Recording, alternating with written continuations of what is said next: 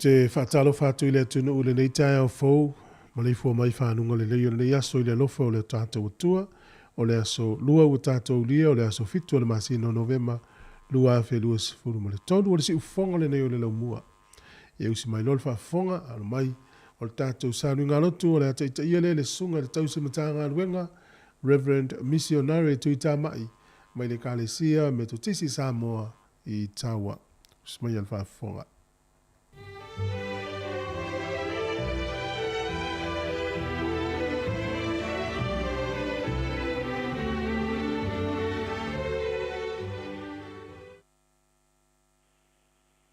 Whaatalo whaatu Sāmoa i nei tae au. Ma le fua mai, ma le ala whai mai whanunga le lei. O moli mai e le atua lo tu soifua, muso tātou wola. E au lia mai le nei aso lua, whai taunga o aso le nei vai aso. Ia le aso fitu le malanga whai o le nei masina. Ai o maia ma le loto fia fia ma le nganga whaafitai. Se o tātou tapo i atu lo tātou atua i le nei tae au.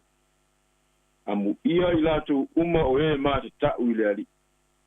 O e sava vali i o nanga. A wae te ai i menga lue ai o lima. E ia te oe le manuia.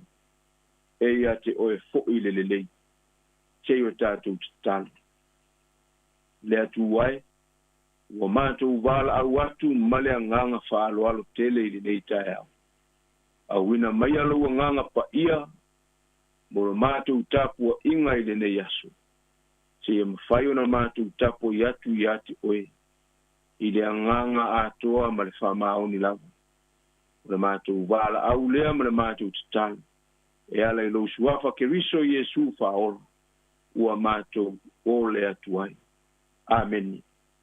Tātou ke pese lua se lau, onos futas. Tusi pese ale kālesia me tutisi. Le ali ie ua papetai i lo ua lo panei ua matou toea la mai i le aso le nei sa matou mo Pilemu ilo tansilelei ua matou tau pai pa amanu ilo alo panei ia no polo ua ngangasa ilo umanei ia matou sanga pai a pea o mea elelei a matou peo a ine i mea matou te pai ia e tausia i matou male o leo mai. O le tusi fai tau mo i tātou i nei tae au. O le a maua mai lava lea i le pasinonga le tusi fai tau aso le kālesia me tutisi. Mai le whenga tuai, i o sua rona mtau poe ono. Pai upu mua mua, ta ofi mai le pai upu e lima. I o sua rona mtau poe ono. Pai upu mua mua, ta ofi mai le pai upu e lima. O lea o feita wina. Ua matu wapu ipuia i e riko le whanaunga a Israel. E le ai se aluatu e le ai se sauai. Ona peta lai mai leo le alii ia i o sua. Pauta mai ea, ua outu ina atu i lou lima o i e riko. Malona tupu, maona toa malolosi. Ia o tau whata milo i lea ai, o au uma o le taua, ia tasi le fa'atamilo sanga o le ai ia fa'apea ona e faia i aso e ono e ave e faitaulanga e toa fitu o pū e fitu o le iupeli i luma o le ato la au o le aso fitu tou te fa'atamilo fa'afitu ai le ai e iria foi pū e le au faitaulanga a fa'aleva ona ili o le pū o le iupeli pea o tou fa'alongo i le leo o le pū ona alalanga lea o le nu uma ma le leo tele ona solo ai lea i lalo o le pā o le ai ona wae ai lea o le nu uma taitasi i o latou luma a manuia mai le atua paitauina o lana afioga paia tumau fo'i iā te ia lona vi'iga nei o i le fa'avavau lauga le suafa mamalu o le atua le tamā le alo ma le agaga paia ia o se fe'au fo'i tatou te fa'asoa fa'atasi ai i lenei taeao autū o lenei aso le tusi faitau aso le kalesia metisi e au mai e le atua le manumālō e au mai e le atua le manumālō o Iosua o se auauna usita'i fa'alogo gaua'i ma fa'aloalo tele i le atua ai o le pogai lea na tofia ai o ia e le atua e suia mose na te fa'auau ma fa'ao'o le malaga Isaraelu i le nu'u o kanana mai le molimau ina ua sopo'ia e le nu'u le vaitapetele o le ioritana ma latou wa'e i le ele o kilikala na latou tolau api ai inā ma latou faia ai le paseka i ele laugotasi o Ieriko i le vā o le ioritana ma le a'ai o Ieriko e le itoe tau mamafa pea ai le nu'u i ni manai i le taimi lea ua na o le tali lelei i fua o le lau ele pai mai le tala ua latalata ane Iosua i le a'ai o Ieriko na ia va'ai ai le tagata ua tu mai e fa'apesaga'i mai ia o lo'o u'u i lona lima lana pelu ua si'i na pesili i ai Iosua i le tagata lea pe tatou te au mai matou pe te au esi ae fai mai le tali le tagata lea o a'u o le abe'au o le ali'i na ou sau ai nei fai mai o le taimi lava lea na fa'apa'ufa o ai Iosua ma fa'apea atu lea li'i se a se mea e te petalai mai ai lau au'au ae tali mai le abe'au o le ali'i Iosua to ese o se vai auā ua sā lava le mea e te tū ai pea uma lava le taimi na peiloa'i ai mose ma le atua ina ua ape ane mose mai moa i le la'au talatala na mū ae le fa'aumatia ma valauina ai e le ali'i e alu e au mai Isaraelu nai ai kupito le apoi ua toe lagona upu ia au savalia le ala i kanana o le ai o Ieriko na fausia i le pia ape tausaga e le ipanau Iosua o se tasi o ai ua leva i le lalolagi e matua malosi lava ona pā e 25 putu le maualuga ae 20 putu le mafiafia lautele o le pā o siomia ai lea ai atutū pitapita latou te iloa atu le tele o vaega o le lalolagi i le fia maila le mamao o Ieriko o le fa'ailoga o le malosi fa'apitapita ma le fougatā ona fa'atoilanga muamua Isaraelu le a'ai lea na fefefe i lava kanana iā Isaraelu ma latou manatu ai o le atua o Isaraelu o le atua o na atua o mea e ui lea matautia ma le opopogia o Ieriko na tu mai le ala o se fili le malanga sopo o Isaraelu mo kanana ai ioe le taritonuga ua sili atu le matautia o mea faia e le atua na ilo le malosi o le tagata usi sa faitauina pai mai le molimau ua matuasi o siomia e le fanauga a Isaraelu le a'ai atoa o Ieriko le ai se tagata e tasi o Ieriko e mafai ona toe sau te tonu pe sola i fafo mai le a'ai fa'apea mai lea o le atua iā Iosua fa'auta mai ea ua outuina atu i lou lima o Ieriko ma lona tupu ma ona toa malolosi Iosua tau atu i le nu'u ia fa'atamilo le tu taua toa ile ai tasi le tami sanga ia faia ia so yono ia filifili ni paita ulanga se toa pitu la tu te ilia pu e fitu ia pito luma le atu la au a o loi le aso lona pitu io tu fata milo fa pitu ile ai maili e paita ulanga pu e pitu a o loi le taimi e ili pa leva ai le pu o le upeli a o tu pa longo loi ai ono tu ala langa leo te tele lea le taimi le na solo mai lalo le pao ia riko ono tu pale lea ile ai msava vali sa o loto ile ni mai le matu tu o le fae nga malanga o le isi tu vai o le uritana i le isi tu vai o ki kala na to la wapi ai o papita uli o le ala o le asa susu ma le pia ai mai lea la wele ele ki kala ya nga yatu ni malanga pa wau mo kanana o le papita uli o le fa maru mai o le fonga ta o le ai ma rosio ye riko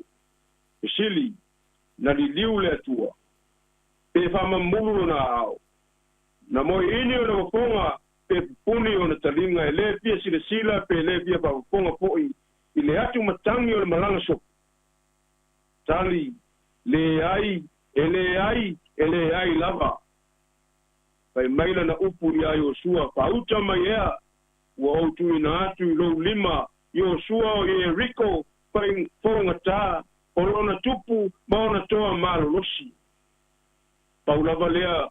paulava le mea na pinangalo ai le atua ia Yosua marenu pata milo le ai i le pu ala langa leo tele ai solo le atua pao le ai tu mai pile mu mai ao le atua ile limo Yosua le manu malo tatia ia le nu male malanga au le manu malo Israelu ia Rico tupu maona toa malo losi na tu walo ia mai le ao le atua ile limo Yosua mana ia tele pesili aise a Yosua o Yosua o le teitai au manga fangafa o se petu pupula o le solo manuia o mea na te whaia e mapu mai lona ngā wai le atua so se taime e petalai ai le atua ia Yosua e usi tai manga lue e whaima pāteita inga o se au na e tumu i le whaaloalo i le atua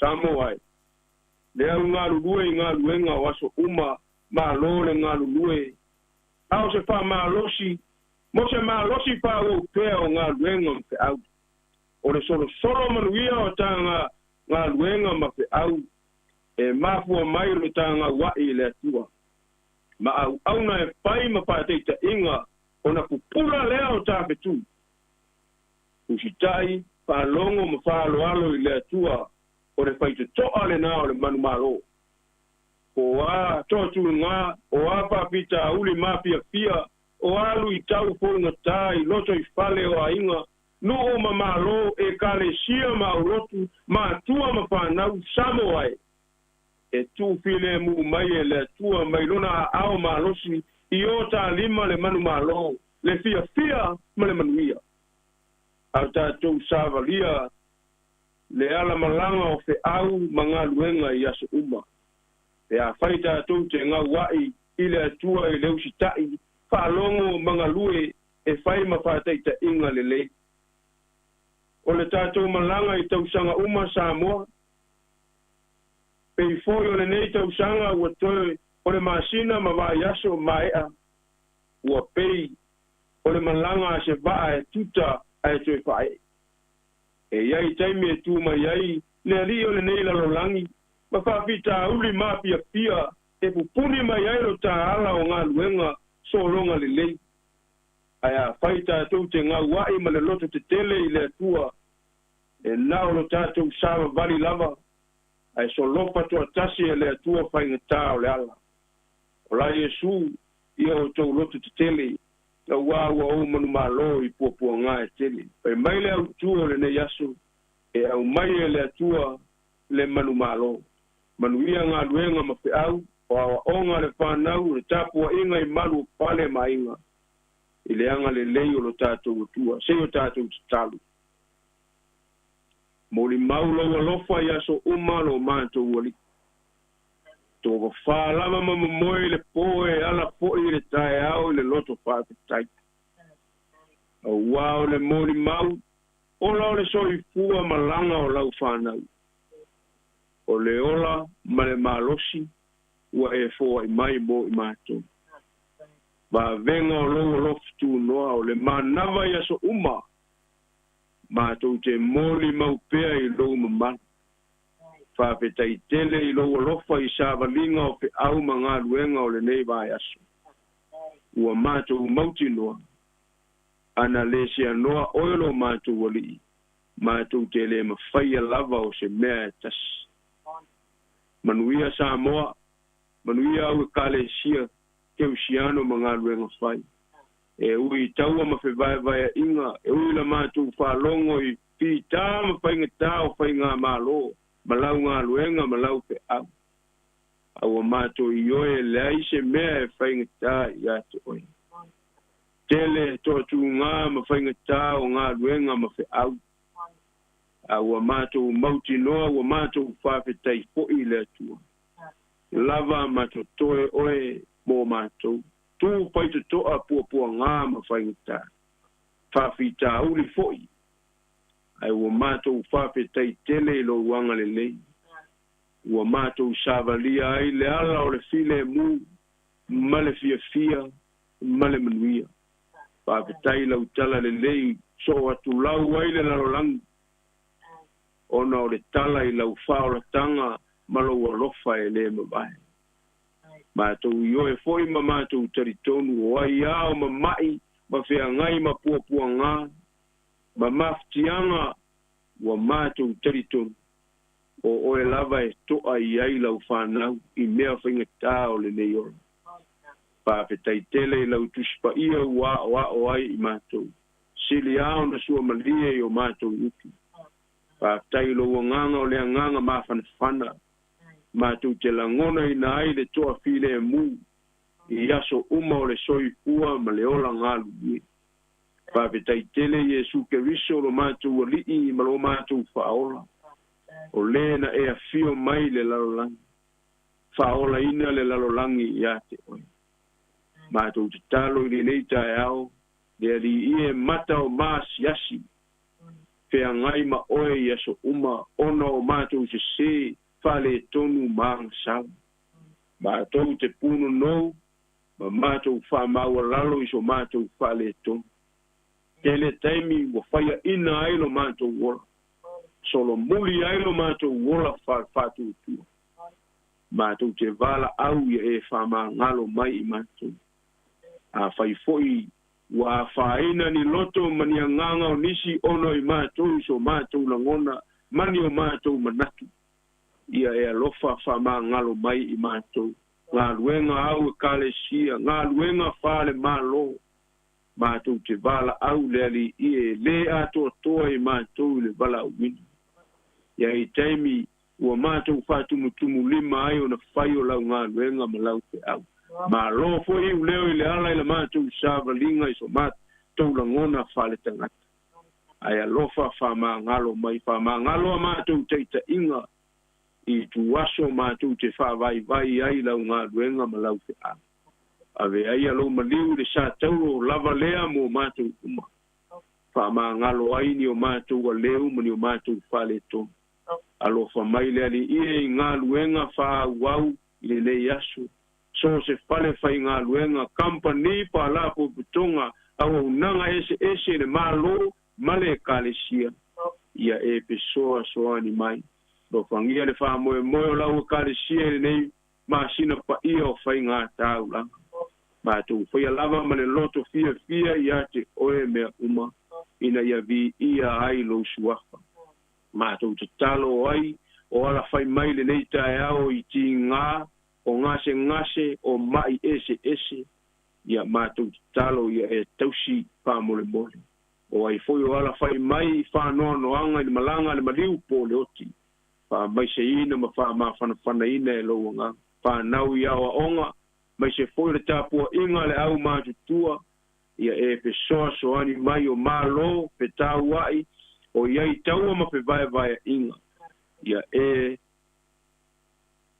patoa file mu mea o mafui e foi malolonga o mala fale natu ia e tausia i mātou I lo file mu o la mātou wala au ia malia ia te oe upo o mātou ngutu ma faufonga loloto au a fionga ma le tala le lei ia fai lea ma vi inga o oe lea li o la mātou talo lea i le nei tae au e ala lava I lo suapa Iesu Keriso lo mātou a li mo lo mātou paola ua mātou wole me te talo atuai tu mau yo mātou lunga lo manuia lo file mu le atua le tamā le atua le alo ma le mafutanga ma lo nganga pa ia nei se yo o I le whavavau lava amen amen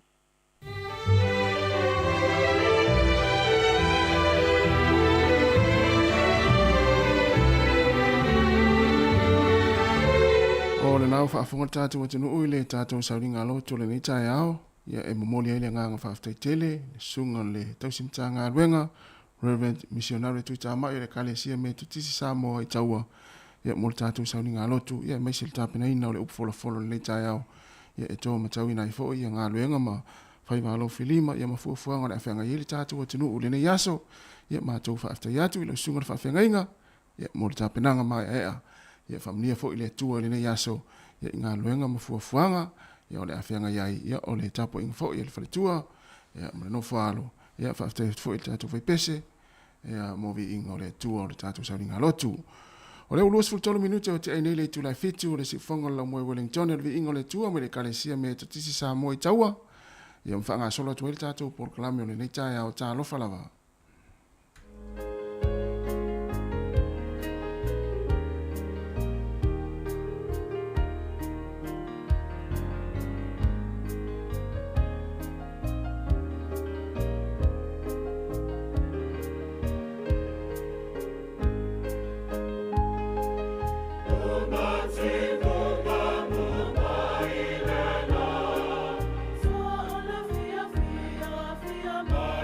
Sing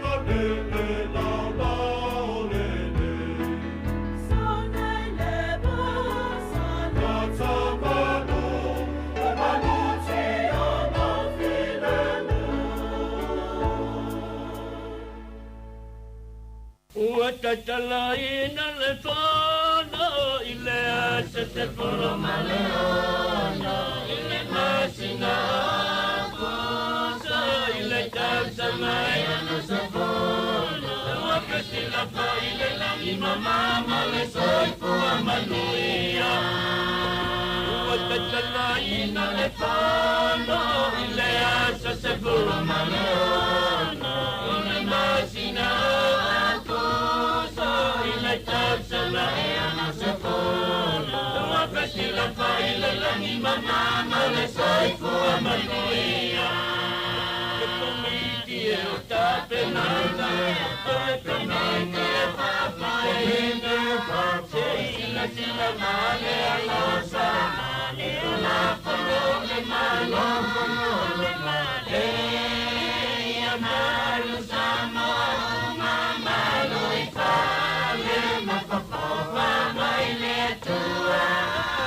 Manuia la malo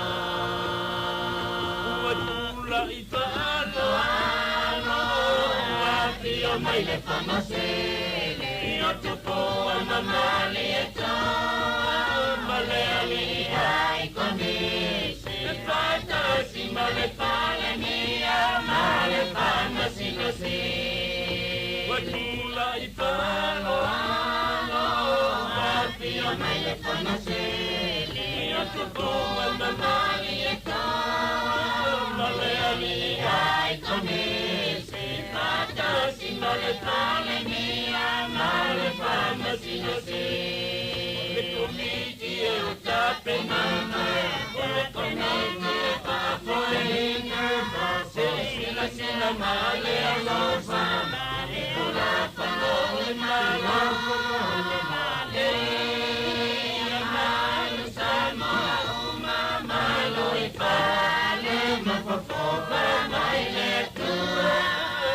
Manuia lo malo Uapatia I le palota O soia sofano mana Ia sama le mapapau I le whana whanai tia pau Ia tura whana whatai tai Ia pasi e malo a whata Uapatia I le palota O soia sofano mana Sama le mapapau Ile whana whanai tia pau Ia tura whana whatai tai Ia pasi e malo a whata Ule komiti e o tape nana Ule komiti e papo e hine Se sila male a losa Ili kula whanole malo Whanole male Ia malu Sāmoa E pama I le tua Ia manuia lo malo Sāmoa sila I le hoke Ua tu mai le vau kini fili Tau file umata ua Ai tango I le umata tasi Ia pana ia maua le malo tutota Sāmoa sila I le hoke Ua tu mai le vau kini fili Hi Sāmoa, it's Auntie Talang here. It's still up fifi falong ile atau le tayao. Laugh of the morning. Amat sa may apple feet to the banveao. Sufong lo mua atau le tayao.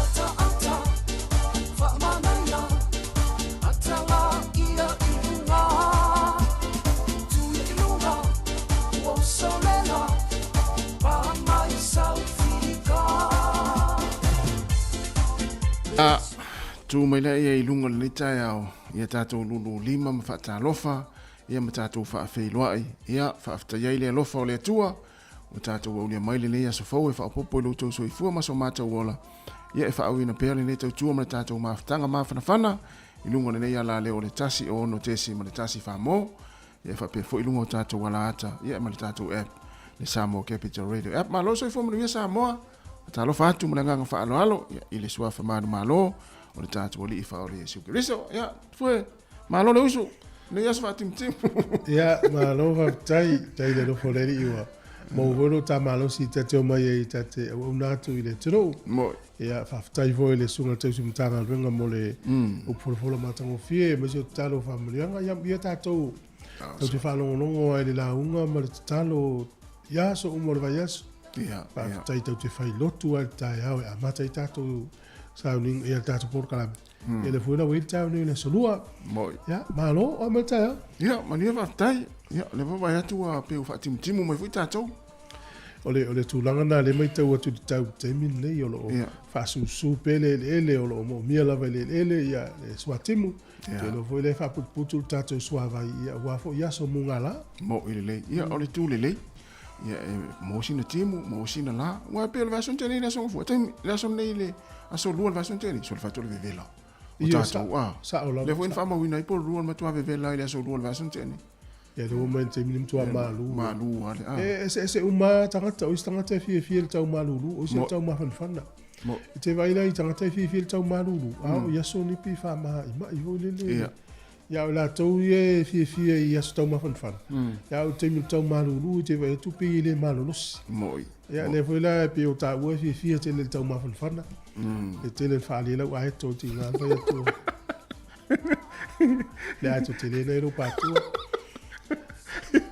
Ya sa le ya wale la tatu wanga tu ile tau mawhanwhana. Ia tere fo ina wha alialia ia tatu pēno ta o tu fu e tatu wata ia na tai ki la mori Sāmoa. Ia le pēa fo ile mara isumule tuli tua. Ia wata wha pēna i tele tatu wa e te mio tau mawhanwhana. Sa o le ia ma lo lava lu spoi. La tole wo whenga ruenga talo whai ia. Ele pe moni ai le sunga tau sumtanga lu. Ia toi ona i masina mnai vai aso na umano nei tau sanga. Mo ile le. Tele aso malo lo i e fotu ai mai. Ia malo ane on sa i te lo fo nei vai aso. A wo pesu enga al whanau i tonu al masina ni o Novemba. Ia o le tiutea o tatou matua o le taptapua i ma. Ia manui aso enga nei tamaiti. Mo. Ia, whatalo whatu le tatou atunu ne nei tai au. Ma lo fo ile soifua lau li lei. Ala whai mai fo i whanunga le lei. Ia ile lofa ma le anga le leo le tua. Whatalofa atu ia o na le tua o sunga i whawhiangainga. Ia o whaila ungo le tala le lei. Ia o ila tua fo ia la waina le upfora le tua. Ia i lea whatawhai taulanga ma lea whatawhai taulanga. Whatalofa atu fo i na i o tātou mātua mātua. O tua a sina o le atunu. O toi uru tai o le tātou atunu.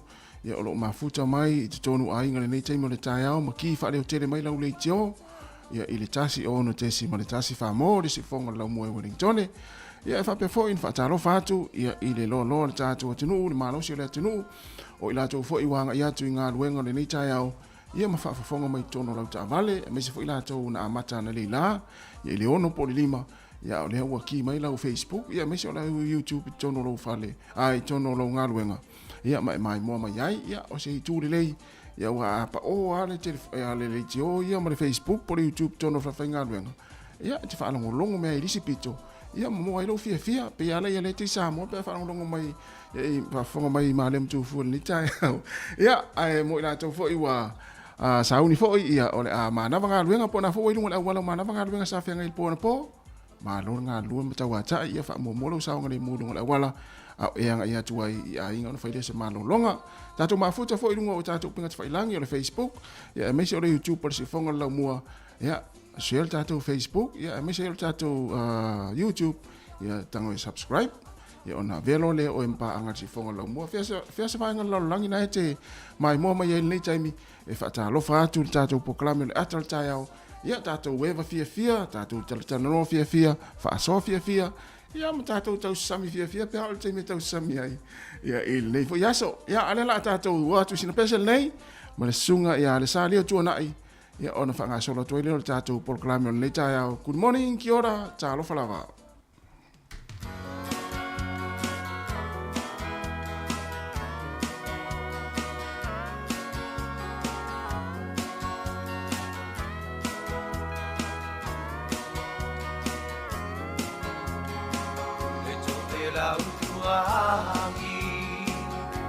ni whaakisanga Wapua ina le manongi Le whaasolo ale tanga A o mai vaeva Ane ile aruana Ile sugi kakiloi Atene tau salata sa vali vali Te ie tanga tanga I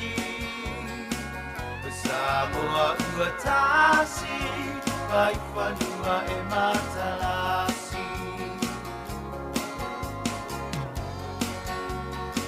Sasalale oriana Pela aua tau sala Pe au te Sāmoa E se ia I o tama A ia tau tuana O sia uata ata Ine ingalu o le rava E saolo va atasa vali vali Se ie tanga tanga I O Sāmoa ua tasi Vai whanua e matalasi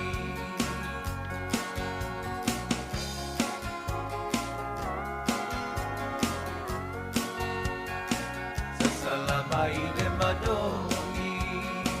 manongi o le vao e whatu ai so pale masau pa asolo ai langi o sia upese pese ia te o sia upanga ele pa amaloe Tato e fo'i Samoana Ma se I e mai moa Na yo vai whanua Olo na malo sianga E mai le atuma Le whaama e tumau E o oi le whaama vauta sa vali vali Tanga tanga I O Sāmoa ua tasi Vai whanua e matalasi Tasa vali vali Se I tanga tanga I O Sāmoa ua tasi Vai whanua e matalasi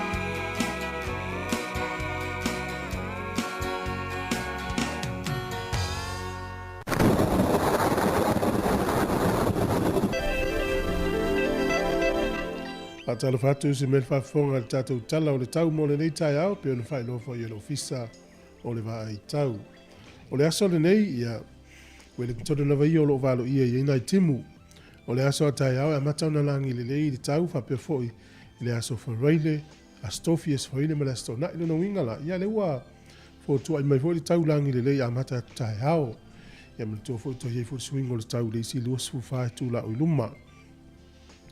Ka piti le so to ulu ina timu fa pe fo I wai rapa ma Marlborough. Ia no ye manu tu fa lui Taranaki, Hawke's Bay, Taubo. Pe fo lingo le valu ia mo William Papa fa tili. O maulano fo le malulu o ye lono. I Marlborough ma Taubo. Fa so no tu le lunga le iva o ye Hawke's Bay ma Taranaki. O le ea mafan fana o ye sfulima. Ia le maulano na Taubo fa so no tu le lunga le sfuluono ma sfulfitu. Ia I nu umaria na uta ua. O le motu I saute le so le valo ia. E langi le lei le tau le tele wanga le motu I saute se I vanga na le pito I matu. O le motu I saute o le pito le ilunga. I hina I timu. Ia o le malulu le whamawina e fitu. Ia Queenstown le lima lo I kala estete. Ia o na wawaile le fuole mawhanwhana o le valo sifuru tolu whaasolo ilunga le sifuru valu. O le o te lenga o le atunu ni yaso e mātele ina timunga le motu I mātu nei, o le motu I saute mātele ina langi le lei. O pia ina nei yaso e pio le whae nome le ofiso le vai tau ina I timu I luas furu iwa le fo le vela, luas furu ono le mawhan whana pio na lolo wā I le tau de nāwa yaso le tātou tunu. Ia, ma le tā ina fo le palolo.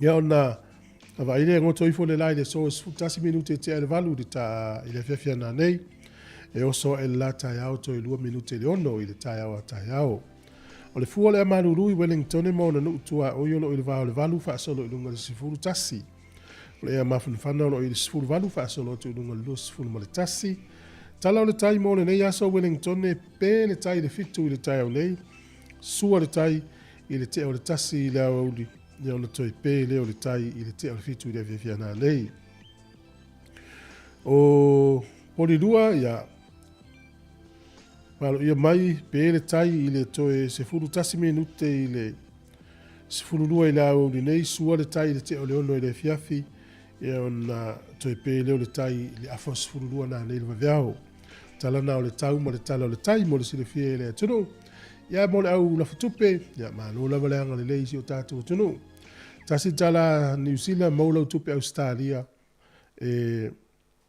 iva sfursene tasi tala New Zealand mo lo tala fiti tala tolu sfuta sene o le tala Sāmoa le so le ua tala 5 sfurumaleono sene tasi tala New Zealand mo lo tupe Sāmoa tala 5 sene tasi tala New Zealand mo lo tupe Amerika 5 sfuruvalu sene ile asonei 5 sfuruvalu sene o le tala Sāmoa le ua tala 5 sene ile asonei ia malo lava leanga le leisi o tātou tunu whawhitai.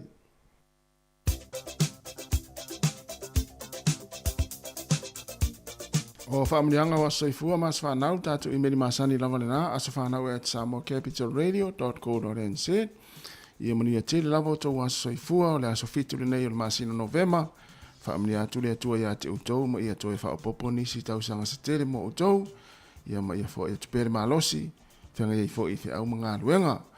Ai o le tātou tusi whai tau, mau mai lea le tusi a Paulo le Kalesia i Efeso, o lona mta upo e wha, o lona whai upo e luas fun mara iwa. Efeso e wha, o lona whai upo e luas fun mara iwa. Aua ne i aluatu se upu leanga ai o tau ngutu. Na o le upu le lei e atia e ai i mea e ao ngā, e tupu ai le lei i e wha alongo longo i ai. Aua ne i aluae se upu leanga ai o tau ngutu. Na ole upu lei e atia e ai i mea e ao ngā, e tele e tupu ai le lei i e whaalongolongo i ai. Mana i fure upu le tai au moas whanau, ia, whamni atu le tua le pesen nei, ia mo o tau.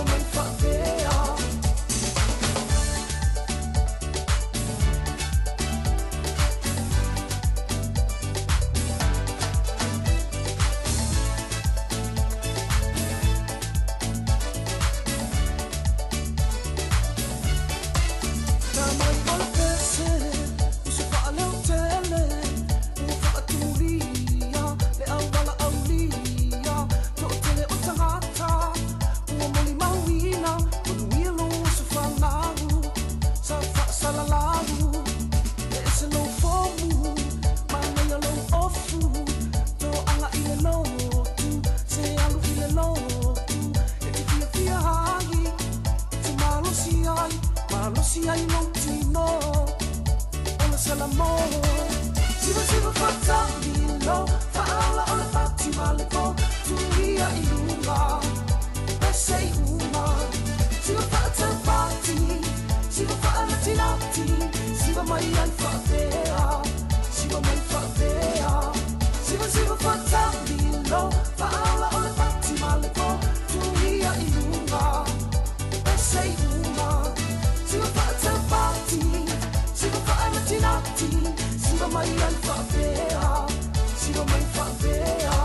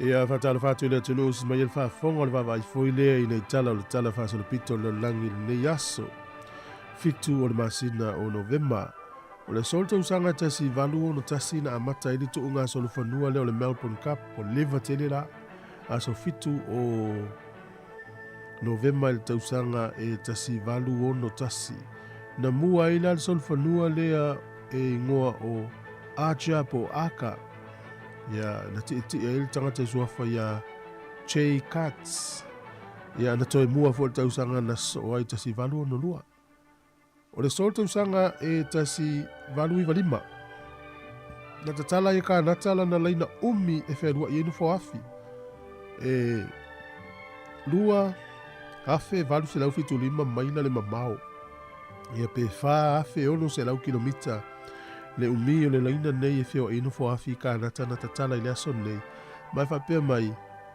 na ono tausanga na vave ai ni ngā luenga e ono tausanga na vave ai na uma na whai ngā luenga luno inga ele I o le taimi na fuafua e umai aua vave na uma na tala I le sol tausanga tasi valu I valima o le aso nei tausanga tasi iwa tasi lua na tatala ai le tu la fono pe na pasi el tu la fono ni usila ta o le The Public Service Act ia le a mata ona fausia ai po le framework le o ngā luenga tono nei turu ia pe na o le umio le nei tu la fono na pasi le sol tasi iwa tasi lua ia e na o mal tasi iwa valu valu I o sui foi le sol tausanga tasi iwa tasi fitu o le tangata suafa ia Vladimir Lenin ia ma tangata swafa ia Paul Shakes o la ua ia na la futuina pulenga al whainga malo Rusia.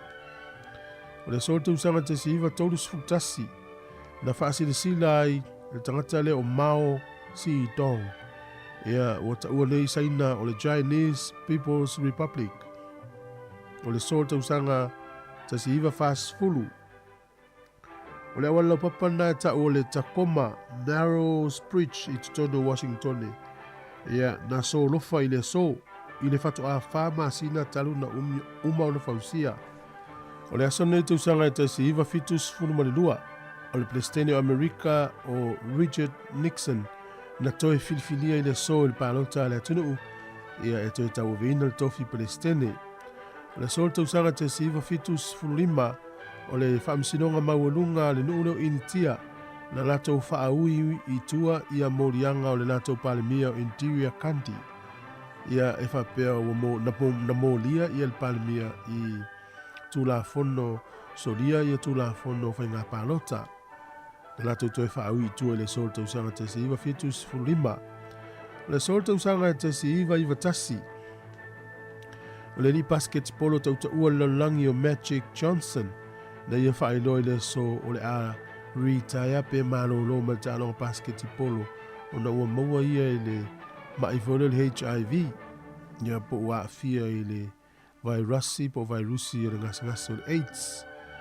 O le so i le tausanga e lua afe na le imanino ai po oie manu malo o le tauvanga le Presidente Amerika o le sui o le Republican o George W. Bush ia ma le sui o le Democrat o Al Gore. Na toi whaia le whaitaunga le whainga pālota i Florida o le nuu nasa toi whaitau le pālota ia mawhaia ina i lo Al Gore i le aso na soai. O le sol tausanga i luafes furutasi na whaasalaina ai ia pe na whaasalaina ai le forma ia Michael Jackson o tangata leo Conrad Murray e whapea o ia nao foina le avanoa e tu ina atua e fuala au ona i le ali pese le na mafuina maliu. Ia o tātou tala nātou e mawal whapoponga le taima sani whaftai lava. Alo whaftai ule ua toi 5 minuta nsa leo le valu tale valu. Tātou tala mai Sāmoa ia mara whapoponga mua tātou tala fōrisi whonga la mua Wellington. E whamalo atu le taima le tai au. Tau sanga tasi valu ono tasi le na amataltu unga lea Australia Melbourne au. Ia. Soli. Matua leva. Tua leva te le lari. Oi, la ye. E le whaititia le whaatawaina e Melbourne Australia malala. Ia. O le usila ye le aso nei te vai tumu o pā ye i tai tangata whao. Ma so se vaenga o le usila. Te rovi wha pesi tua lala. Lala, ia. Whaia la tau fia. O le tāle lima nei le fia sau sa o le whasa launga nunga le televisi. Au te rilo pena i se tausanga na misi ai. Tasi valu ono, tasi mai le tausanga nei. Ai longa na misi. Io, a tatou si akile lo pena. Pea le taimi o le COVID le na misi ai. O ia. Sa. Te rilo i taimi o le taua wae. Na mua mau whai le Melbourne Kapere i oso me le taua mua ma le taua lona lua. Ia. Lona luna pena polo kai fo ina pea. Pea tatou sa ilia. Ai, o le hafo e lo ma mawhare ai nei. 8 kilo. 8 kilo. Te loa la le mamafa o tangata i te iti e so le whanua le tuunga nei. E 5 kilo, o le vau 5 kilo. Sole. Matu ma o tangata. No i ngā te iti e oi so le whanua i le tau vane le Melbourne Cup. Piti ua pe so le whanua. Mamafa te le. Mamafa te le oi. Ai au kilo nei te mine. Te lo pe lua so le whanua te iti. O te ilo e te rea o ngana te so whanua se tas. So whanua fo le ave ia le toso i tua. Te ilo e le pese la fa ta ore ole. Ta vale so whanua. Ta vale so whanua. Wa fa tu nga fa pena. Mena ta fa lo ta. Ya, o le mafana tangata iti e tu unga ne. O tangata mamafa le 5 kilo kalama le mamafa. E mama. Ma tua mama, ma tua la tangata ne ilin tamati. Ia. Tele o tamaiti e tai valu tausanga, tai fitu, tai lima. O lato mafalea. A tangata e mtua matu tua ne tamaitino. Sa. O te ilo foi koleni foi na tangata ma tau mafa ai. Ia. E lono winga e alu afa pe mamafa pe 1 kilo. E lono winga tala no ele pule po tangata le va ia. Ma mafa. alu ko leni e whapaula no kilo. Ino nei ni tangata. A whai o lai matua I na unu whitau mawha. Ia ua po loka ono loka kilo I ngata 5 kilo. Ai ta whewhi lal to tongi o tama ia pea. Ia matua I tupe te tele a tongi la wali. Ia ai apa ufo I mana vea, matua onga afia ngai afia. Ele lei o ele melo te sol fanua. O le na uta ofisiri atua iau. I o tau nu e whaatanga sol fanua. Tanga sol fanua. Ai sa isto sol fanua. Ia, sa iai. Ele sa ia mātou. Ala na fuanga. So le no o la ia uia ele te lewa iso fanua mātou. Ala na fuanga fa sa. Ia, sa. Ai tasi ana aingon mātou nu sa pule le te. Sa va ai le tangata le estate. Na ele fisa fanua na fole masani no ilu molo na fale o. Ai fa tanga lo. Ia fa tanga. O ni pa wa le man na o to nu. Ma ma o to tele lo. Le ai, ele ma. Le ti ola. Ringa le mo mi o to wala tala to tele lo. Ya nu ye ma to ma ma o to tele lo du ngomongo. E mo mi ele so fanua. Sa isto so fanua. Ya. Ah, sa te te evo. Le tele la un meno te so fanua. Sol. Ti ola ne au ye so fanua ma to ai. Ai. No ti e me auto la titi. Alu la to. E fa pa le ni la sa fa inu so fa no pe. Ia, e fa pa le ni le no fo. Tu sa lava pe le wa, tamo mo il manu ve pio so fa pe. Ia, e tam foi la te. Oh. No ye no foi le ya o le i. Ia, ona ta ti e mai au. Ai fa pe a to ma foi fa sa so fa no. E ni tanga yu foi fa. Wa i tanga ta pe la o vai le la. Tam foi ngale tu ye muli vai o le manava so fa no. Ia ma sa no pa tu lo wa. Ah. Io e sta I tele me ola to ya ngate. Ia, ana va pe o lu te mel poni. E lo pe te so fa no. Sa ola wa mana o mia tanga ta o I le to mai. Ia pa wa le mea. Ia te le fia vai se tu unga vo le pa le fana ai sulu mai luma le. Se é uma tala mai pa vo le. Sulu mai luma tanga ta le. Ai fa mo luma so. Ma mafate o ile ya watu unga. Vanu iva kilo. Ma te va si manu ba te. No inga pe to so fa no. Ja. Ole o tare vanu. To o stato tare so fa no ale uma visiri fa ile wa le sai la to so fa no ya so. Ja. So va fa ngai tato tala mai Sāmoa.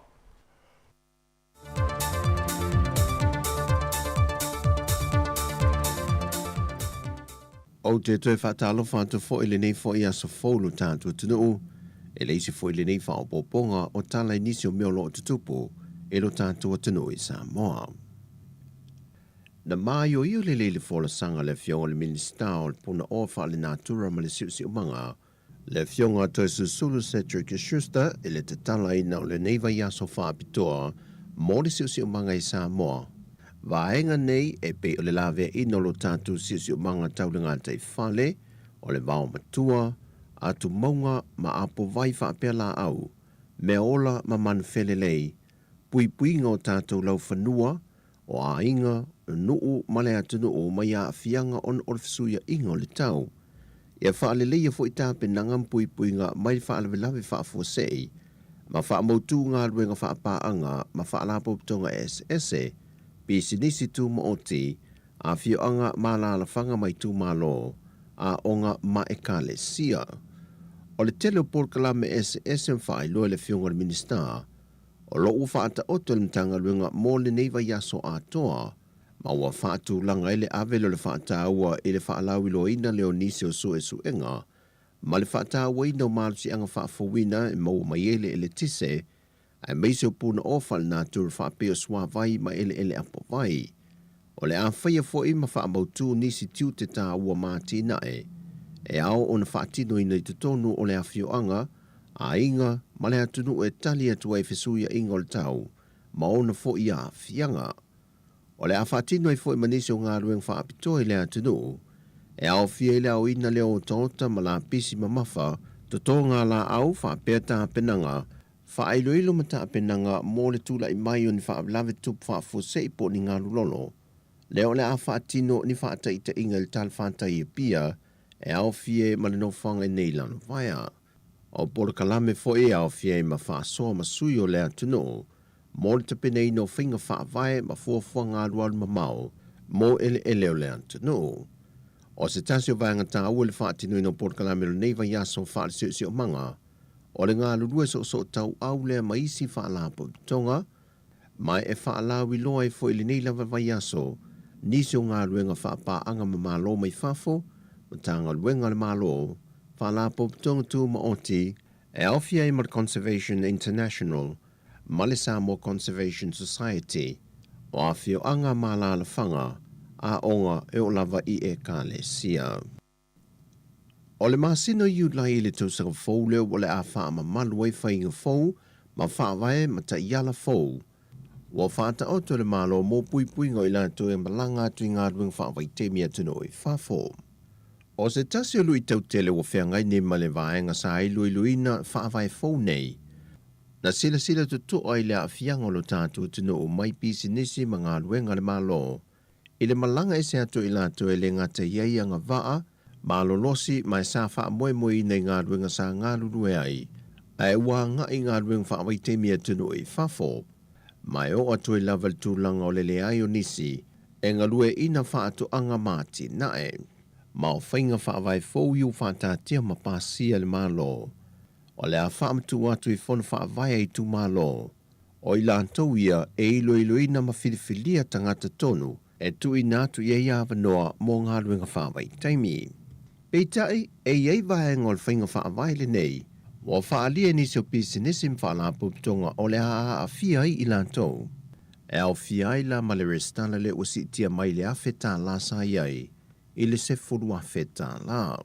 Wa wsilingia nei e nisi whaalapo tonga, o lo whia mau e se whaamamalmanga le vaenga leo ta iala fau, pe tutusa o mai whaalapo tonga ma nisi o pisinisi, o no nisi o whaalapo tonga, e leo taitai au sia le whāsela o I lātou ua malanga I ngā luenga whaawai teimi mai lalo a lātou Port Kalame. Talwai nei na wheloa I Yesu I main mālo ma whaalapo tonga ma pisi nisi I o lātou te pena ina ia vaenga. E whola sia ia whainga whaawai fau. E tau fo ia ai le tele o whaafita au li saadia e matula I mai. E au fie mal whaatulanga ino le whainu mera e a whelua se laua hava noa, mō tangata e te tau ona malanga I le tau sanga e tasi. O leisi ono se lau mō Australia, au leisi ono se lau o hawa noa I mō New Zealand, se furu a whetala e resta le se whaalapu tonga mō ngā ruenga whaawai teimi. Wa mai aso alau pule fo ini fontanga le malo ma kompani o lo o anga I tuei tātou tangata e tunu I whafo, e na ia le lei le pui ngō tātou tangata, o tupe ave ese I manino, o vaenga no foi o tu unga matula fono e lima taita ina pe pui e foi I lātou mai lo lātou whaatino ina leo ni soli tu la fono pe so lia foi ta iala e pe ona saini ai whianga inga mai a company mai o le telo ia whaatarunanga ma vaenga u fōrasia o le a wha mamalu I a iulai o le tausanga fau. E se furma le valu ainga o le au vaauta le ua tu ina tu yetu si samania mai le official farm sinongo whanua maswafa, e lo lato le usta ia le polo ingal farm sinongo na tu ina tu le masino Februari le tau sanga le nei, e tāpena ese ma whanua ia o le fiu anga o whenga, le ua o lato whaamautu ma whaatoa ina mo I lato. Ma o whaamau nea mai al kumsino mtanga rengo leo a wapa aulongo I tino Filipo, e valu a inga iwa mai atu ina tu yetu si samania, au lo sa ilia le isi se fulu, e tu ina tu ye la tu tusi mai lalo le polo inga le pharmacy nonga. O le aso lu se fulu ma le valu le masina le nei wa whaatulanga, o le a mata vala awe lo pharmacy nonga po o mata opo, a ia a inga se fulu ma le valu I le pharmacy nonga. Mai le mtanga luenga lava o leo, o le aso se fulu ma le valu le masina le nei, wa whaamauni e mai le fionga le kumsina o mtanga luenga o leo, o le a mata vala a wele mata opu o lo whaasanga I se tangi se tasi o tamaita I leo, ma nisi o le mamalo le atuno, il se ulunga li I whaatau awa Sāmoa I pia, le tamaya Vaa Brown, ma lona whalitu ia Maylene Brown. E lua mōlianga o lo whaasanga I leo ununga li I wha I lua le fionga le kumsina, o lo la whaia leo ni tua inga I le moni e whaaleanga I nai le matanga ruenga, ma nisi o lo whainga ruenga o matanga ruenga o leo ma whaipui. Ma lo la whaia leo ni whaamtalanga, e whaatupo le whita ngai ma le vevesi le atuno, e whaonga I nai upenga ta whai langi. Wa tau fia neisi ai ngai lalo le vava ai ngā malu le malo, e tādi ai lea so wa tofaina e vala a waila lamata o po. O tala ia mai Sāmoa ni aso, manuia tele si o tātou tunu I tiute fe au mga ruenga, fasoi foia.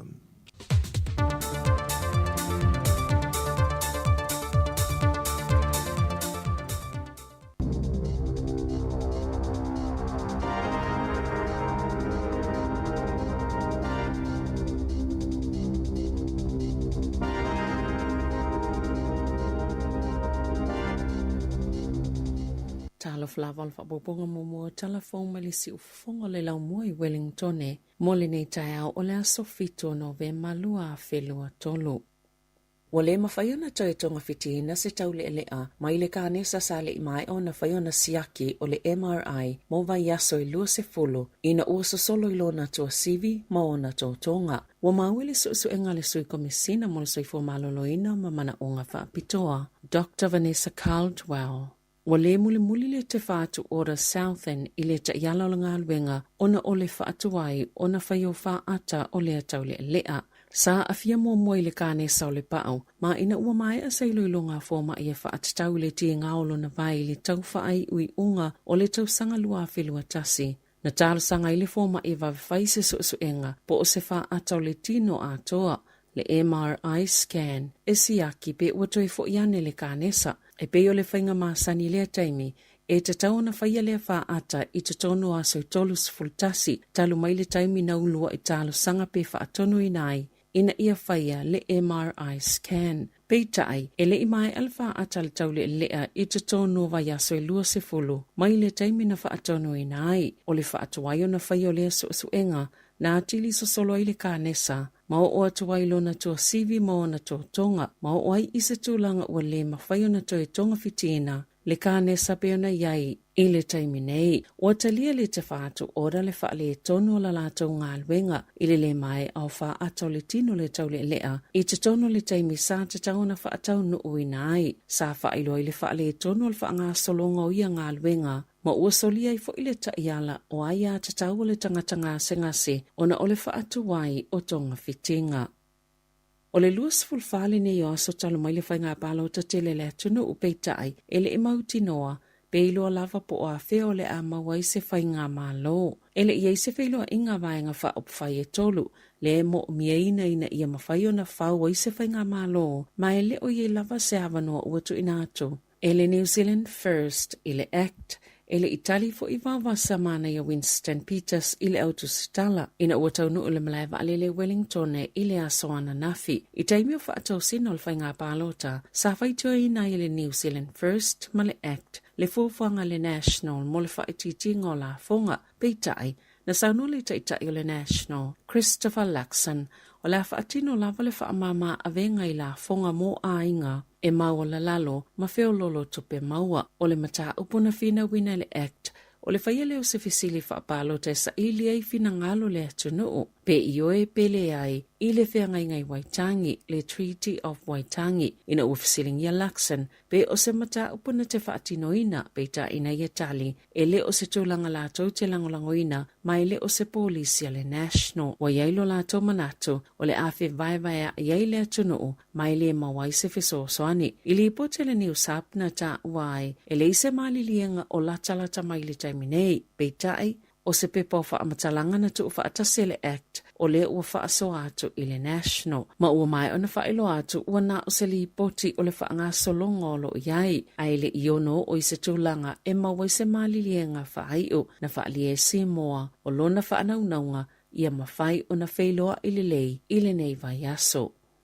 O le aso e whai eile pālo tālawa senga o whai pulea le leipa, pe wha awau peo na vea Chris Hipkins mō lātou taitai. E to o tolus fulwha whai pule o le apoto I le aso e whai le filifilinga. O le tūlawhona wha awai le leipa, e au I whai pule o na pālota I le taitai, ia le silia le tolu māsina, talo na mai ale whai ngā pālota tele. E te tauna maua Hipkins le ono se 10% o pālota. O le langolango whai pule luas fultasi ina ia avea I pea ma taitai. Sasaunoa Hipkins I le aso whareile, o se ngā luenga I fia e whaatino, ma o loo iei lava lona nau e whaawau, e iei fo ilona manatu, o loo iei se ngā luenga tā ua lava mo le leipa, e au ona whai. O le tele o faipule sa o lātou whaaleo lo lātou langolango ina peo Hipkins. O le awha awawana toi whaia nisi whaata ita inga le te konolosi, le epu e iatau fōlinga o tangata, i se polo kalame tele le mālo, ona o le afo le taimi lea na whaanga saloa isi whaata ita inga, wali ipotia le manuia. O whaamamunga sa mawhai o na māwai la tulitola fono whaamatalanga aloa ia, sa langalanga aile ono a whaina atile o Māori, ia whaata ita inga, o le polo kalame o le Identity Check System, o lo iele whaanaunaunga, ina ia avea maawala au tu e whaailoa pe ilo i tangata ni usila ta ito atasi po oai i lātou. E whaonga ina ili te konolosi, mai mawhai ona whaonga ina e au nanga whaale mālo ma whaatau ma ote, mai lavai vaenga o benefiti e o lavai whale tupe. Peitai, o le atoi whaanga solo seisi whaata ita inga lo na lua, o na sale i manuia le whaali ma pasene, o whaata ita inga ina whaia mua. Ia whai ngofiona i loa po aile tangata e ala iona fōlinga, po le facial recognition system, o lo tau mawhai na ia wha mauti noa, e le isa tangata e mawhai ona ia wha lawe i le polo kalame, ma ia tau fia se ata o se tangata, po nisi fo i whainga pepelo, e ono a whai nai i lea polo kalame. E ono se lau fitu se fululi mafe lima se lau tā la, na taulia i se whale matua tumu i la pisi, mo wale e toino foi se tangata i au kilane si sifo. E tolu poto moe, lua whale tā e le tono le whale, le olo i rā nui, mana wha amalo sia na wha atau ina atu, le ana mana malo i se tangata i le wha atau tui. O se TikTok al wha atau whale na wha ilo i le tūlanga leanga o tono, i le tele o le ota ma le la pisi, ua vali solo, o le ane po le lenga o lo solo i lalo le kāpeta. Ma pepa o lo popuni e le pui o tutonu, na tā ua le whaatau whale i lungo le neo sap, e yelo na talitononga, o niso mafuanga ua tau liailia whale i se tautaunga tā, ono o le suinga ua yele maketi o whale. Ai o le au whai inivesi mai lātou, e fuafuaina le whaunga o whale, o lo pito sile atu o na pisi pe tele lātou ngaluenga taimi nei, na ilo le tūlanga sai ai, i le ono masina ua tuanai. Na lipotia sa whaamata wina i sa tangata i se anga ese, le toolua o le sa whaia o ngale o le peleki Lei Foster, malana tama o Mikaela i pale i falani, inina yaso, a ole i amataina le ipo le lalangi. O tawhatafaani o le whalital malo le sa no foile o le peleki, e whaapena whaia i le anga i o inga, masaiele talitonunga, o le whalitali malo le anana no foile au malanga New Zealand, e se no fuanga sa matoa mawalunga i lava le tele o solito la fono, e le a taimi. E le isa tasi o le toolua o Foster malo na whawhine na whaina, mai le inga o ia fo ina la mea tō tino peitai, sa matoa whiwhewhia i lava, e tu sai matala fo wale One News, e le i whaalaulo ina whaalawa i tele, e Foster lea mata upo peitai, na ta ueli poti, sa tala no ina le pule ngalo le peleki, matu ina atua i sela pata inga i le au malanga uma, ina ia awane i o ta ito atasi fafo, sa li potia fo ini whaafita au lina tutupu, i te tono le whalital malo e whaapea. E eini poto niso tamata alo sale eini ea malulu, e wina o ile tolu lima tikeri le fuo le vevela. I le Pasifika ma whawhātua New Zealand, o le amause au onanga o interneti e taungo fia atu, ma whaamoemoeina, mo nisi o malo le Pasifika, ina ua mause malilianga so whaatasi le vao le United States ma Australia, e ma whaia le kukul, o na whaia fesa o ta inga, e uiatu i lalo le Sami anga i le Pasifika, i ripota le ruta si le vai Astalwai, na whaailoa ia 5 miliona tala Amerika, o la fua i Canberra ai whaopopo i Washington le isis 5 miliona tala Amerika mo le kukul. E toso ai wai o ia fisota inga. Wauna ina malo si fo ia President Joe Biden le pule e Amerika au onanga fisota inga. Ma au onanga ia e tawa tele mo le puipuinga. Ai maiso le fe avea inga o whaamatalanga i le lalolangi. O la whaalau tele ina i lea malilienga ni polo ketelo whaanga solo le kukul. I mai Korenisia, Kiribati, le ato Malesala, Papua New Guinea, le ato Solomona, Timoa i Sasae, Tuvalu, ma Vanuatu. O lo langolango ina e Australia ma Amerika fsota inga i tono al Pasifika. Pea na whaalia i le parimia Australia Anthony Albanese i se fono i le maota pae. Ita alonga. O le tama ita itala vau Sāmoa Faith Vui, wa avea nei ma Sāmoa momo o sampini le tamu sangata polo tama ita ia New Zealand, i le vaenga i lato e le ita alo whaapolo fesa, pe ona whai ele whai ungal vai aso taluai i le kalapu tāpolo i Hamiltone. Olo na tamao Carrie Vui na toso ato ma o ia fo'iola na whaia onga e au mau Faith ma ta alo i Sāmoa e tau vai atu no i fafo pe a ngā whatielo na aingo na whaatupe o se tasi leo whaanaunga po o miti a le tamama le a whawhine ina ia manu malo i le taamilusanga ni usila i le ngata i lea o sona a wala le mwhaiona whaasolosolo ma avea ai ma Sāmoa mua e ta alo i le taamilusanga te leo le LPGA tour o le se fulo tau sanga o Faith na whaielo na tama pe ma whaiona ta alo ina ua wa ailo na tuangane matua o Niko o alu i tau vanga whaapea fo i malona tuangane o leo ina ua a matau na ta alo o le sunga Carrie na o lava ia lana tāpolo mo le tele o tau sanga ma o le naunau tele ina ia le lei le tāpolo na whai e le whai unga ia o onga i le fale ina ia mawhai o na o le tā Faith malona tuangane o leo i aso i ono le vai aso mana a mata mai lava i le tausanga e lua a fesfoloiva e ta a alo i le kalapu o le Royal Sāmoa. Elena o le pauleo ni ta amulusanga ia tuno i fafo ua mawhai o na tau vaile ta maita i talavou. Ma e fto ase fulu valu nei o na tausanga ma ua sauni malona tuangane o leo e whai ma ave fua Sāmoa i le ta amulusanga tāpolo a le Pasifika. Talavou ia maile si ufonga le laumua mo le nei tae ao.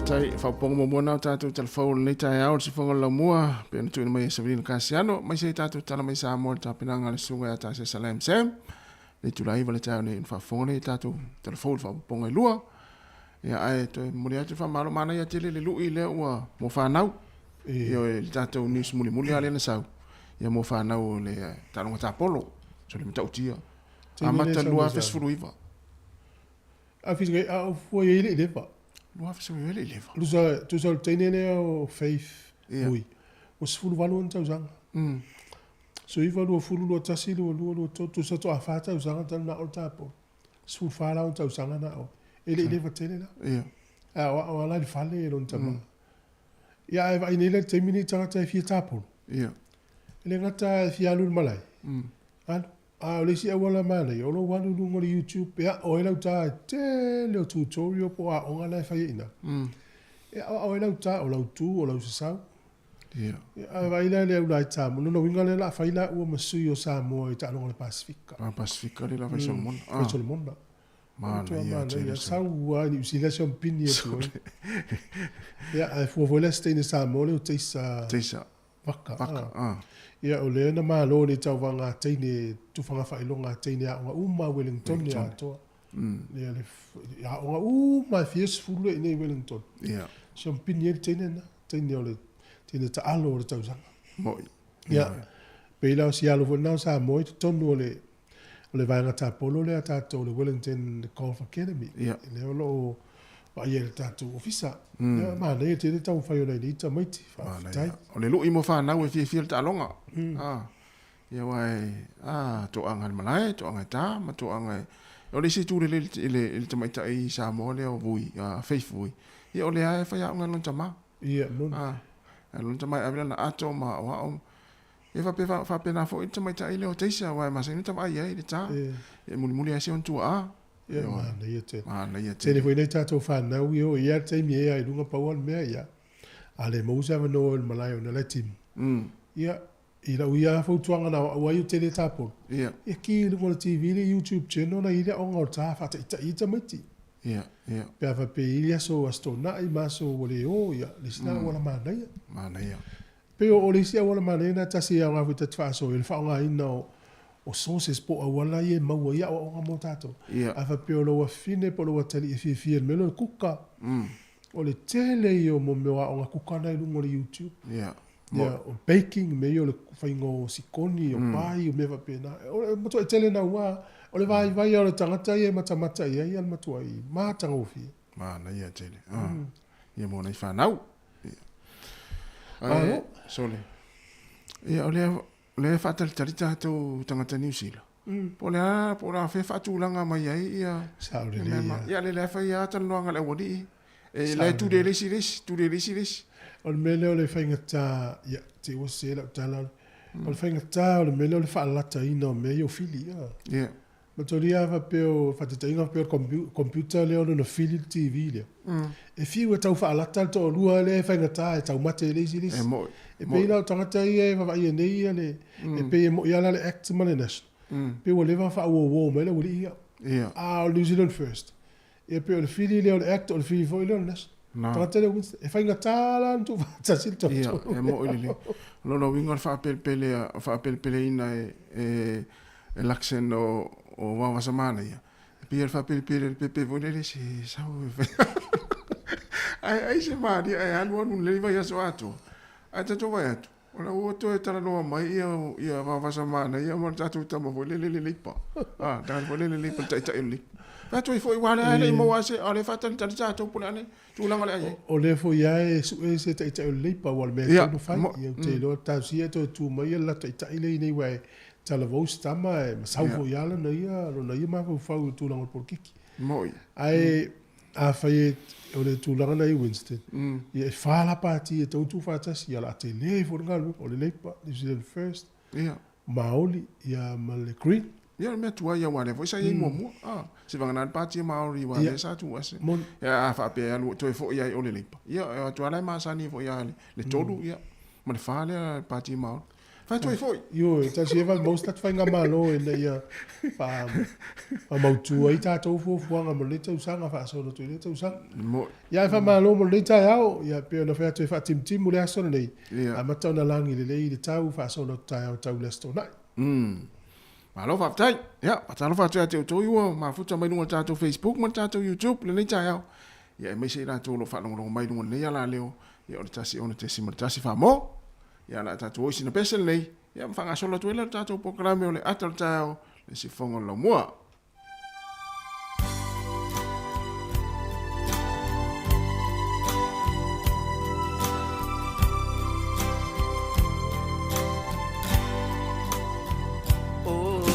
Alofa inei tausanga etele Olo alofa patau nuina mea uma Olo alofa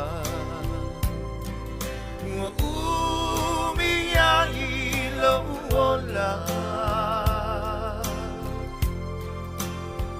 Le lofa foa ifua Le lofa ole tua Le lofa maia na mua Olo alofa Uala lele i tele mai Olo alofa Ua manu ia ai Olo alofa E tali tonu ia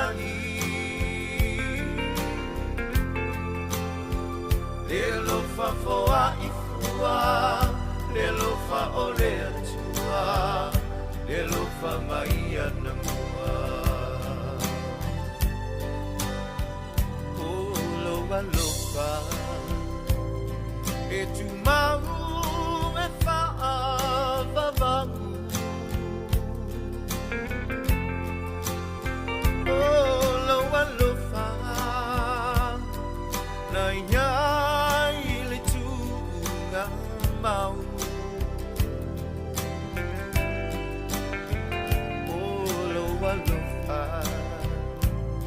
Ele foi o ile oti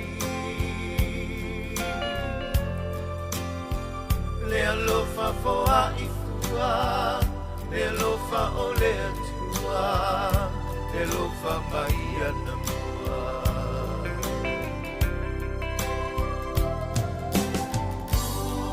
Ua tele tau sanga wanu Na alofa maia te au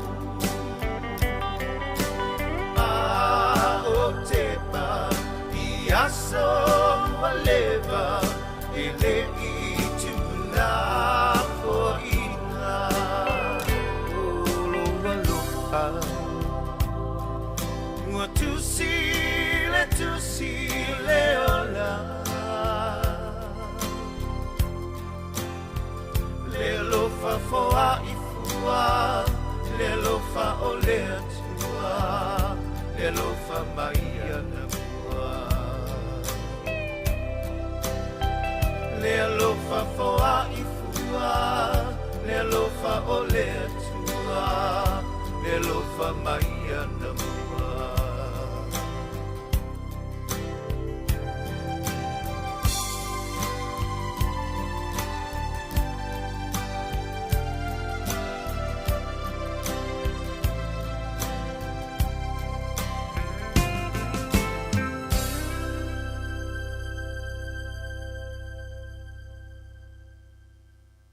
O le whaasisilanga tāua, e whaamanatu atu I le mamalo le tātou au whaafonga, e iaila wa ia te tau I lalo le tulafono o le Broadcasting Act tasiiva valuiva, e whai e sau whaasea po o se whai tionga I mata upu, tau I whaasalalanga I lunga le Sāmoa Capital Radio. O lo o au ili lalo le upenga o sota inga le pūlenga o whaasalalanga, po le Broadcasting Standards Authority, bsa.gov.nz.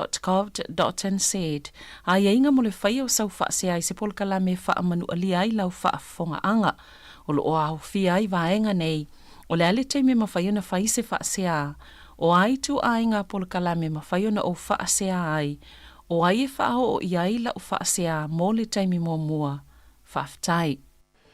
Ma lo whaftai whaawau pēnisi o tātou whaasilanga mo nei tai au. O le whono le maftanga whaiwhi au so whatasi Wellington po le lua Malhante Valley. I le awa tele ma le whaaloalo, I le paia ma le mamalo le maftanga whaiwhi au so whatasi Wellington po le lua Malhante Valley. O le a whataunuina le tātou whono I le aso rua asau le aso sfuma le whale o le masina.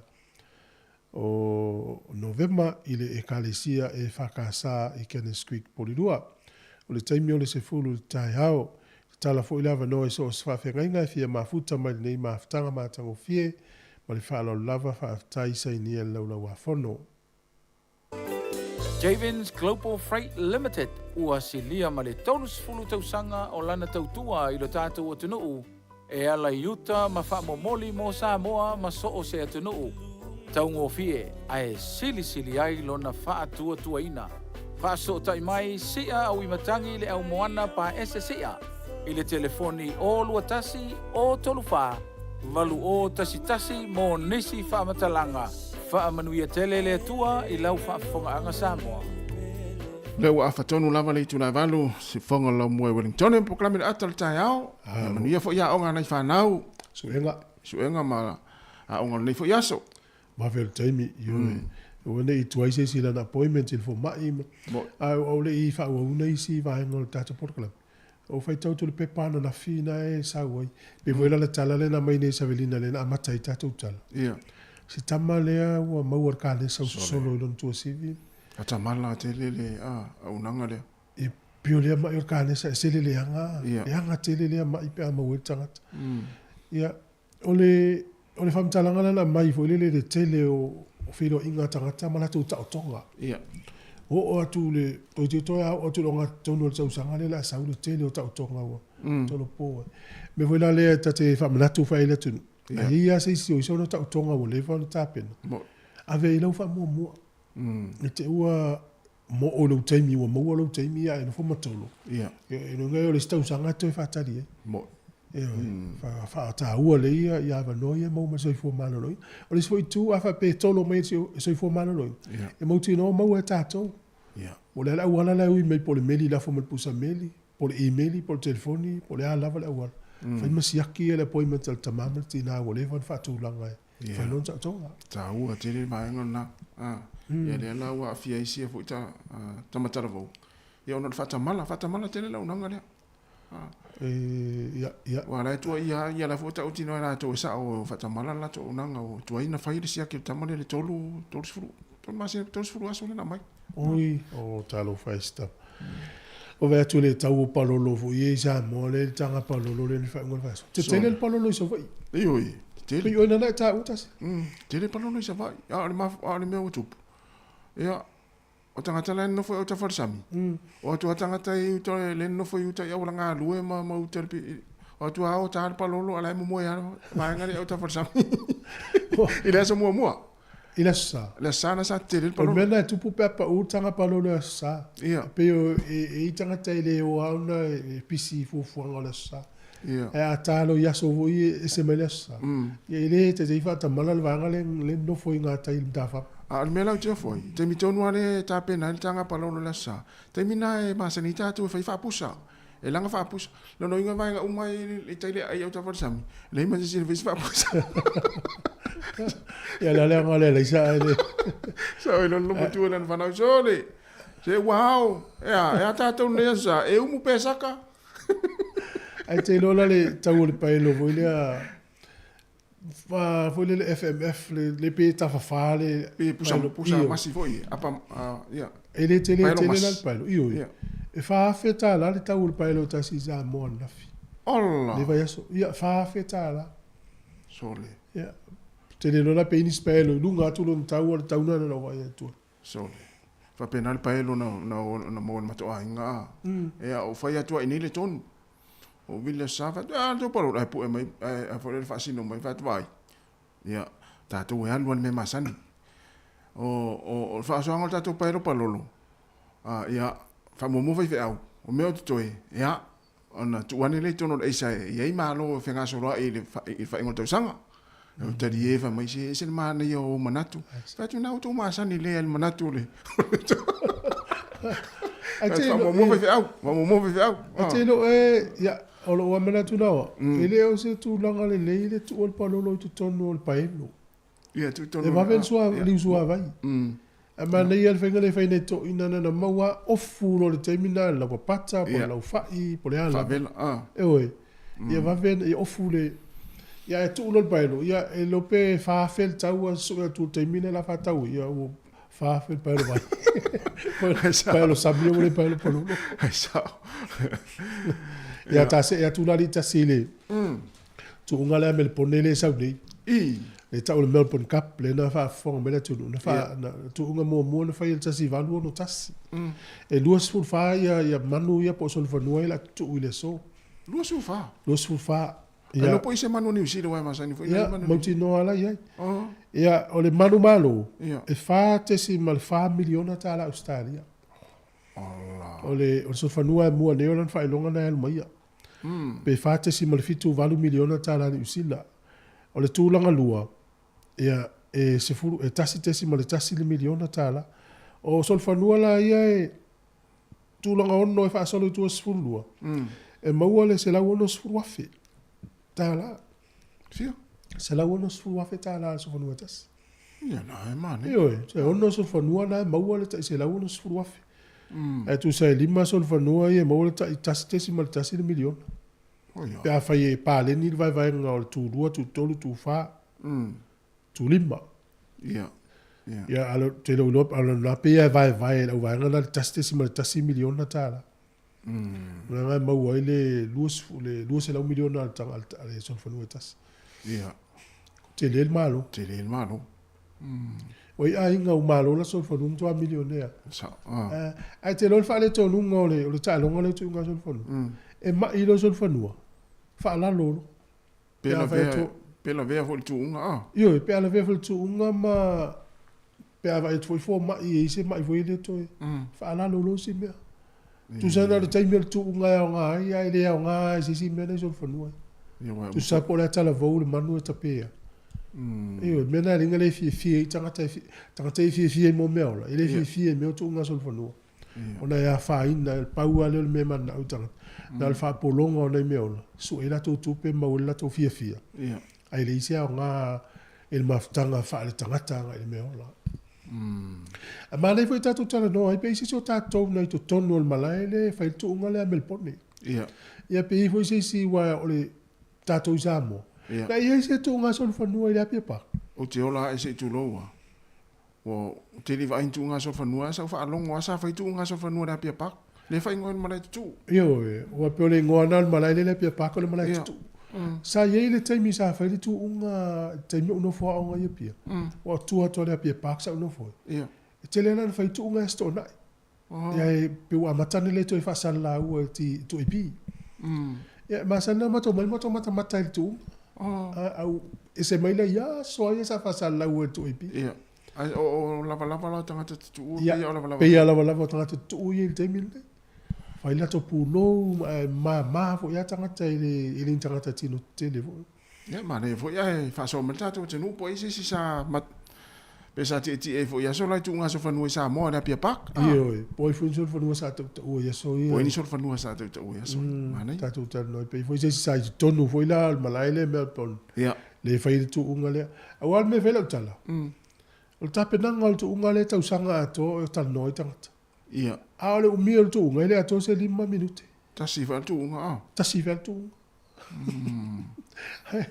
a o tu ala o tu unga le amatanga mal fa unga tu unga pe o le tau vanga fa alinga la e ia mal mai ala o tu unga la fo ia ia te vai o le tele o tangata fa lu mai na ina le unga le tala fa lu mai na mol pia mal ava manusi ia o se tina o se tamaitai e te vai e ti tifa zolo ma te vai a tua iata ia mai lungo le televise ma te whela fo eta te le o nanga e tupu ai ia te le utau valea i nā pēr uma ia fie o le usila atoa la mai sia tunu o la langi wha mina tu i lea sona so o se pā te la tu i lea tumu i te unga o le tu unga lea nei Ana ya, da tu fa fisina ta ya.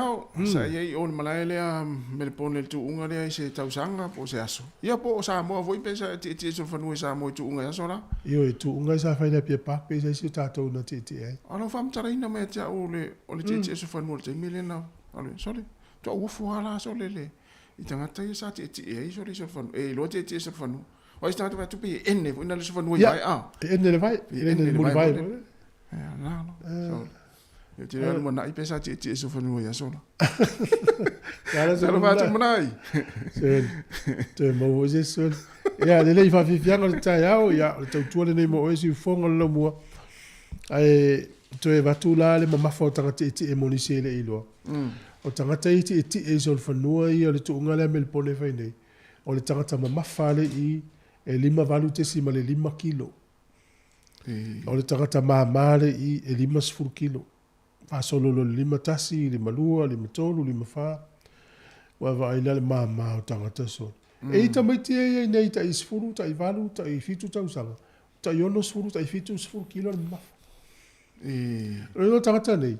Mo meo tamai to ina tamai lo matua fo i tino la i tia. Ai vo tangata tino la i titi o tato tunu o mai mo mai pe fa fonga mai. E lo polo tali ni te sol fanu. E si filo i mel pole.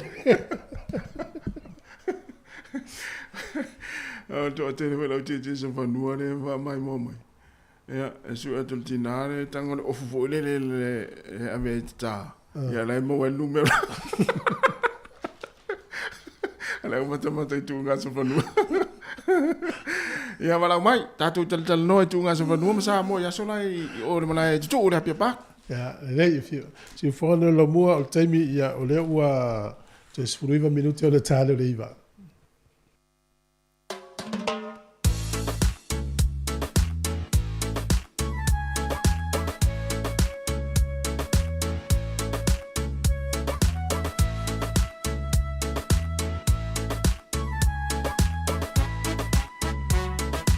Ja, le o sau tatu wala au, si mo tu tatu pese na.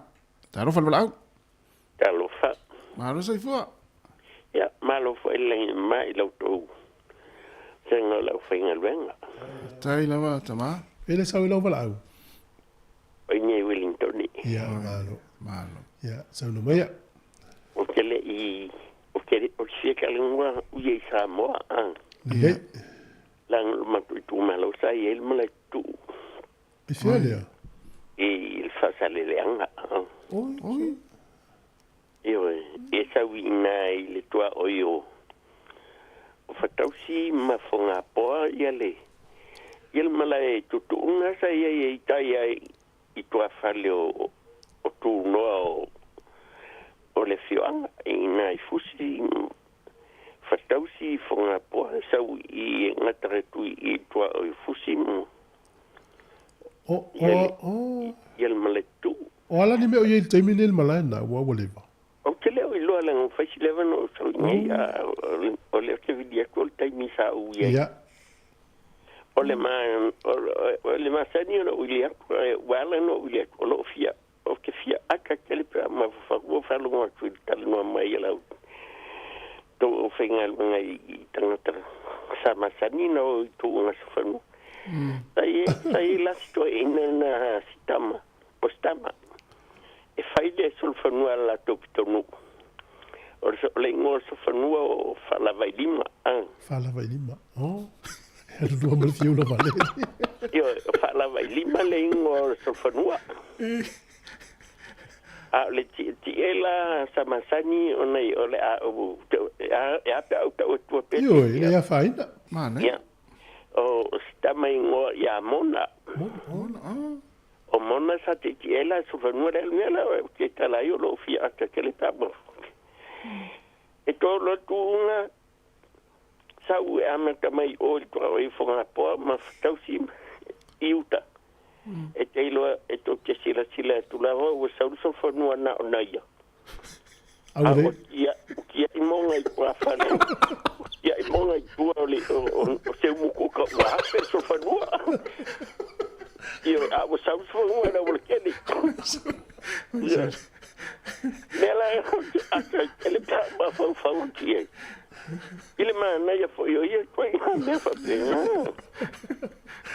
ya na pa na kala le te fie no o le la tv fsidi fa la wetele a fa ila tu unga o aso ma se lo fai o aso tona a fie ni sol fa no tu oi e te le na sol fa no sa fa o ai el wemle e tu se tolu mle tu se vai o le malai tu isi i na sa fotografai o le malai tu i palauli ya sola ia malai tu isa le longa ya sola alo ingo tato sol fanua ia tu lo a venga e fa ngal tu sa no fa mo o sol fanua a venga ia sa mo sa fa ngal tu ngai sa voi e ia le sol fanua a venga le si ai no ma con sa ia sol fanua ana ave tunga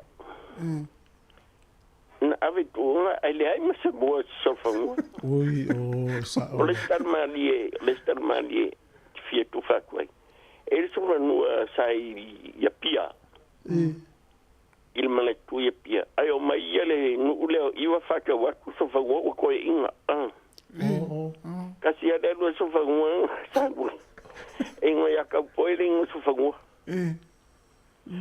kasi ada le au ia ma fakaka ia la ia le kongo io e ma tu ia e ala ta longa ya so ia le vai taule te salam tau no mai no wingo tu unga ya sola a tau so tu unga fa sin na ava Sāmoa se tu pulanga fo ile le fa tu li man so fa no itai ai a fe le te so fa no inga ava Sāmoa ma lo fa tai la fa so me te ma lo fa tai no ai la le fato a tai lo la I mala tu isa vo I o te le lo a o la isa mo ia no inga po o le sanga te a no na winga o malai ta la sita male o lo o tu ma ya o fo le lo o fa wai fa le a inga inga au te lo fo malai se sa o le malai ta mi lo pe malai no po malai fo le te pe o malai tu fo le ta a to fitu le se la umita ia se la umita sa no inga a tu unga ia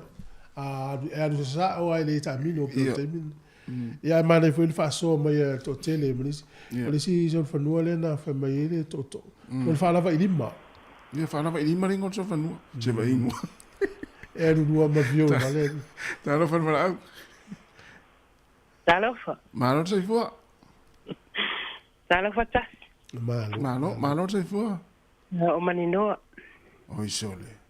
Ta si le ra wo mai era o ti. Malo manno. Malo fu. Ia. Tai. Ole kausanga le sama o Australia. Ma fakiri si masi Australia.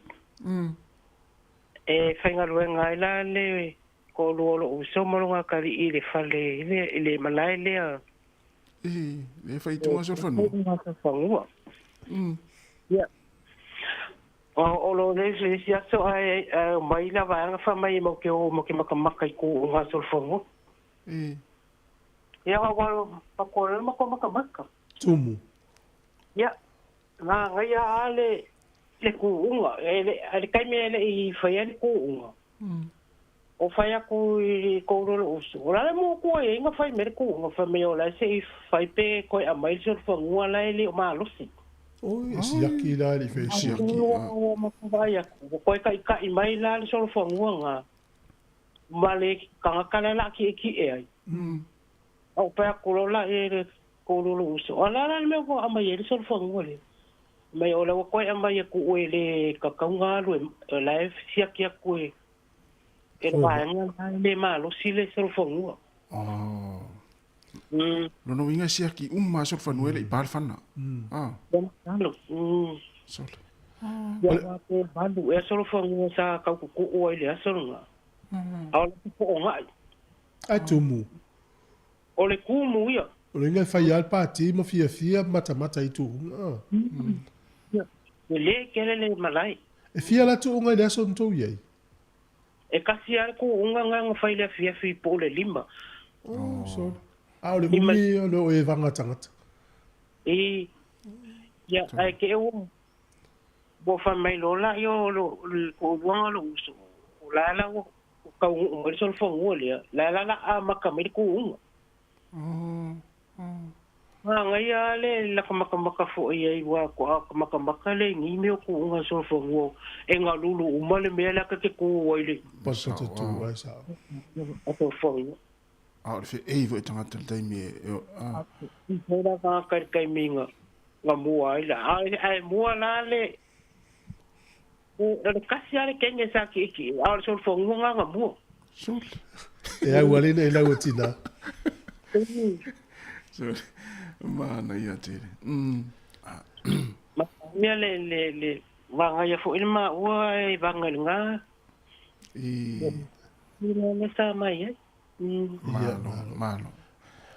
Kai fa so. Tele lava manoa e alo vatu. Nuia. Ya. Vai le ya tatou za mo so. Io te mila ma ia si mea lai ve utal ma manga mele ve ka tele. Na. Ala ma ia si ia wai o tatou te tele ro te mila ma ia nei tai fa o. Ai tai o si yakini pe faini ave fale e fo ma isi yaki. Ale fa nga taro fa bala. Taro fa ma ro se fu. Ole se fu maua. Ya, pele mo me taua. Ya la toi fa o tatou pese tolu va lima no fatasi pole o fa tolu va lima lua o fatasi. So 10 minuti o de tale le iva si fu. Taro fa bala. Salva. Malo se fu.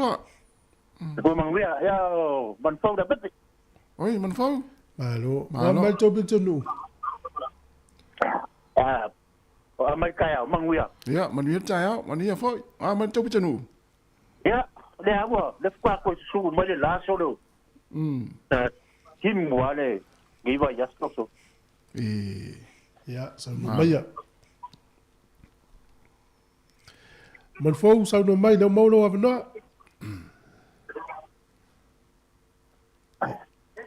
Eu falei todo no meu telefone. Ya.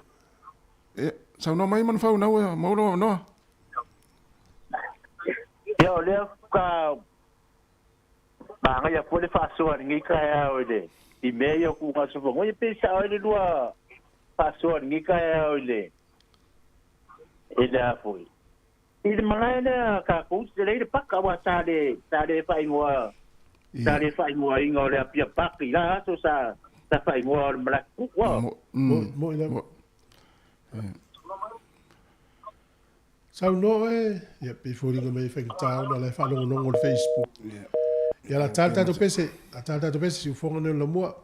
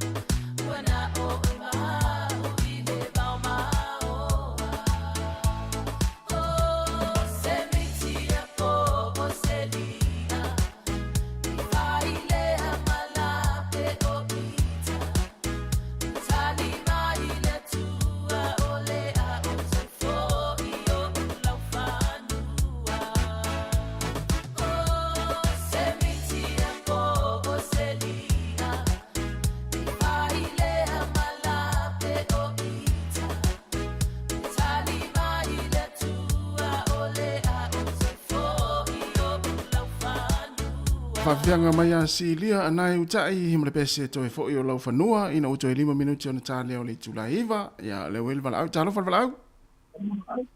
Pahawa, lo tunga, pelau ngau. Oi, tālo whatipai, maro sai fua lau lei. Lo toi fua. O meio kunga. Ia wa o lau fio, anga lea sa whai e tu unga ia solo.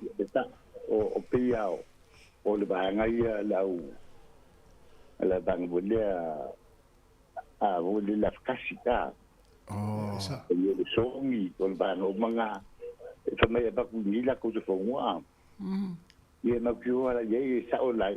Ia lau ki nga ka mai ki e ko ke le am ka ku ka. Ha. Ia le nga po o pili. Ia bang nga wa nga e po ia. Ia se fonga ko nga inga ka ku ka. Sao kunga am. Ia o le nga to ko ba ika wa ga nga me ko ka ki ro fe me a. Ai ka ke ba ia mo piki ka ke ba ko falo ngo pa ka su ka la a. Du mo ni va pen am. Ia o le simia. O le kunga. Ma di ke.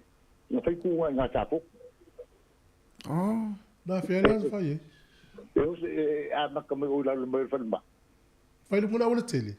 Yo sa unga la wa ka bare ka mai me bo le le no no ko ba. Ah. Ya wale le no le se to ya sa no na wala mi sa. E to fo wa le si o angoga. No ya ma ya ba. E sai ngola palako a. Palako. Ole me pe la ka le ba dio ga a o ka i chupo. O to fo nga sa u mai runga ga. Nang tawa la ko fare la lo ko la lo pio nga la lo ga sa lo afel sa wa ke ya la pode le ke o pa ku wa se pa po se i to ko la ko alma na ko ta ko ale sa o ta ga ka ba to ko wa alo ako ga o nga ko ga ko ko ma o do fa me ki ku ga to ko o ma fa ko ni se nga to e sai i pia la ko e wa ta la foi da al tena e pia e umano do e te ya go me fai peki la vai sai ya te ka vai mo fa ili ya o ke la la fo mo al bana a tasie e ba ku ni o me la nga go le a ga mo e wa to o to fo mo ala o be ga ya ka ko nga fa nga ta ko ya si fai la ku mo fa ku se ba ni ga me a to ko wala nga ga pala ko nga ale diga e kau mai lo mo fa de ke ya ke wa se do se mo ku ku da lo oi nga ole si no ke via la ku ole mo ka nga poro Lewo manga yenga yeka bekina yeke ni tiwa sa le aki lole ke la me ko o fele do kama le e fius ko inga le ko inga ia go fa e fius le do kama ka pa ko ia pa me la ka po how can they lo po ele ka u ma se wa kasi do ta pe wa o champigny te apa champigny te kwa ka champigny ale alia e pa mai e su a pas ko ina me la ka po te ma o ai no ka manga a wala no ka po por ka to ka po lo vole a te kero ga fa to kalma na no ka no sale ka mai sale ko o si fa tu aku ngai ba gule na ko te pai ta longa le millionaire la ele o so ni la tu langa la o fa lu telen ya la ya ngal ka ba kelele te pai me la le lo mtafa le wo su me le tu ni po fiela ye Pai lo mol mala ta polo na te ia se lo ngotu e la to isu e mai o le ala te lo mana le tala mai tu pai sa foto o le mana o la wa fai o la wala tele ia o te lo la wala tele e umi sa onga sa lo au fa tu sa onga pe watu nei la ta mai taua ola ia umi sa onga lu le sa foto sole e ngala fa pe i le ngala watu pulanga le ta to Ele va ai ele tu ngoi. Le ngol va ngai tu at. Le ngai o mal no le nei au ta fa mata mata tu ngale la fa. Ma ia tu fa ba tu ni te. Na ia wa ta die fo. Ya. Al mena le tu. Wa mata tau nei sol fa no za mo. Esa. Ona le wo ye ta vale ai. Ia. Pe pe si me ola le ola au tu ola au nanga le tanga te la wo yutam. Ia wo mo lo ta vale u te lu tau le mo. Ia. Whamaruru atu tu tala tu tātou reina o le tau whai mai nisi o tātou wala au. Ona o le wo mai taimo tātou tala mai Sāmoa. Ia ma tātou tala fōt whauponga lana lua. Ia wisi mele whaafonga.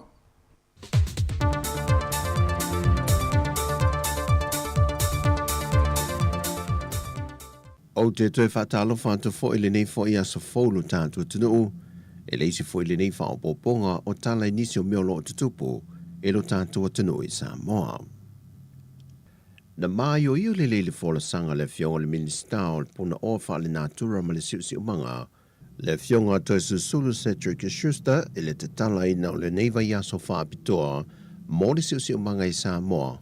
Vaenga nei e pe o le lave ina lo tātu siusi umanga taulinga te whale o le vao matua atu maunga ma apo vai whaapela au me ola ma manwhelelei pui ngō tātu lau whanua o a inga nuu male atunu o mai a fianga on orfisuia ingo le tau.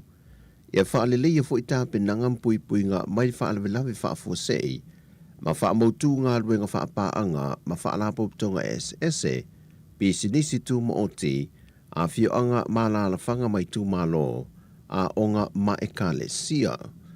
O le tele o porkalame SS mwhai loe le fionga le minista, o lo uwhaata oto le mtanga ruenga mo le neiva yaso atoa, ma ua whaatu langa ele avelo le whaata ua ele whaalawi lo ina leo nisi o su e su enga, ma le whaata ua ina o marusi anga whaafowina e mau mai ele ele tise, ai meise o puna ofa le nāturu whaapeo swa vai ma ele apo vai.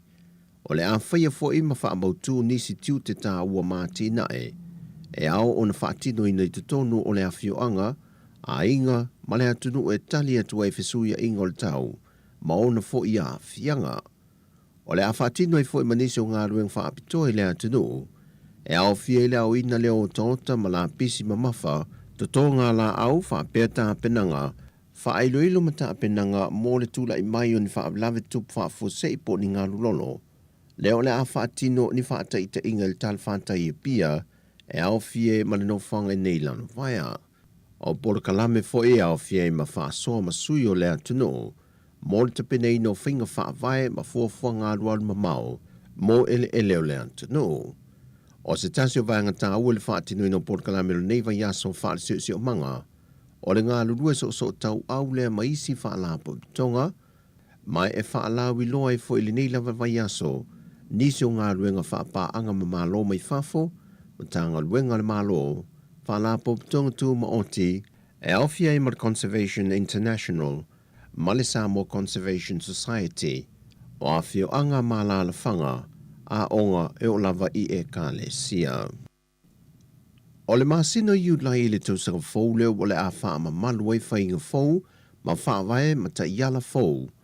Wa whaata oto le malo mō pui ngoi lato e malanga atu i ngā rueng whaavai temia tuno i whafo. O se tasi o lui tau tele o whiangai ne male vaenga sa i luina whaavae fōu nei, na sila tutu o ile a fianga lo tātu tino o mai pisi nisi ma ngā ruenga le malo.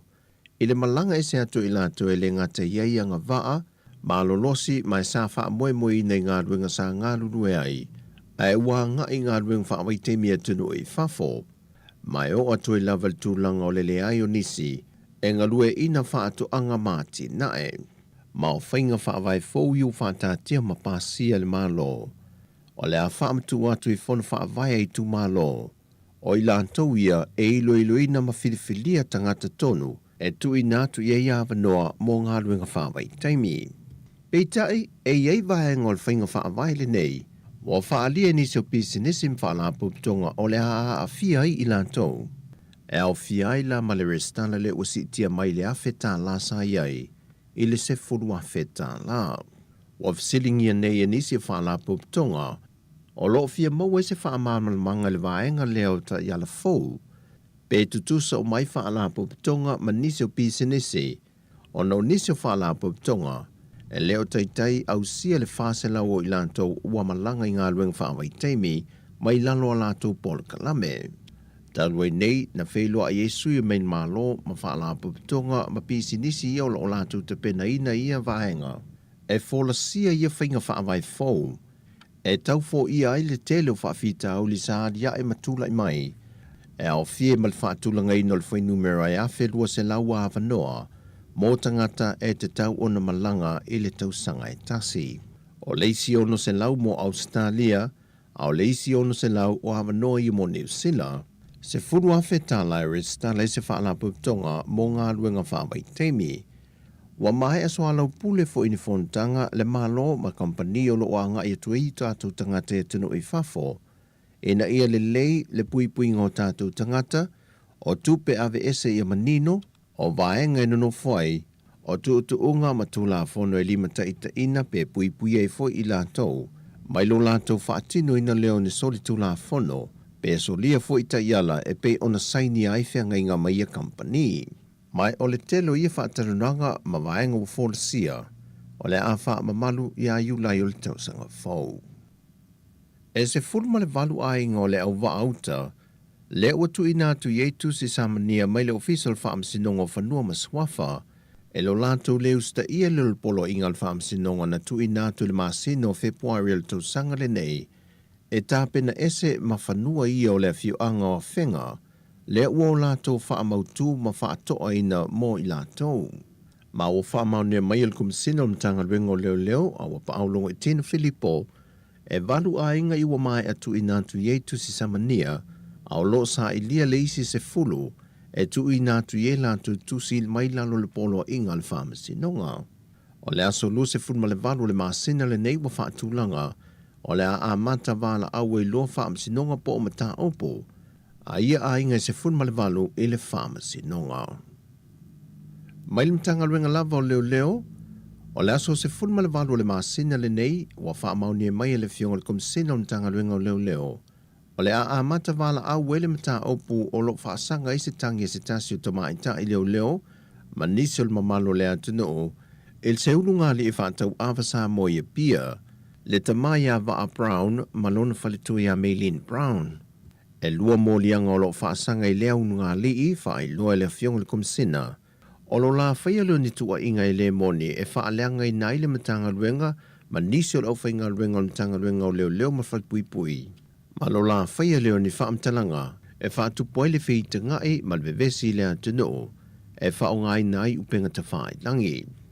Wa tau fia neisi a ingai lalo le vaawa ai ngā malu le malo, e tādi ai lea so wa tofaina e wala a waila la mata opo. O tala ia mai Sāmoa ni yaso, manuia tele si o tātou tunu i tiute whi au mga ruenga, whasoi foia.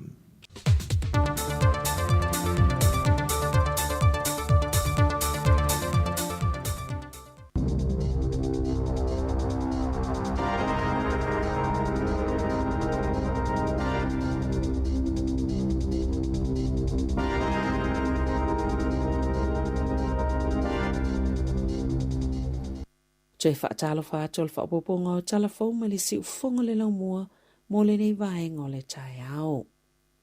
E whaita wafi tangata e whemalanga e whio inga lau tele au kilani e le o toi mamao ai o lātou iloa e le o toi umile au ngā o lātou hop cards mai ei nisi o le a uma e au noma se lapata inga po o se whaalinga o pepa malanga i e mawhai e tangata o na wha o ngā pāse se tau ngō fie. Ai le wha o ngā inaini tino i tupe peita ai o le vaenga tuwai o ia pepa e le o toi mamao e wha amuta talo mai le se fulu tau sanga na wha o ngā inai mai mo umio na toi sui i se isi vaenga fo le polo kalame na ta uele pule mo le saunga le mua le whela wa inga au kilani i le leiti o New Zealand e yeni se o tangata o le ao lātou leilo aina o le a umale o ngā o lātou pepa e tutongi ai pāsese o le iwa se fulu pasene o tangata e whaonga ina hop cards ua resi tala mai tatau ona o lātou maule fisota inga mai le au nanga e tau atu iai ua le o toi umi ai umale o ngā o ia pepa peitai o le isi se fulu pasene lātou te le o ilo aina petu samale whaafe fitu se lau tangata a tono lātou te le o iloa mai se lau se fulu tasi afe lau wha inga o pepa o le a umale o ngā i le isi lua tau sanga o loma nai. mo i lātou e fie loa po o a fea e umai leo ngā o lātou pepa e te tauna wala au le Hop Call Center pe ase siatu ise no fuanga o lo o ye o lātou ofisa.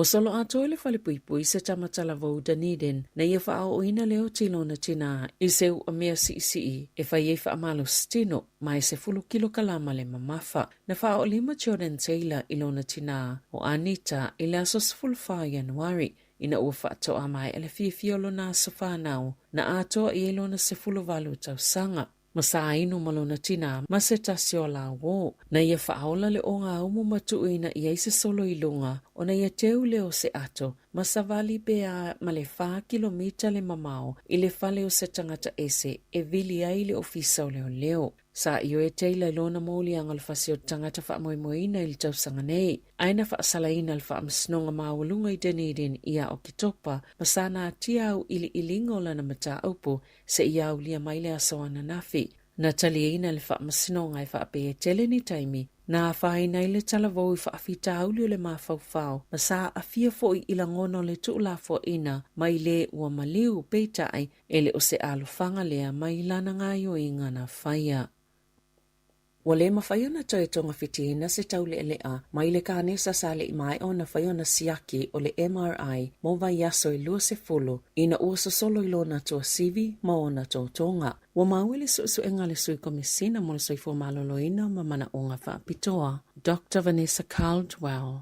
Wale muli le te whaatu ora Southern i le ta iala o ngā luenga ona o le whaatuai ona whaio whaata o le ataule elea.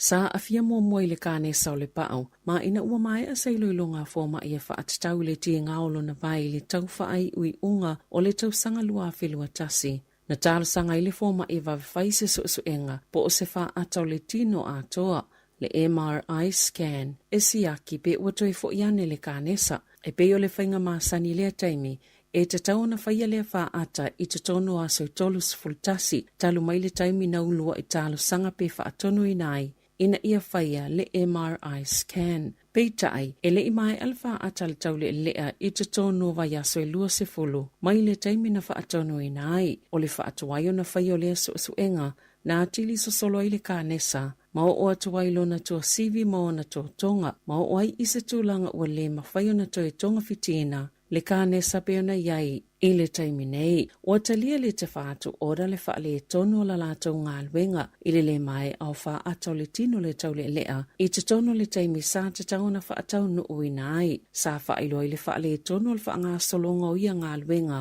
ma ua solia i fo i le taiala o aia te tau le tangatanga sengase ona o le wha atu wai o tonga fitinga. O le 2 nei o aso talo mai le whainga palo ta tele le tunu upeitai ele i mauti noa peilo lava po a feo le a mawai se whainga malo. Ele iei se whailo a inga vaenga wha opwhai e tolu le mo mieina ina ia mawhaio na whau ai se whainga malo ma ele o iei lava se avanoa uatu inato. Ele New Zealand First ile Act ele Itali fo i vavasa mana ia Winston Peters ile autositala ina ua taunu ule malai vaalele Wellington e ile asoana nafi. I taimi o whaatau sino le whainga pālota, sa whaitua ina ile New Zealand First ma le Act, le fōwhanga le National mo le whaititi ngō la fonga, peitai, na sauno le taitai o le National, Christopher Luxon, o la whaatino lava le whaamama a venga i la fonga mo a inga, e maua la lalo, ma feo lolo tupe maua, o le mata upuna fina wina le Act, o le whaia leo se fisili whaapalo te sa ili ai fina ngalo le atunuu, pe ioe pele ai, i le whengai ngai Waitangi, le Treaty of Waitangi, ina uafisilingia Luxon, pe o se mata upuna te whaatinoina, pe ta ina ia tali, e le o se tūlanga lātou te langolangoina, mai le o se polisia le National, wa iailo lātou manatu, o le awhi vaivaya iai le atunuu, mai le mawai se fisosoani, ili ipote le New Sapna ta uai, e le ise malilienga o latalata mai le taiminei, pe tai, o se pepa o whaamatalanga na tu whaatase le Act o le ua whaaso atu i le National. Ma ua mai o na whaelo atu ua na o se li poti o le whaanga solonga o lo iai. Ai le iono o i se tūlanga e maua i se malilienga whaaiu na whaalie Sāmoa o lona whaanaunaunga ia mawhai o na whailoa i le lei i le nei vai aso. O le soe fai ele palo talava senga o fai pule le leipa, pe fa awau peona via Chris Hipkins mo lato taitai. E to otolus fulfa fai pule o le apoto ile soe fai le filifilinga, o le tula fono fa avai le leipa, e au i fai pule na palota ile taitai, ia le silia le tolu masina, talo na mai ale fai ngā palota tele. E te taona maua Hipkins le ono se fulu pasene o palota, o le langolango fai pule luas fultasi ina ia avea i pea ma taitai. Sasa uno Hipkins ile aso faraile, o se ngā luenga e fia e whaatino, ma o loo iei lava lona nau e wha awau, e iei fo ilona manatu, o loo iei se ngā luenga ta aua lava mo le leipa, e au o na whai. O le tele o whai pule sa o lātou wha aleo lo lātou langolango ina pea o Hipkins.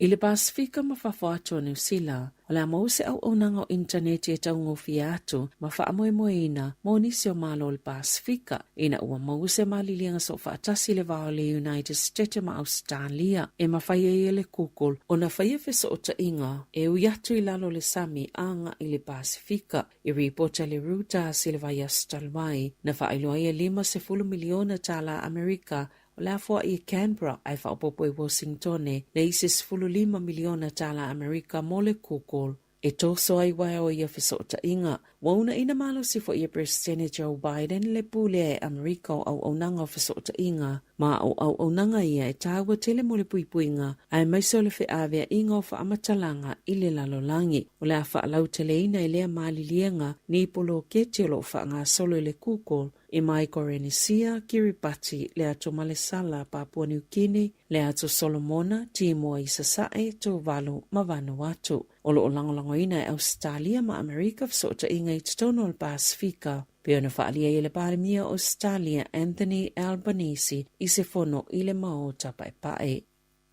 I alonga.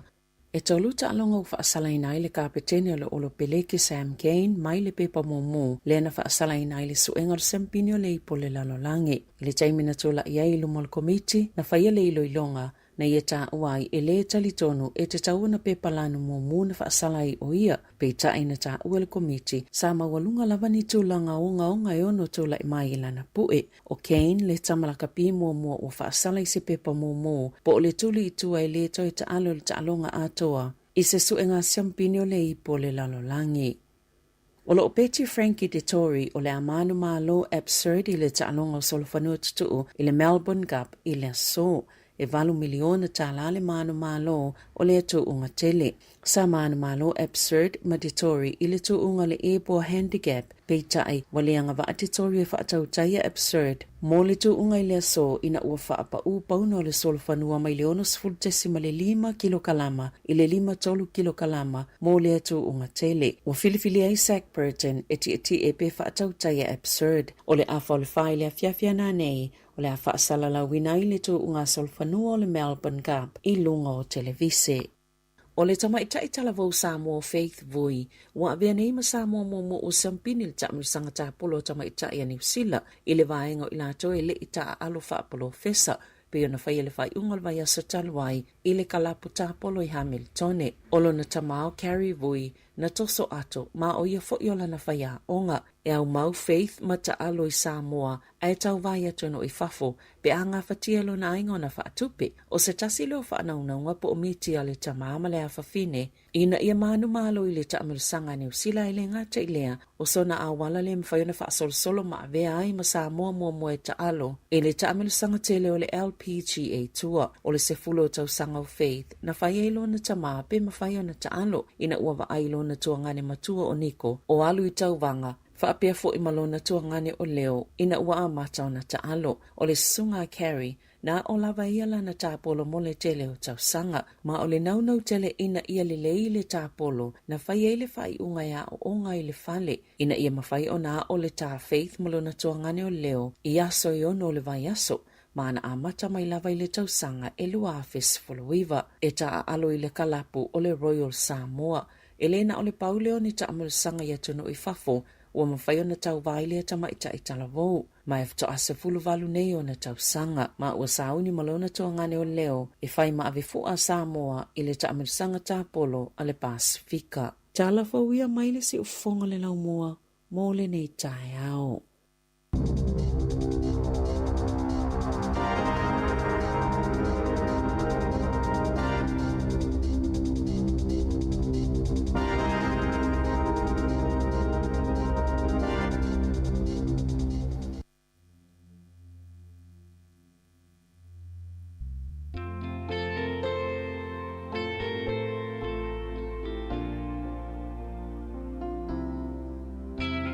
O le ulus 10 minuta te nei le tulaiva le sifonga la moe Wellington ia o whaapoponga lona luana nao tātou telefou ia o le nei tai ao toi moa tu whaapoponga le tulai sifun le lue le o nei ia po le auri ana nei ia e malo lava mafuta ma le taimi tātou programa Poi tasi o le aso lua lava ia il porkalam whapitoa le soifua malolo ina i le sefulu.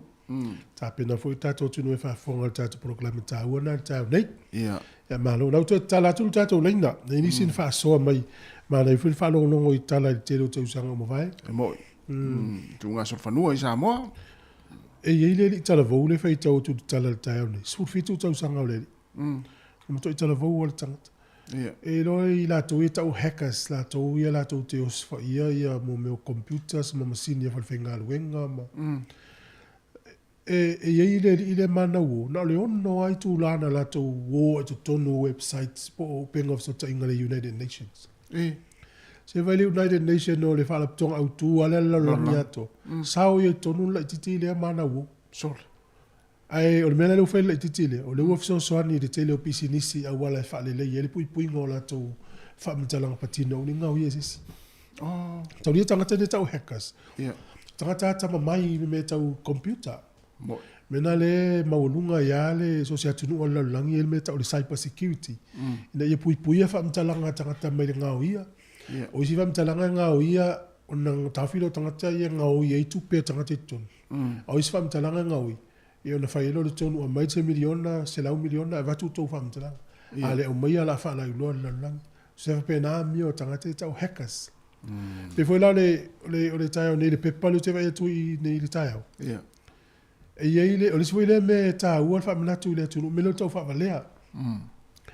O le ua unanga lea, la tau whaatau atu mo me o loa fo i e pe o le kia box o le taavale, o a moli o taavale, me whapena. La whaatau le tangata le nungo le Facebook, ia o loa, le tau ato o loa sifuru afe, ta la New Zealand. Ona no fololo le tangata, ma whai le li ila, ia lewa o tupe tono lau account po lau te ngā tupe. E whamelo tangata lea, mai nā so lai setne, e whamauni ai lau tangata. E tangolo le li lea na whatau o lo. Ia watu lai setne lea o lo tonua. Ia tani tonu lo i tangata le yo. Ia lea la tu lo toa fine piki mai ia le molekia box mai si meo le taavale. Alu lo leo le teine o piki mai o loa. E tau mai la. Le lau sau noi ma o loa. O le tau ato o lo sifuru afi. O le tangata na whaiel whaatau, na ia tau o lo na to o lua ana le ID o le leisen. A o lo na tua fine le wanatu. Te lo e, fiu e su e leise tupe. Surely. O le mea tua foi o le sao. Fiu e su e leise tupe. Leise tupe na ave tono le account. Leise tupe na ave tono le account. Ma na tua mwhaina wha ase e tangata i le tupe lau ave tonu. Ai leise tupe. Ia. Au te whaia te foi la... Sa tauna siaki mua le account fatu a te tala mai le o loa. A huila na pe o le tūlanga na pe wala na tau o na pe a inga le mele o le o tangata i ngaui ma whaamitalanga i tono o penga ta whailan. Ia ma le mele o le tau whaavalea i lunga o penga o ta inga. Leo so e atu i wha mau maunga ina mai tau nei. Te ua tuaina o maua e fia tāl tāpesi. Ia na to e watu i this time. I leo whai o tangata e ngau i meo tau whaavalea i lunga o social media. New Zealand i le masina e tasi. Me vena matala i tātou mei o whatau inga te ua se, whatete inga o lau ta vale le utanga whatau. A le ua mai lau tupe. A tau e fiu e su e ule isap ta vale. Mea la na e po le ofe whangota, po le computer, po le wati, po le telefoni. Me whapena e awala e tari tonu whatau inga i lungo o Facebook po social media. Ma awala wawe te tongia. Se mau vano ngara o mau tino ma tango iai. Na. Fatu a tongi lea. Ia, o talatu tātou leina. Ia, lela tātou di se pese lea.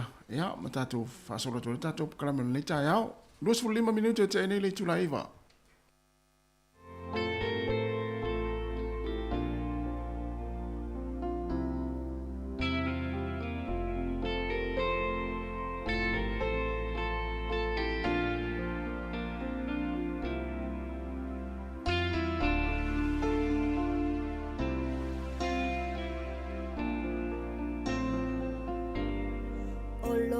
Sama ole Sāmoa iai Masio fainga o le papalangi e ai tara i le falawa whapata o te ai foi i le fali fufai awa e lua o fasino manga i le lalolangi pele o lo fa chuchua ana iau matua ele mawhai o na ngalo ia te au lo o tau tau singa le aua mawai lau taleni ua whai nei mawhamana tui a te au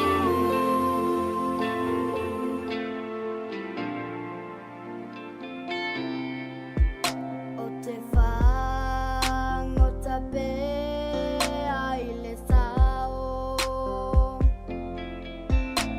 ma se i whai so tae au pe au te ono mea Sāmoa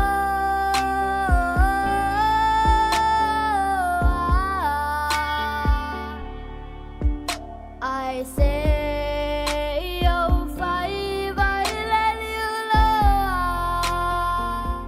pele o lo fa chuchua ana iau matua ele mawhai o na ngalo ia te au lo o tau tau singa le aua mawai lau taleni ua whai nei mawhamana tui a te au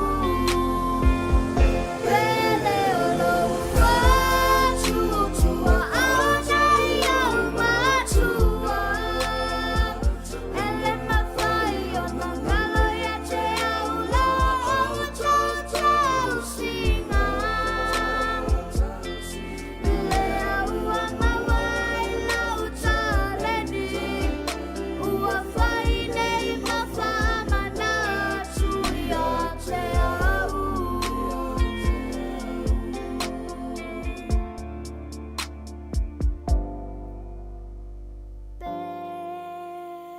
pele ala ufatu Meta ia tara au marisulu ia manapese ia pele ia tua au matua ia ina walusu rwara minute o te nei le tula iwa. O vai aku i le ata o le pesele. Wha ua to ina pālangi le olo na fine le. Ia. Pe olo na granddaughter po le tamataini olo na fine. Ia mo. E mare, te le o nei tangata mo le ua, ia o lato pito talanga whai tangata. Ia, o le tala le tata whalongo i e se fui le alofa o mo Sāmoa i le alofa o le sui tangata. Le alofa o Sāmoa e le whatua i. Ia. Le alawa le mena te maua ia wau i whanau o le whanau, ia po le whanau fo. E lau tato mai vole lea tunu. Ia o le ilo lea tamiti le alofa o matua ia lato. Asa o le leia. Na te iloa vai le pe a o ni se la ta whana u whale o ta matua. Na te whio to e tau anau mai. O le fio. O le fio mai. A tau roa tu e le whale to e ni molom tu. A le fio tu i ta mai te fio e whai tu ia o le me whai ai moia. Ia. Ama ora ia te pena mai le atu ta mai. O le fio ta mai te fio ta mai te whai tu moia moia. Sei, wale tu ngale na mai nei ia so panua no va ia tu i ngo. O le na o tau fa fesile tu ai tu fui. O ngo fa ya si umi o ngo so fanua ia na. O fa ngo so fanua. O ngo ina mai i o palako. Palako le ngo le so fanua. Falava i lima. Ya? Falava i lima. Falava i lima. A fa pela o tangata o le te fasa la ia tu unga ia so fanua ia. Fa ngo fe ia te o se tanga fa te pe fa ngo fe te ona ta u ngoa. A pelo pare fana. Se tanga fa te dai.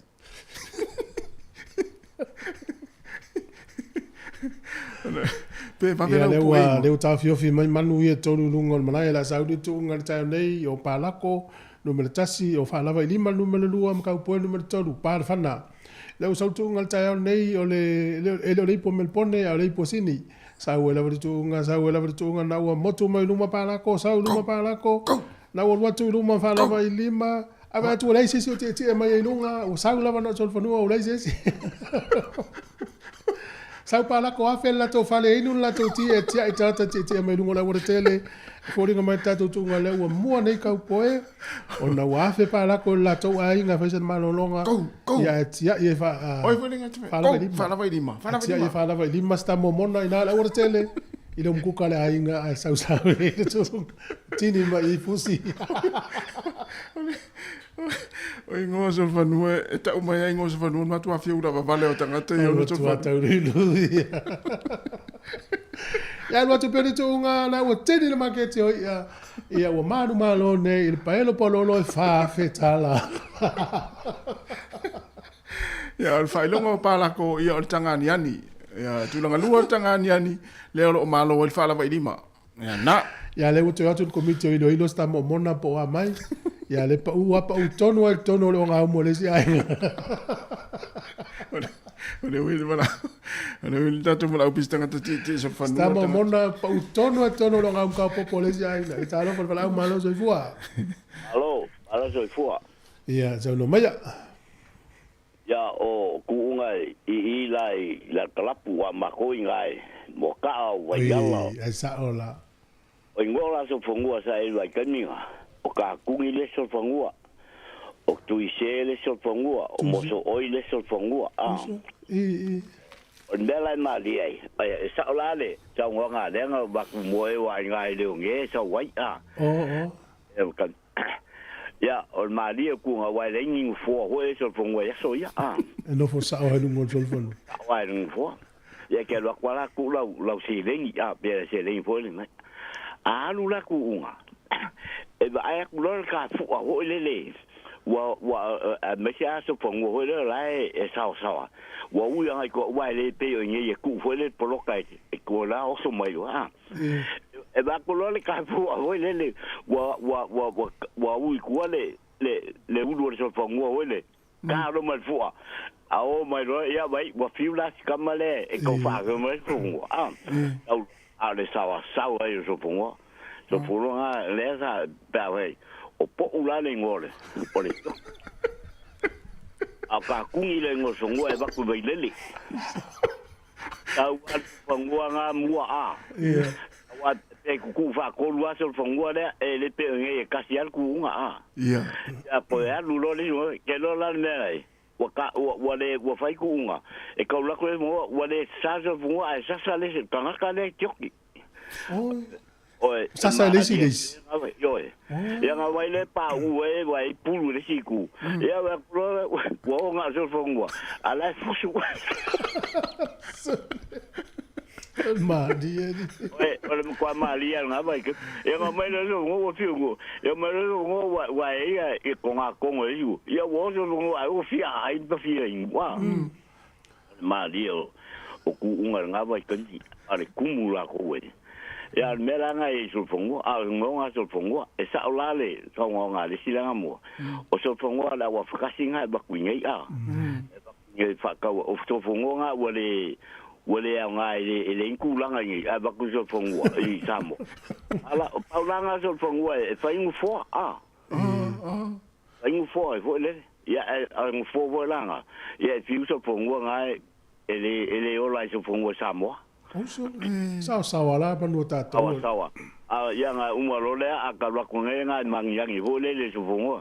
Yo lai o lai la o veng. O lai mai ya veng apa vole le ave fa ka ma ke ki nga mai ka. Nga jo. Tu fai mo tu. O nga lai ia pia. E va ku va so fongo nga ma lo so. E va ku ya fo le fa au nga ia pia a. Fa au ia insani a. E va ku la fa au nga. E fa au nga o pa nga ne e ke vai au ai oli in ma tu mo to fu ala ka la mai kai a. E ai u ko yo. E fa au o le ni si la fongo nga vai kai. Ya mela nga ye ke lo ku lo si spengi po lo seleng ya ma lo pe afakala o ya mo ka ke nga ku pe fa ko lo skuli mi wa si spengi la skuli mi nga va ya ma po le si spengi ma ri ke de a sa le ya wo le ko lan ku nga ko fa nga a sa vo la sa ye ma la ku nga yo so voi ya ma ku nga vo la nga e fai ile ka e fai mai I mangyang e kauanga I le manga fa ya kau le inka vale nga vai kan fai ngula ora tel yo ya melanga e sau lo mai finga wa ya wa ku so fungo ai fusu chok sen tau tia ri so yo que vos le la malo va con cupel yo que yo le voy a sa fuso me lo con fa cabla pa si spengi a la lua ai mo malo baftai ya mana ya te lo fa so ta ma ya bang via la pele sa wi lo valau ya pe le fa to vala au mai ale wa voi o au sa mako ye malvanga le malifa ma e ta makanga le mua le kio isa inge ngi le afi se lau I lua yo me malifa ya ma yo o so la ata malifa e ma ko yo le Sāmoa ya ava fonga mai ya se o le o ti ye ti ya nga o la ganga sa ye nga le ko nga va ke mi sa fa nga Cooper Street I wen kongi malo oina le sau no oina le sau wa voi o nga yo ke sa ma ko malo le mata o le matangi ma po lu fa longo le tangi mai sai matangi mai sai ma ko malo le ngo lu ku ko kasi do fu pangi ma ko malo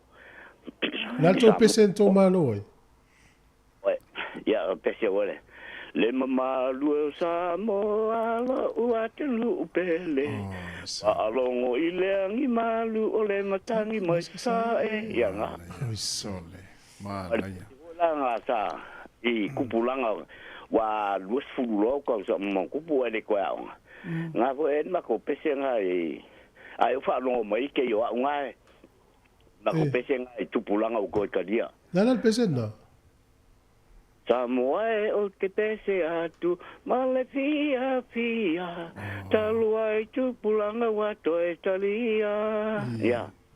I ya pese, ya ma pese vo lele, tingo kor sami. Mafia. La pese na. O te pese sangi, I finga ta umole sami. Ili ali a pusinga tawa male pa a finga taya mana ya sia ta ma fa ya ma jola o le pesanga e vo le fai upunga lu senga se sa uno foi ya o e fole ainga sainga e tele ai e ma po ma sima te tau ma fai male fia a muli ane wa te ulo o e ile vai ai sa Lola ndia. Ku Sāmoa. Ku Sāmoa soya. Asa mai si o kinga wole ko fa longa me. E wale makangi fo lele sa I Sāmoa. Le fa lenga po le fiku dua po le fiku ko wa. Ala sa mai ale anko wa nga fuyong. Fa I wa so nga sa ye. Ya ngala fa longa fa pe wale nga po e kanga ka wa ve ali pinga nga. Maule pestu ai so. Awole ko fa longa ya mela se wa nga fa ile wa nga lu kulele ma ki kala ai se so te va noina saúde salu tu lo ki kala ni tat pespecie tu le tio pespecie tu aí la que ole ya ko fa ya pese umanga e kele ma ko pese ai nga ole pu nga nga ba kan e alu la so ko yo wa nga mulingu ale ai ngo jo kinga nga sai ma ko ai bango nga o luas full paui ola wa e nga kupe ai ko la le foi pese nga ke yo fo mai nga I va yala ke la o foi la ko pese nga I va yala e ma pese ke le foi pese ai ele ya la kamale o le ya fo le o foi pese ti fa pawanga lo pese ri ai Penina te fa. O luma mai. Mana ia te. E a o ke lo fo ia kamanga le sa le nga mai kan. Ya. Yo. Ya malo e se pole se di pinga nga bakule ke lu fa salo mai ke le mako pese. Alo ke man uma. Ia sa susu mai malo ki tara sa so ini ia le la ma tatu pese to into fu. Mana ia na ton. Ya wale ya mangwia la wala so a. Ya le ya so fu. Ya. Tama tuai o le matangi mai sa. Tu sai imam la malto ina I solfanua tu lo ama la mai pese imam la mai le langa Sāmoa. Mana ia te. Ia fa soi. Ia le wala uria o pe no malau ki lele malau ki tala sa ta tu nei pese tuan. Ia le pese tasila le pese na suat mai join. Ali taina la pese. O la fa ila yo tanga tai le va pelila ya yuni. Pelila ya so mo ya yuni le masina o yuni la stol se furu tau sangal nei. Ia. E lua se lau fas furu tolu ila tau na ngau lau tau fa vale al fa tau watu mal fa tau mai o lo lunga social media. Allah. Au fi Facebook. Lua se lau fas furu tolu la fa tanga tani usila. Ele va o apewila mai yuni. Ia. Awone se ta tau fa tau inga te wanga se sa ula pese al tang mai sa. O lo te fa popo mai si ngos o te unga o po uma katuni. El watu tu ngapal fa lo tu pe lunga le sunga po u watu pe la po u watu la po apa u todo el fal mai to tu se ni no po. Ya la tal pese. Buenísimo. Ese sa ula ta mala. Sa fa mala. Alofa. Mala se fua.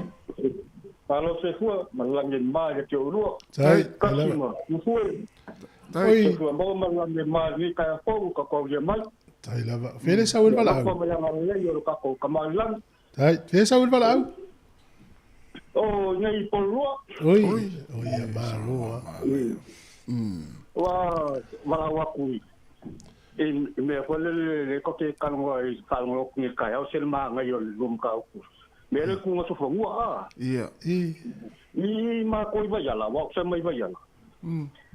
Aso yo kala kiki pe sa o fo inga manga ko ngai fo I ko nga uma. Aso yo kala kiki ka fa longo. I telefoni. Ja, tu fa wa umla tato pese to vili mai si uso le. Step. To vili mai. Uso step, ja. Tano mai.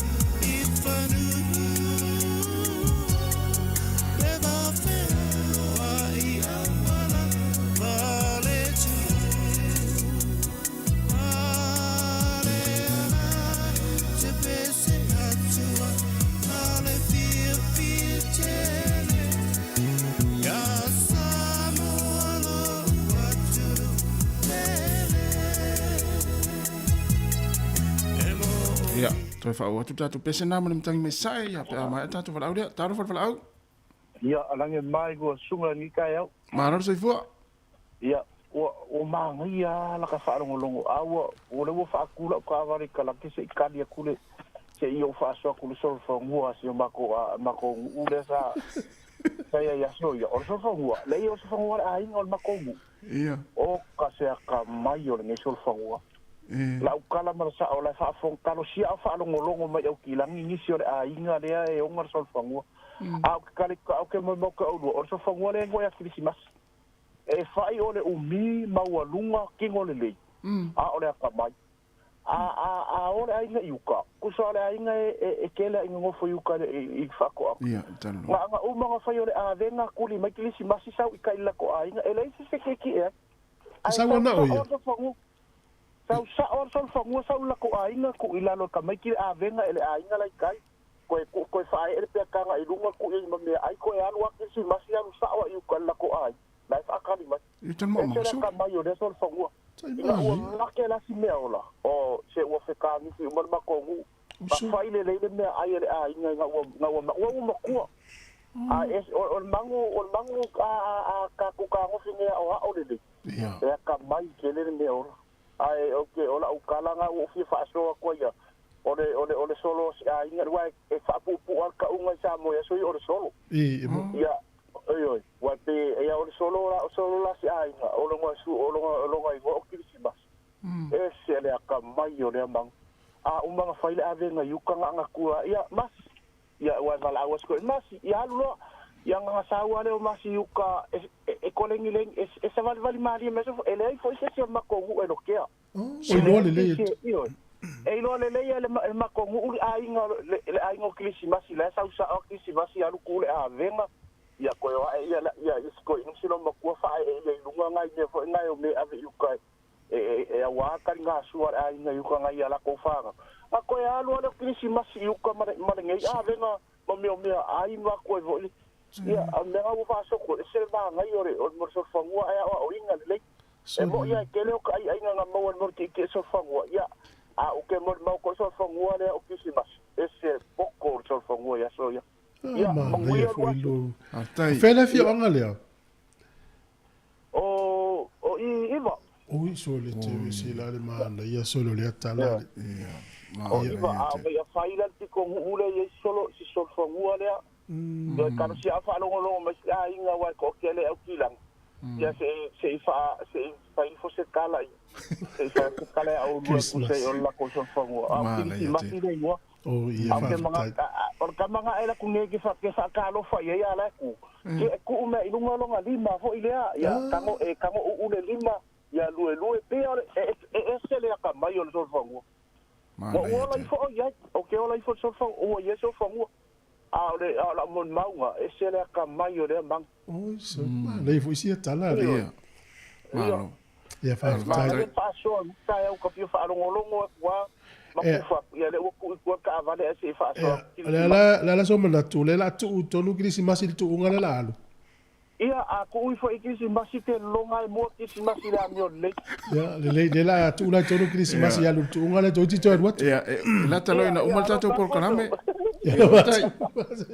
la talo ina umal tato por kaname ia ona to tu atu le tato tama fa salau ia ona le fa popo mai sol fa no le ono tu ia o Christmas o po o katuni ia o fa ala vai lima ia mai lesi ma palako ia ono tato so fa no le la to fa fonga ia fa salawina pe a to titi nei minute tato tama fa salau ia le wili si falau talo fa falau talo ko ta situ ko se wa salvo moko ku kalngo po u ke fongi le wole ma se fa pau so fongo a so yo kala kiki tasim ku fue i la mo ko mu vaya sa wa i la pia pa o malaya sa fa ngole malaya ku ya so ya wa i fongo yo vaya la mo ka yen malaya a so yo kala kiki ya ga ola me au fa longo me so fangua yo ka o Ellen Pong no sa fe ku so Ellen Pong no sa fe ku so Ellen Pong mo sa ki el kamal su ya ile ale au pena i ya ma ko wa ya o ole aina nga ole sofa ngua e ba mo sofa ngua la ku nga palangi ia wai e kele yo sofa ngua nga vai ke mi sofa ngua palangi mi sofa ngua Sāmoa man Sāmoa ka o ku nga le man Sāmoa aso yo ka palongo ia o sofa ngua la nga wa ele pom sa ke kele ile o suya i pe na ole ma le auso nga o fuatai ma mat ia ole o si sofa ngua nu sa fe sa mai ile ngule ka ku kai le ai ngalo ko mla kai ole nga ngula nga ko mla o foi la wali io King Kong la ko mla kai fai o ka miki o la sofa ngua la ka o polo tip ma nu sa fe o mangula nga sa ka pa lu ya so ya man ka uanga i ku ngale pia pa le hotel me ia ngo tatu sofa nu tu fu tatu tu o la liste ma na este polo tip ma le nu sa fe mangua sa mai i mkaukai ole elen pamo le manga sa mai bayala ma de vidi inga i kameki o la pena ia ma le mangua sa mai fa ko ia le ainga le Australia le wa fakasina ia e mai foi o le maua la ngo manga ngai si ainga nga ke a fai la kunga e mo la kunga vo ye ku le mansa mo le ka o le mansa me mo ba ko so fa ngo ye mu ku ia saya la angko ngo foi ngo fa ali lo angko ngo ya la uli kang basa e ba kula la so fa ngo ngai ngo fa ali io le kende yo mangol ko ia fai la kunga le mansa e ka fai la kunga Sāmoa ia e ka ula o le man Sāmoa kunga nga e muli kunga bang palangi o mang o kele ma o le ma wala mangol ko ngalo angko nga la uli ya o kunga la nga le ni me foi mo fo i ni me ki nga o meo pengi kanga ki nga i kama ia a kunga la palangi ki i kama wa mang ya pia o fa ma me ya ba ni sila mo me fo we ia mo me fa ku i me nga le ka di ko maka ia ia o me la nga sa fa nga limba o so ko ia ko ba kula manguia i mangsa mo ye mangsa ku ya pi o le sa yo mangunga ba ku i no fa i ma i ku ai fa se me fa ko o ma ia o ka ai ya so yo ka maka le pi pa a fa la ko le ni no manguia la wali ki ia ia le au ko mala kaimba la pena e o ifora i maka fanga le ma ko i va yala fa ko ku fa la ko le ni go e ka sa u mala o le menga ka o tau me sina ya le umio le maka fanga e ka u le maka ko kai e fa ko ku ko nga mango e ko le ni mango lo ni mo ke maka bakala ya fi ho i ma fa ku ma fa ko le ni la wali i la ke ma ko le ni la ka pi se ya Mana ia tele so. Mana ia step mangua ka palungo mai yaso yo elen pom. Ia. O nusa fu. Palolo ti. Ya ole mawala ya ole mangu si ai ala wa too bad ele foi no too bad. Ia. Mas tá tele ya manuia la so fu vonga. Ia ka penga ko manguia ko i no aso ku e mata. Era mania la so step. Le la tu le suga ta si ta ulunga ta to. Ya, o le uto fa popo mai si ngo ta tu unga ia tu pet ia o fa fonga mai ia ta tu unga muri foi nei. Ia o nei foi tau sanga. Ia le fa popo fitu ta tu manu tu foi. E le tu unga le o le Ellen Pomlingo le so vanua. Le fa popo i ma Ellen Pom. Ia si me fa fonga ia ta tu unga muri nei. Ia le o fitu ta tu ia mana o mia o male mai ta tu ngoa. Ya, we. Peu uma ele tá todo. O te pone fu pe asise Ellen Pom. Ele está tu ngana. E ele o fatu langa mai malulunga mana te nei momoa ia o falava lima lua palako. Tolu ia o kaupoe Ellen Pom, palolo tip no sa fe matu pet. Pal fana le wasa luma tu pet, sa wala luma tu pet. Tu pet. Go tu pet. Watu luma tu pet, au tu lo mai palako mai sa vai. Sa o pe falava lima sa fa sa lo mai falava lima o le mono o tonu no ngam ta popo. A so lo mai pe ia. Po, sau po. Sau po ulu ma fa solo mai pe po ulu ma fa solo mai pe sau pe la po. Anu atu fa solo mai le sau ulu Ellen Pom le wole tu mama ina fo Ellen Pom. Nu sa fe tip polo no tip le sau ulu polo no tip. Tu pe. Le wole tu pe tu tu. Anu tu le wole tu mama wa tini tu. Mua Krismasi tu unga. Tu longa lua tu pe, tu longa tolu Ellen Pom, palolo tip, fa solo tu ya fa lava ilima. Ai a felo pa la ko la tu ainga. Ya ai sauna o fa lava ilima o le ai mona. Pa usa o tonu o le kukala inga la tu o ima. Tato mai. Yo tau lunga bona tatu pakalame le taya. Sili Krismasi, tu longa lua, ya tu pe, tolu no sa fa palolo tip. Ya se walu matu o se fa na.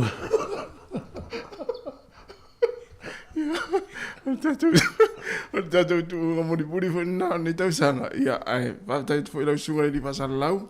Ia o manino lengo tato manu. Ia fa blavi. O mele na fi na mana o mele tunu. Ia pole alte me sa Krismasi. Ia le fa tu va ia tu Krismasi va tini tu. No ingo Krismasi le tonu pero vai.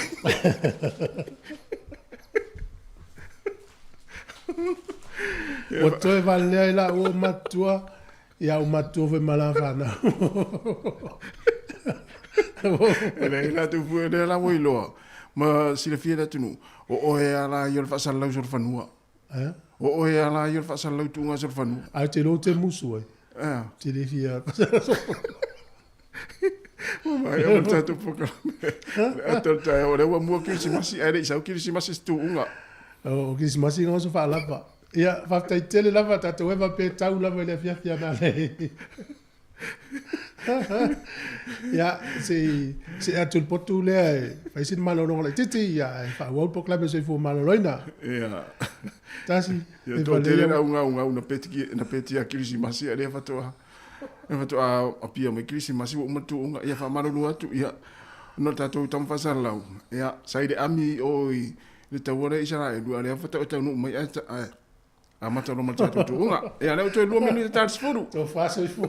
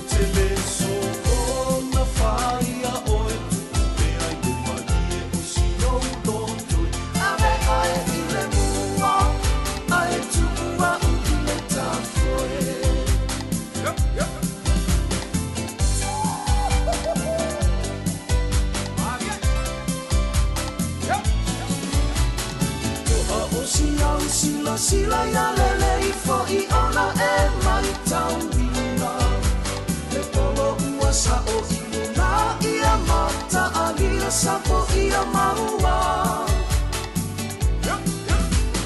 manu mai o le tua afa a malolo si mai wa vevela o le la ue maua ina awana inisi o le polo e fiti fiti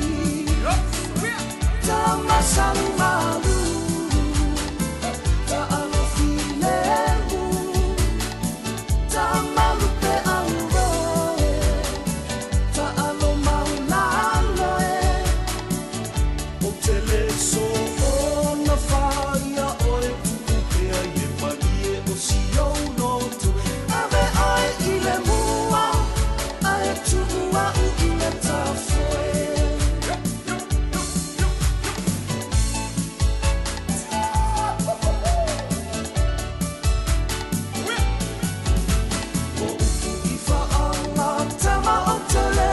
Si se matala la la awa ua o mautinoa e te masani le ta alo tau sala o tu tino o si o unu uta te musu tufi mai I o mao Vaia ina male maloa tu sa paulea I si o unoto te masani malu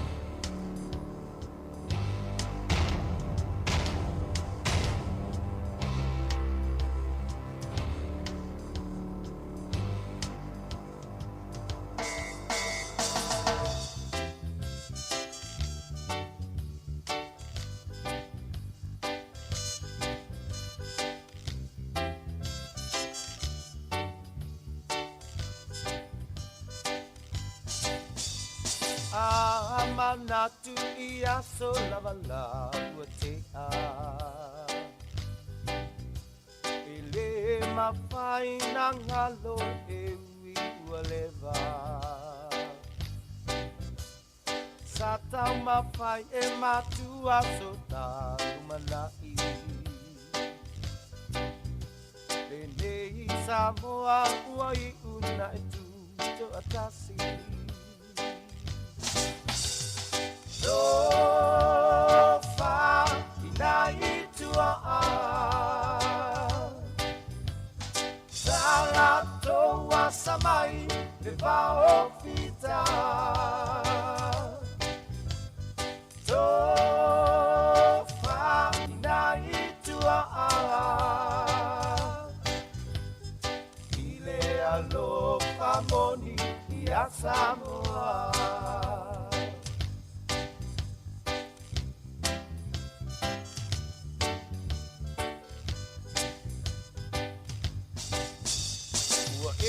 Tau vivi ina maua so ai paasili Ao aia le matangi uso e whailonga te saili Le ngalo le alofa ia sulu lo sulu na titi Na e maua la ia ole ala e anga I le tini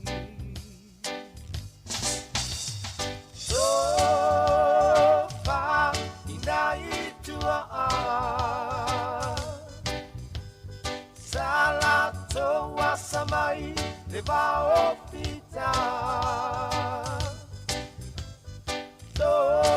Sofa inai tua Ile alo famoni ia Sāmoa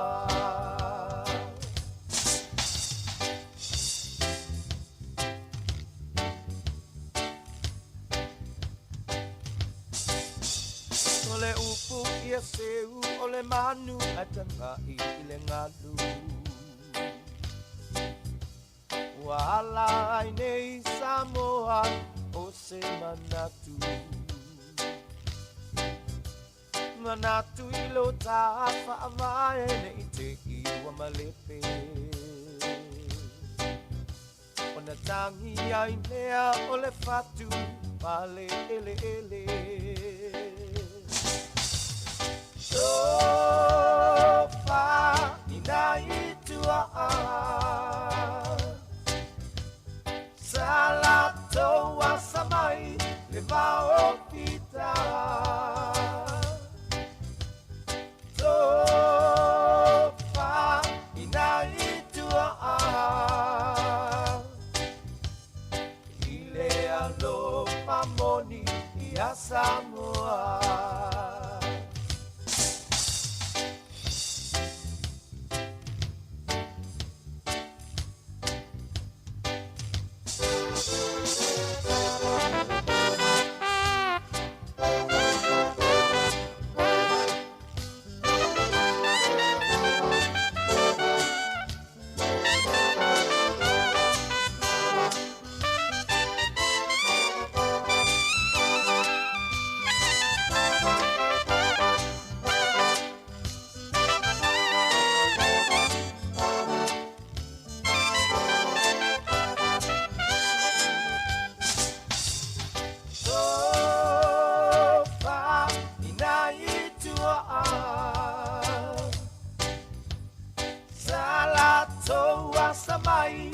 whaofita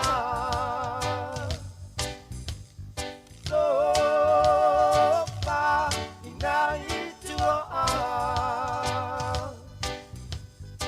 Ile alofa moni ia Sāmoa Ile alofa moni ia Sāmoa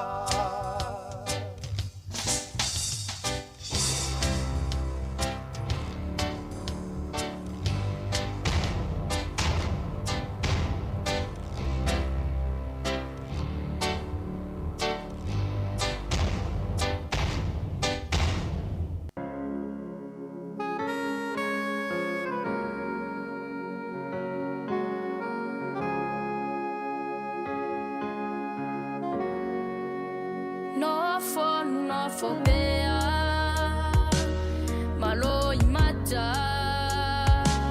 bea manatu ifaingata ole olanga ayo se mafuanga eta umai bo ai efisa so animai taimi ate vai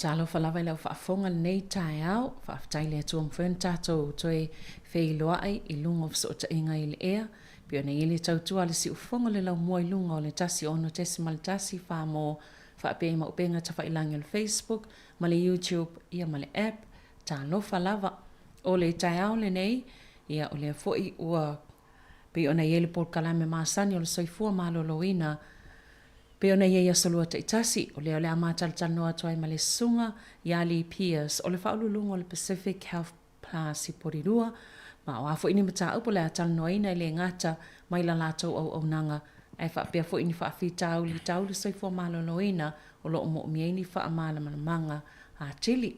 Ia talofa malo le soifua li. Talofa lava, Savalina, it's good to be here. Yes. Nearly the end of the year. How are you dealing with the current weather? One would think we're back at winter again. Yes, right. Yeah, because it's just, this is not supposed to be raining and it's not supposed to be not good weather, but I think this is the evidence of climate variation. Right. You had events and activities the previous month. How did it go and how did the community respond? Gosh, that was huge. We had our Pacific Health Plus volleyball event. There were over 35 teams, and I think nearly 40 or 40. There was over 1,000 people that came to the event and participated in the various activities that we did, like vaccinations. So there were people that caught up on their flu jabs and COVID jabs. We had some elderly people come and just ask questions around, or just ask questions in general around medication and health. And we had Kaz, the pharmacist from Cannons Creek.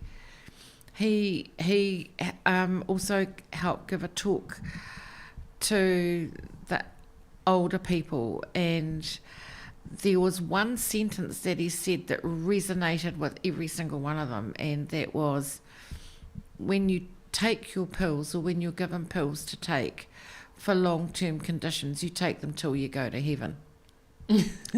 And they all just looked at him, and then he repeated it. You can't just stop and start this medication, especially for long-term conditions like heart disease and diabetes. Yeah. You take your pills till you go to heaven. Long story short, we all do. Yeah, that's really good. Yeah. Ia, mole au whafonga pe ole na whailo ato le sunga ia lili o taltano atu nei tai au. Ia ole sa, ia i fo ia la tau whaatasinga po kalame sa whaia i nei masino o tuana i atu. Ia lela sa whaatino e mesal masino o kitopa. Le sa whaatino i la la tau asotele lea na whaia i le te rau paraha arena. Le fo i sa whaalau ilo atu le tato le tio i nā taimi. Ia e silia ma le polo tamisanga fo ilia volpolo, silia ma le tolu sifulu lima, vole vau tolu lima ma le fasifulu la fa inga o au sa awai. Ia e silia ma le afe tangata na o atu. Ia sa whaia ia o nanga ese soifo maloloina e pe o tui pui pui.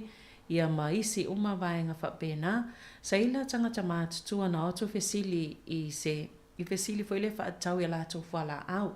Sa lato whaonga ina ila se tasi o tangata o se pharmacist, po tangata fo ile ngalue i whale talavai sa i Cannons Creek sa watu whaatala noa i matali fesili. E tasi lava le foi upo sa o lato whaonga ina pe sa o lato sa malia ila lato whaafonga i le talia le foi pharmacist te whaapea. Ia o whala au ne fesili tangata mātua.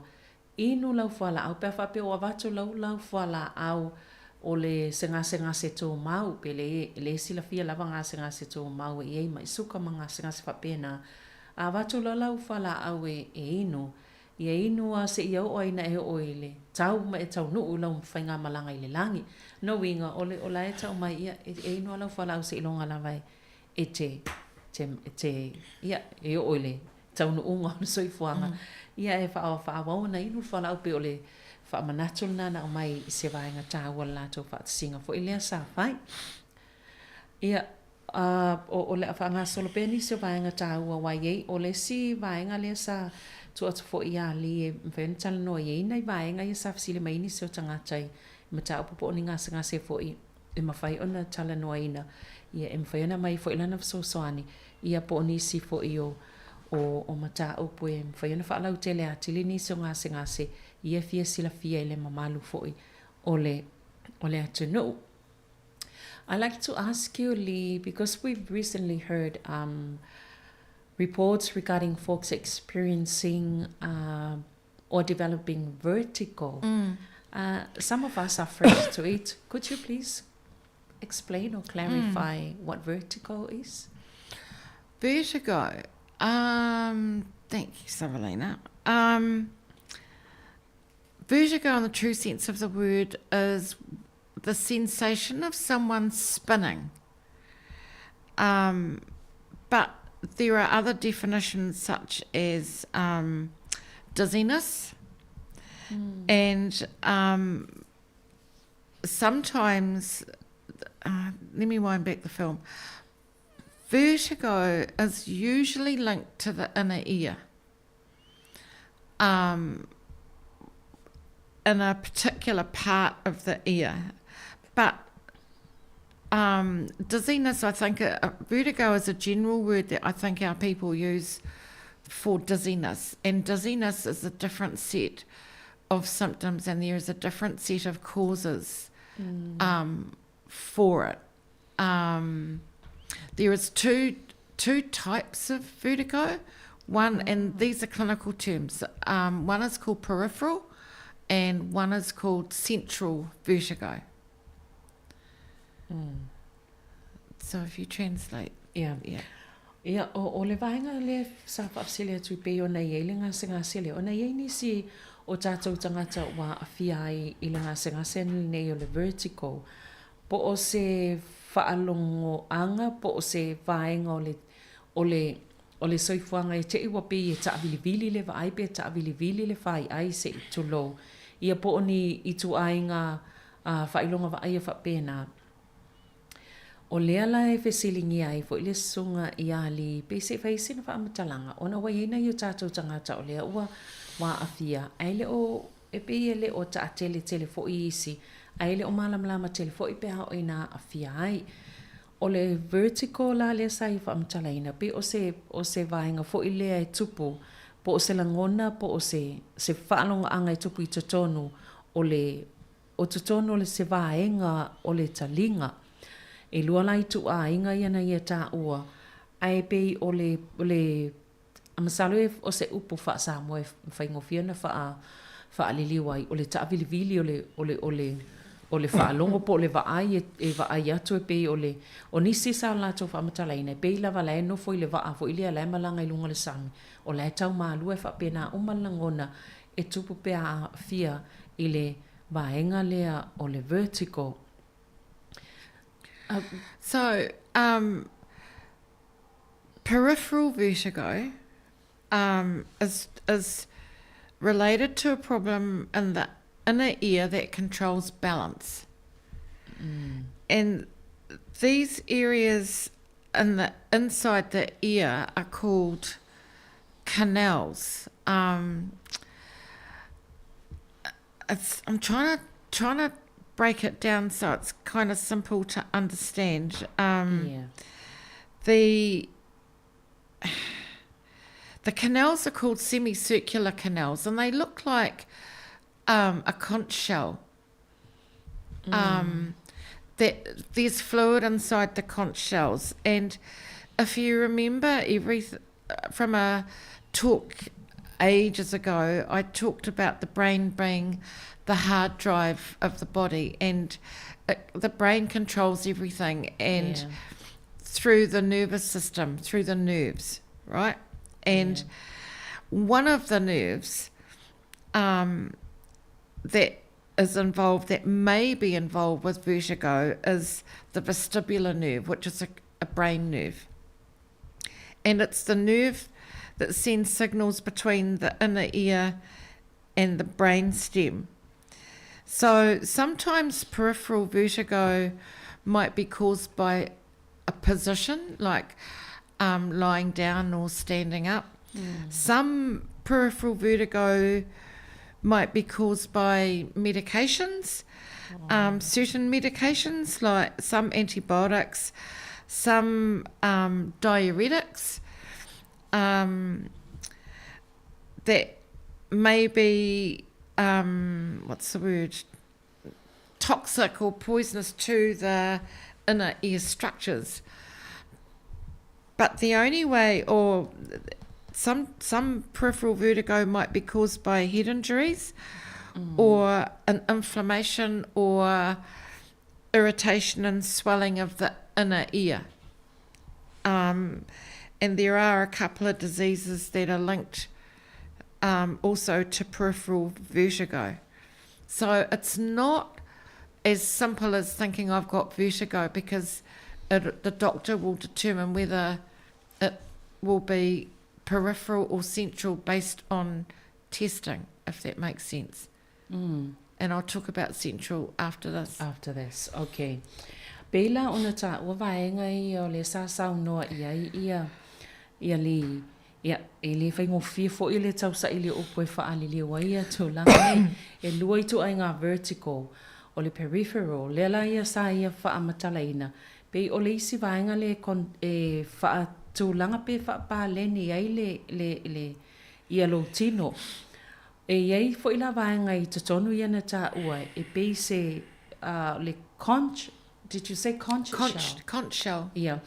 Le ala pe o canal sina I ta ua I tatonu o le talinga e pe o se fōlinga fo I lea o se fōa lona fōlinga. Mai pe o lena I toi talanoa I toi fo I lava I tua I lea ngā po le ngaluenga a le whai ai pe o le hard drive po le vaenga fo I lea o le masini computer e na te whaasoasoa mai ia pūlea atoa le tūlanga o le masini computer. Whapena fo ila I le whai ai whapena ia le ilana matawhai oi I le tino o le tangata. E ieila se vaenga po se nerve leina ia tā ua atono iei se nerve se tasi ua awhia lai le vertical. Lea lai ona a awhia le tangata ma o oilo I tūlanga nei pe o le tō atu I lunga o le pāleni, ia matau mwhaile wha pāleni, pe ia tau mā lua, ma o oi tūlanga I ni niwa pe ta vili le whai ai se I tū lau. O le isi noi tu ai ngā e la vea I le vaenga lea o isi, o nei mā fua mai pe o whala au medication.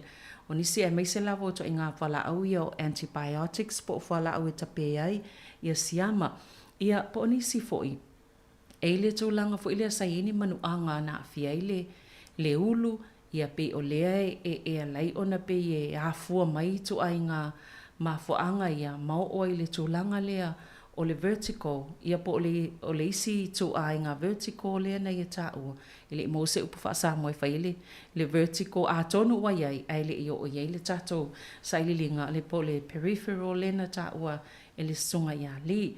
Le ala iei si vaenga, e eila le si vaenga lea pio na I ta o le central vertical, le ala o iei le whaamatalanga, ia pe ato e whaanga solo pia iei le tato pukalame le nei tai au.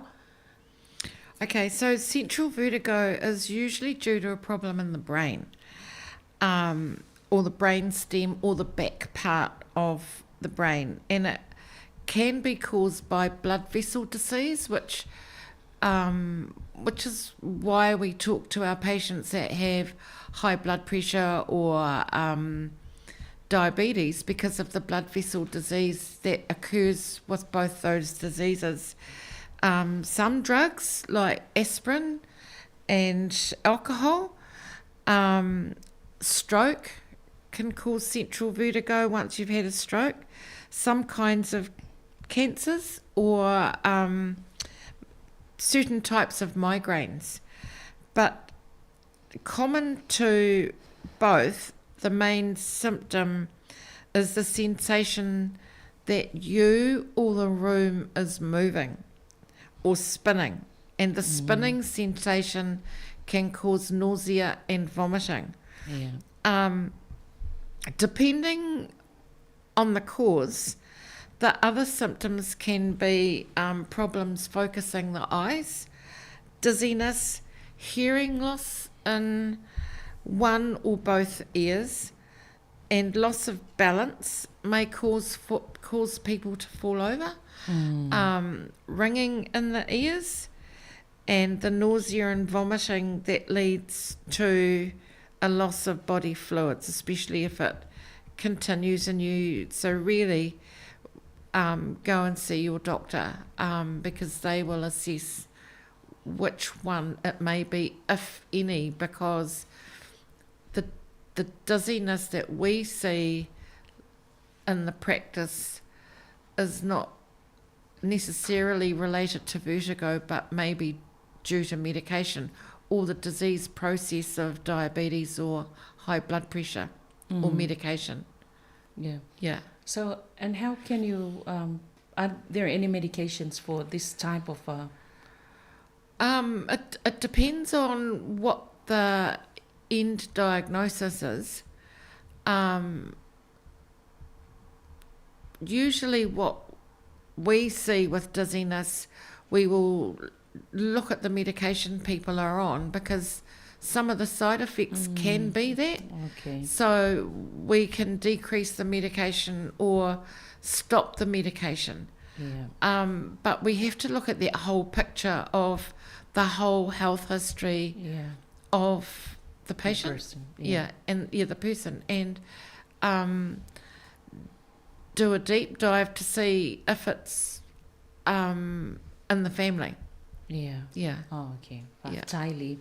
Yeah, pela o le si vaenga, o le si tu ainga vertigo lea na whaamatalaina nei lea ta o le central vertigo. E se fo ila ia tu ainga vaenga, ese ia e awhiai. Pela o le whaafita uli lea e awhi whai ai, i le tu ainga ngase lava lea ta uila ngase. A me se lava o le o pe o whaamai e awhi ia ala toto blood vessels ia momio ala toto ia e mafua mai fo ila ia le fo itu ai nga vertigo le central vertigo ia po le fala au ia masani ona inu po le aspirin ia o fala po le avamalosi ia be afia fo ile tangata ile mai le o so fa fo se e afia be stolo e pe ile vai po le lima vai nga fa pena ia oisi ka nesa oisi tu ai ngā ulu ti ngā lea e tutu ia masana na awhia isi po le migraines. Ia o le isi fo i lava enga, ai pe o le vertigo ala ia lea wato e fo i whaamatala mai. Pe o lea e te nofo i tutono se potu. Ai e taa vili lau wa ai pe o lafo i tau mālua pe o lai te tutono se wa api ona taa umomua. E fo i lava enga e tu lai mai ai o nisi e whaafau ia mau o i lava ina whaaswati. O nisi, lea fo ilai e pe e lusi ai le pā leni o le tino, ia ma tele ina pā ua isi. E o isi whaalonga tu le I o le talinga, ia o le puai fo ila se i tu lopo le whaaswati ma le whaafau. Ia e le lava i fo ile vai i totono le tino, mo isi tangata ia e alai ona a fia isi tu langa. Pela o isi vaenga ia o aunga, ma vaenga te itasi o le whaamtala mai nei, ile ma ile nei, ona i tote le lava, i lava nisi ua wa a fia o tātu tangata. Ia e se le whainga tā fo i mai le whaingo fie, fo i mo le tangata ia a fia ai. Ia ona i se fo i aunga mai ia tu, ia i tu ainga, wa ainga i tu pole tangata, le safsilingia, po le ali tu ainga a tonga fitinga i whai e iai. Ia e fo i lava ni whala au, ai fua lava i le tu ainga soifua maloloina, po le tu langa fo i ni whala au le tangata o lo uinu inisi ngase. E wa ai le tu langa atoa soifua maloloina o le tangata. Ona e iei fo i ia a fianga i tula i mai ini nisi whala au e tu ina atu, po nisi fo i vaenga e tau tonga fiti ai. Ia ona wawa ilo la tau pe whala i titi ia doses po o le tele o le whala au o lo o mawhai ona ino e lea tangata whateita inga ina i whawhaingo fiona whaamanino le tūlanga whai o le whala o suka ia e tui pe masalu e tui whala i titi whala au e ino i tu ainga a tonga fitinga ai wawa aila vai la tau e fōmai po le ale tūlanga e whetau i mali soi fōmalolo ino le tangata le wa a fia le vertigo ia na whai fo ilea iei o tonga fitinga e tāla whianga iai e fua i le tūlanga lo ielon soi fōmalolo ina. We'll have a short break, Lee, and then we'll continue when we come back. Tight.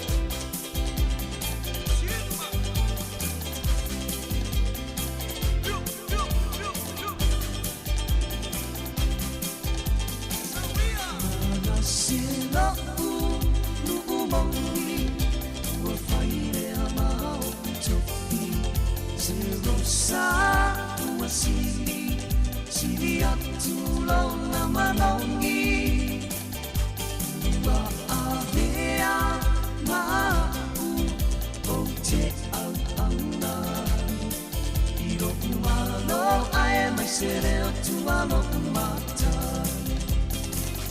o loko a fia i taito pa apea mauna no ala la ta i ai le whitalenga i le tangasa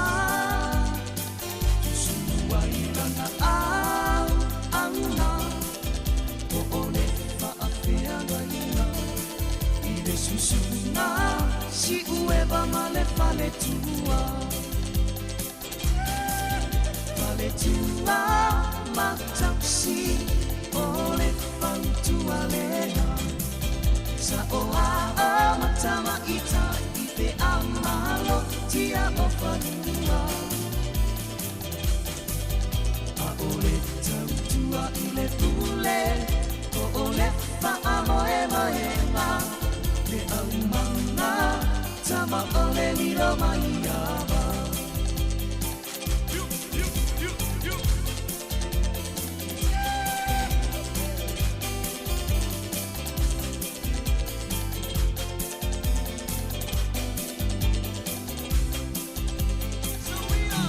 Vande ina tai fale tai te po ole faana e i le tele o fingota i lona liti tai e alo ane aloha sina i amole tanu mafutanga e ai lava se popole ina ne i e mole mana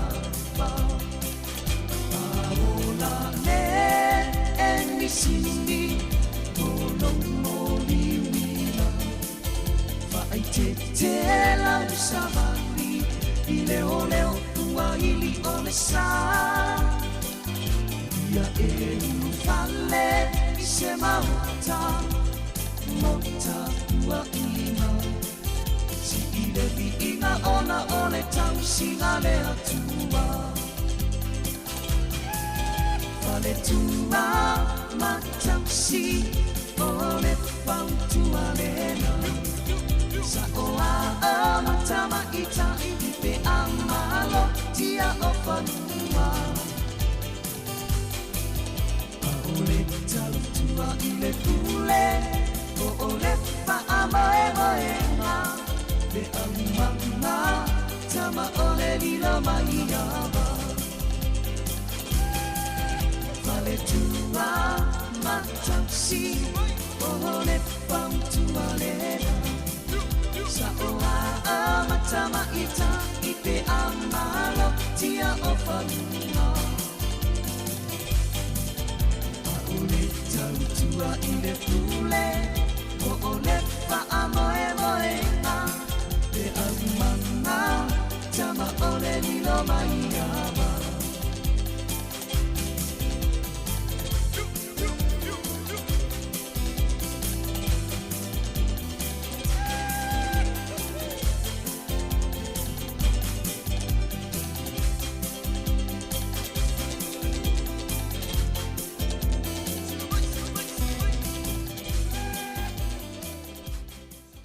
Ia toi whaatalo whātul nei vaenga o le tai au, po kalami o le soifua maloloina, pe ono tau silipia lo talo noa tuai ma le sunga ia li, Piers, o le unanga Pacific Health Plus i porirua, o le etal tan noe le mata upo, o na beila wan whailo ato la mtanga, o le ngase, lea o le vertigo, ele i mawole i pola se wha Sāmoa lo o whaaliwina i fo i la tolo ngā lue tono le soifua maloloina, lea ngase, ai pe o le ala vai fa anonga tolo i ina ia tato tanga tolo a fiai ai o lo fia manino fo ila pola se tu langa e ma faina so sani mai fo i la to wala ma fo to mai pe no to fa fonga mai ali nei tau tata noi fa matala ia le fo ngase ia o le ala tata noi vai nga tau nei ia e ma nei ia fo ile fa anonga tu iai pe wai lo ai fo ia ma tatou no fo sauni e fo i tō langa e ono o iai. Pea o se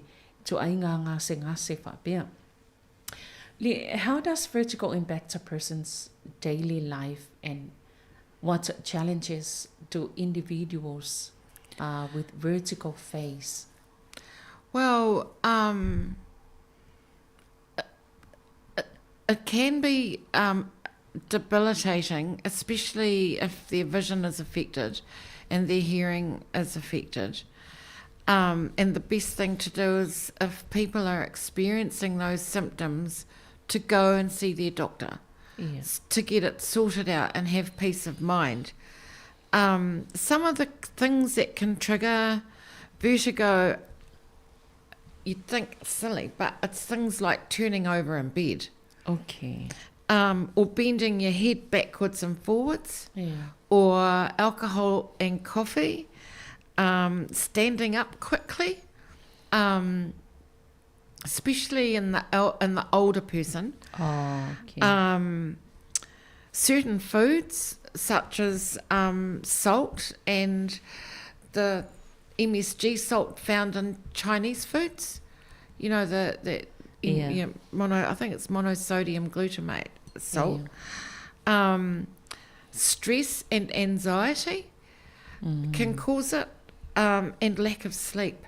Yeah. So it's kind of like a bit of a merry-go-round, where if you've got this sensation of spinning and you're lying down and you can't go to sleep, you know, you've got this perpetual thing, which is why you need to go and get it checked out for peace of mind. I'm looking at all these triggers, and I think I've got all of these. It's happened to me, but mine's been standing up too quickly. Yes, yeah. You know, you stand up to go and do something, or you hear the pot's boiling on the stove, and I'm going to go and get it. So, yeah. Yeah. Okay, let me translate this family one. Ia, e peila o isi vaenga ta wana o le whamanato le safsiringia foi. Pe whaafewhewna o ani ini a whianga manilu I tau mō se tangata o le a whiel nei foi tu ai ngā mai po le foi tu ai ngā ngase. O le mea taua lava pe ona saunua li o le vaenga pitisilen taua o le alu e wa ai le fō mai. O ia I loa ai ma maua e tono ai le tu ai ngā tong fitinga. Ia ai po le a foi le tūlanga o loo a whiei. Oi, ai pe o vaenga ia na ia ta ua o loo whaingo fie ona o no sofa I e tātou e lea fo I tu ainga o ngase o le vertigo. Ia o le si tangata, e pe o le taimi li liwai I le moenga o moi le pō. Pe o le si nā vaenga e whaingo fie ona a fia. O le si tangata o le taimi fo I lea e pe e whiato wha I le ulu po le ponou I lalo I a matoe ea I lunga. O le isi fo I nā taimi e mawhai ona oso wha I pe tō la I ma a fia I le tōlanga I lea foi a ngase. O nisi ia o le awa malosi. O lisi tangata o le whafosei o na tū wawe I lunga. Ia mai se lava laina I tangata mātutua. Ia o isi foi tangata e ei lava tau mafa po mea ai e whaingofio na fia ai I lea foi tūlanga. E mai se lava o le māsima. E foi lai to inga māsima le te le na maua I tau mafa saina. Le MSG salt. Le maua I tau mafa te le maua I tau mafa saina. O le popole ia po le ato le loto po le ato to vali. Ia isi foi mafu anga e mfa e masaini o na oso le I tu ainga o ngase. Ia malesi foi whaafita mafu anga. Ia o le lava o le moe ma le malolo. E pe o isi vaenga ta itasi o le matua te le lava o vaenga e whaingofia o na o sofa I tātou e lea foi ngase o le vertigo. Ia e pe ona tōlau e le sunga ia li e le o no fusila fia foi le to'otele. Ia foi vaenga e tatau ona no fusila fia. Mai lo ai po o le foi to ai ngase o lo a fia ai. Ia e pe la o isi vaenga tāua na ai o le whaasolo pia po ai isi vaenga e mwhaiona tātou o mai e le nei foi talanoanga ele nei tai au. So what advice do you have for listeners who may be experiencing vertigo and are seeking medical help? So basically, if you've got symptoms of nausea and vomiting, ringing in the ears, decreased hearing and ear pain, go and see the doctor. Yeah. Because they need to rule out an infection. It could be a build-up of fluids, or it could be something else. So that's what I would advocate, is if you've got nausea and vomiting, ringing in the ears, decreased hearing and ear pain, go and see the doctor. Yeah. Ia, o le whautuanga nā mō so stasi lava a whaalongo atu pe whaafonga atu fo'i, pe whaalongo atu ili tino ua amata ona atonu a unga ia le mau waipo le ngase lea ia mālulo e sa ili ia se sosani mai le fō mai pe whaalongo atu. Wa amata ona Niniva pe whaafau fo'i ia ma whaasolo e ina puai pe whaasuati se itulo. Ia pe whaalonga atu fo'i ua I le talinga. Ia po o tūlanga fo'i lea ua o vaenga ia te tau na whaalongo ina loa. I ona pavilole nā lue vai le fō mai. Po o tūlanga ia e pe ona tōlau lauina atu. Ina ia mata I tū le lei. Ia e mawai fo'i le soani o le mo I tātou. Pea whape u whaalongo ina I to e ngā aunga. Ia ma mawhau pe umale vertigo le ua mawai ia taulo nā lue wa ili fō mai pēr whai o isi au ngā loo nongo nei e tātou teito. Tas, well, thank you Lee for this information. No, you're welcome. Very unscripted. Yeah. Okay, are there other health issues that you would like to talk about today? I wanted to touch on the role of the nurse practitioner. Yeah. Excuse me, because, and I want to advocate for all those Pacific nurses out there, and Pacific women working as nurses, to actually think about being a nurse practitioner as a career, or the ultimate of a career. It's not an easy journey. And I don't mind sharing that I've walked that path, and one is never too old to learn, because as of next year I will be a trainee nurse practitioner, and the role of the nurse practitioner is exactly what they do is exactly the same as what a doctor will do. It's just the training paths are different. Doctors go to medical school, nurses go to nursing school. Yeah. And it's actually tougher on the nurses, because the nursing council are very, very strict about who can be put forward, because they base it on qualifications and scope of practice. So for my journey, I already had a degree, but I decided to do a postgraduate diploma in the topics that the Nursing Council require you to do. And you have to pass with certain marks. Yeah. It's not a walk in the park. And then you have to do a master's, which is another 2 years. And then this trainee nurse practitioner program is 1 year next year. And there's exams all the way through, oral and written. And so I know it's not easy for Pacific women. There is only, at present, currently, there are only 10 Pacific nurse practitioners in New Zealand. Out of a nursing workforce of 69,000. So do the math. I will be number 11 in the country at the end of next year.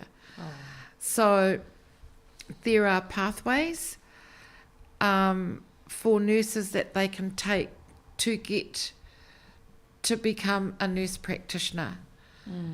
And I'll explain that after. Yeah, all right. Yeah, taili. O le isi vaenga o mataa polo fital no ele sunga ia li nei tai au ia pe ono to whaafonga mai ai o le matafa yoi pol ngā luenga lea le practitioner ia po o le tausi soifua ai ua mawhai ona ia whaatino ina ia nisi po o le telefo i o ngā luenga i whaatino i le fōmai e paua le se ngā o le au onanga nei e lua ia ona o le vaenga ia o nurse e oi lea o ngā lea ea o oina i la tausi soifua ia al fōmai le ele medical school e o anga ia i la tau ea o ai au le whaatino o ngā luenga o le tele lava o matafa ioi o lo mawhaiana whaatino e nurse practitioners ia po i la tau i o tausi soifua awa i ele to mai whaaptam whaena la tau talaina vai whaia siaki e le whaia fōmai o le wha malusi awa le ia i la tau o tausi soifua Pasifika le wa iei tatonu o le lau moa ia po o New Zealand fo i po whio mwhaiona whaafonga mai ai o lana wha malusi au e le o whaapea wa whaasolosolo ina mātua na ngata i lea o le sa ilinga o le tomai ai o te le lea vanoa e mawhaiona o i lea fo i tu ainga o tūlanga o nei mo mia tele mo tātou tangata Pasifika pe lau na tā uena ona ese lava o i tu ainga i ngoa wha ingoa ai e ese fo i ia le awala na uia tuai whainga o awa onga ai tu salava le whainga o whaatinonga pea o i le tūlanga lea o le tausi soifua e mawhaiona ia whaatino ina ngā luenga e mawhaiona whaatino ele o fōma i pe lau na tā wai vaenga ia o ia fo i o li ia o lea e o lo o ina nei le tūlanga le ina ia o iai o via masetasio o practitioner i tonu New Zealand o tangata Pasifika. Taimi nei na o to se fulu lava ia foi vaenga po i la tau soifua malolo ina Pasifika o ngā lui tono nei atunu. Mai lau fa inga ato i onus fulu i waafe i tono New Zealand. A fa apea la e mai ana saililinga man so inga o lo whaia ia vea i fo i o ia ma nurse practitioner i le wha ingon tau sanga sau i o na ato lea ia te ia o le toa sfultasi na winga i toa lai titi lava le numero lo o iai le taimi nei ai a wha apea la e toa sfulu le taimi nei toa sfultasi ali i o na winga i lea e mo mia lava nisi e ngā lulu e ai e wa bifola nei e ta uele whaingo fie fo ia le sailinga ma so enga le taimi i lea taimi ma lea taimi i o le lua tausanga o le si whailonga i e whaopopo ato ma le isi tausanga o isi sa ililinga ma so e ngā tili ia e le whaingofie ai a iei lava le loto ia e iei lava le au wala e whai ai pe ona iei fo i le whaamalo si au i le nei tai au. I realise how challenging it can be for our Pacific health professionals to do extra study on top of all the other family commitments and church commitments and cultural commitments that we do. But there are pathways where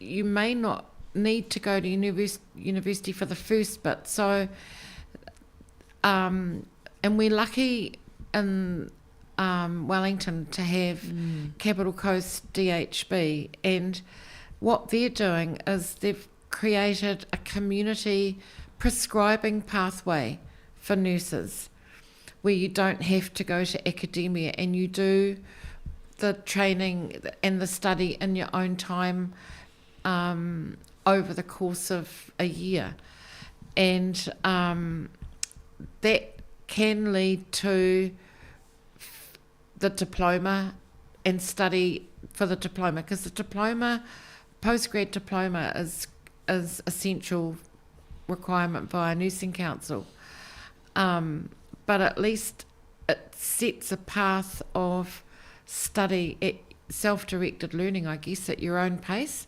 And Helen Costello at Capital Coast is the contact person for any Pacific nurses that may wish to become a nurse practitioner in the future, this can be a first stepping stone for it. The next part of it is once you finish for me, once I'd finished the postgrad diploma, I had to do a prescribing paper as a designated nurse prescriber. And that is a requirement for nurse practitioner. So it's actually, because I guess the bottom line is that the Nursing Council, like the Medical Council, want to know that you're safe. Because as a nurse practitioner, you can see a patient, treat a patient, diagnose, refer for treatment like x-rays and CT scans, exactly the same as a doctor can do.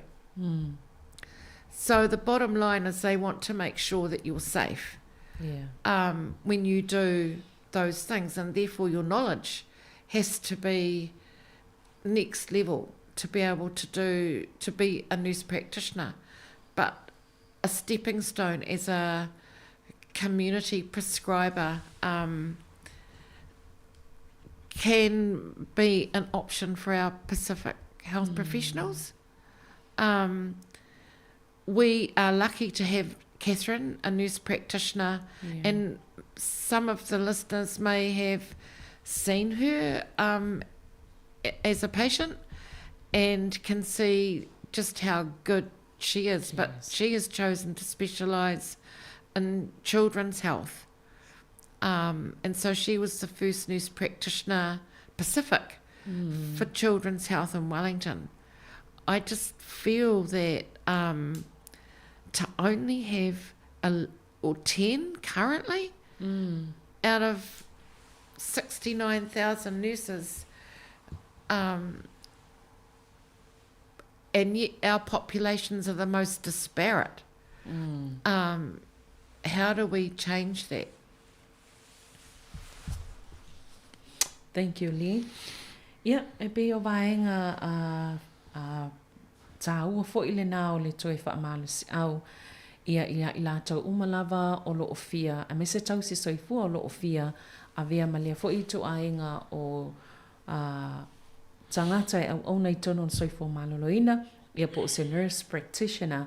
E mo i e whainga tāo nei tele tuatuangia le ngāta o tuatuangia i tono ainga whapia fo i e kālesia i o whaala potopotonga betai.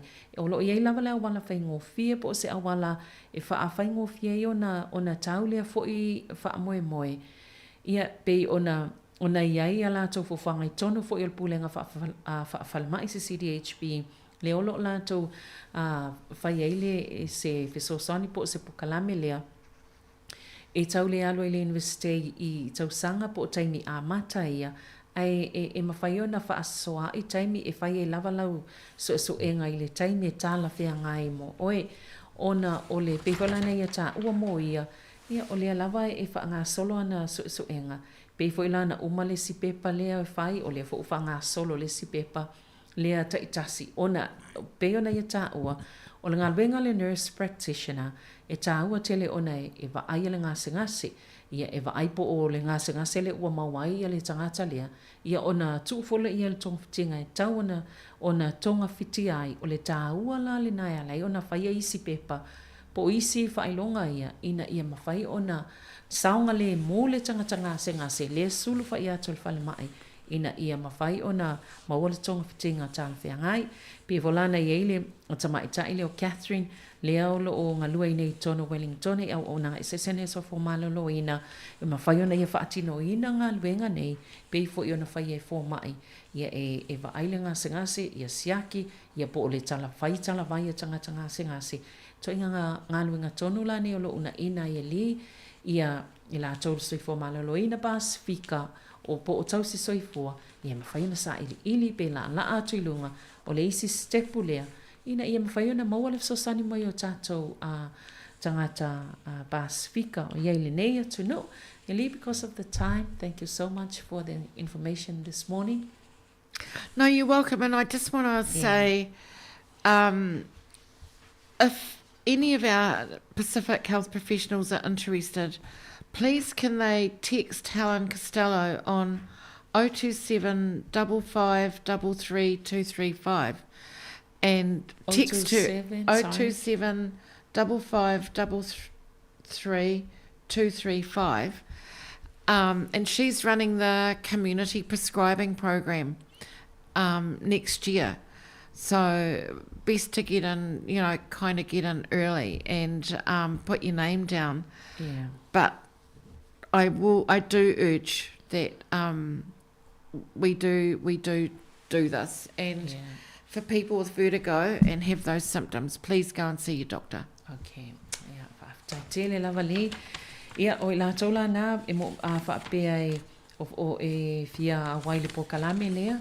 Ia mwhai na lafo sau to singa telefoni fea vea ai o lua fitu 55 tolu tolu lua tolu 5 o lua fitu 55 tolu tolu lua tolu 5 ele stala i elpo kalamena ama tatau sanga sau ia mwhai na mawai fo ilea vanua lelei ia ai mau fo le fsosani mo tatou tangata Pasifika ia pea wha amani eina tau mwhainga i la tau nei ia ai whaafitai fo ia i la tau umalawa mwhain whaafonga mai tatou po kalame nei tae au mahalo lava le fsosani mai foi ia mesa fo i la tau leo lo tu mai la tau whaamatalanga i lunga o tatou penga te whailangi ia fsosani mai foi nisi vaenga o tatou mta upu pe fo stasi leo lo mai le upu lea ia ole dizziness ia le wingo ni niva ai mai se lava pe ava ayanga i lalo mai se mea maolunga whaafitai ia manuia lava ia le whianga i foi mga alwenga o nei aso whaafitai tele lava le whaafonga mai ia ai whaasoifua ia mo le nei taimi.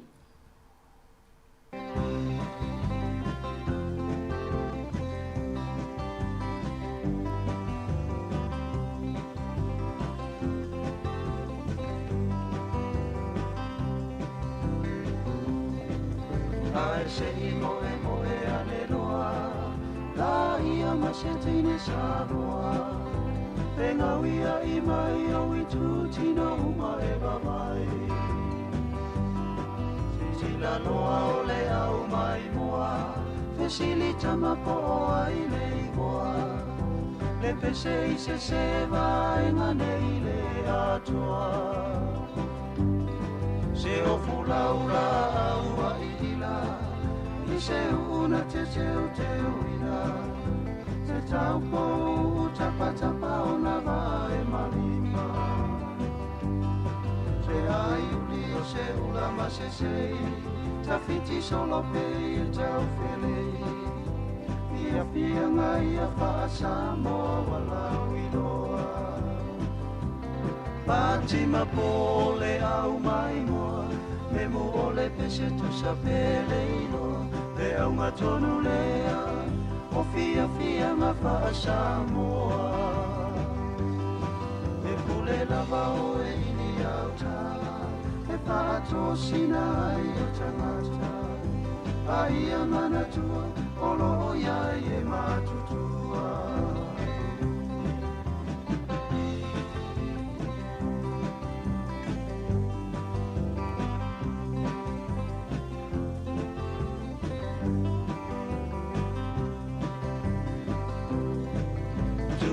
iloa se toe a ina Tanava ai ua sautua lima Ai sa inu I se whaamafua se ainga E whana ua tau whetuli ane Tau mawhai e tau ave I le whare Ai tūpe aia o anga lava o le fia Le taimi lao le tau alunga Ua tau au ina sisi wa uma Wa ai malo e wala au mai lunga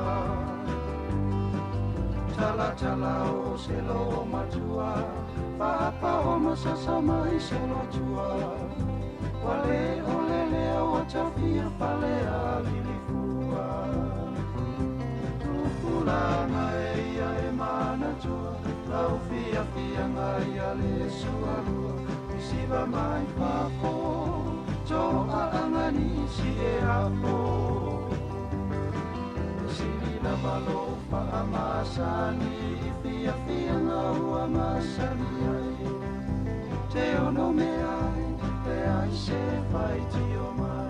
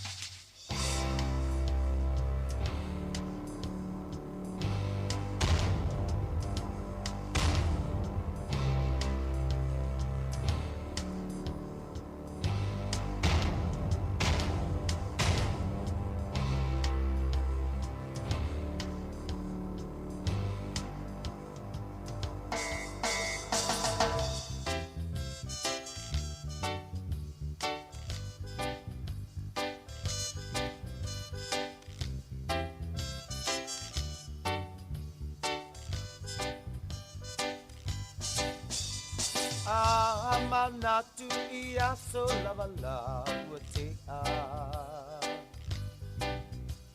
Ele mawhai na ngalo e ui ua lewa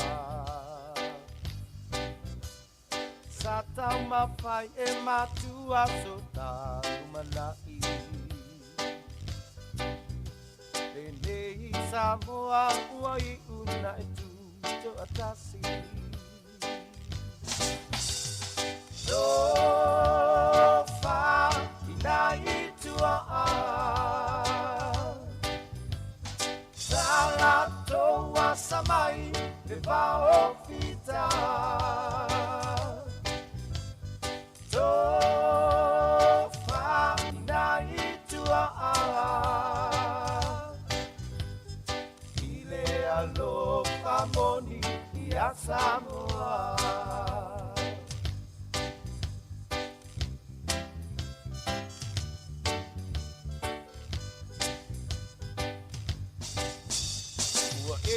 Tau vivi ina maua so ai paasili Ao aia le matangi you so e whailonga te saili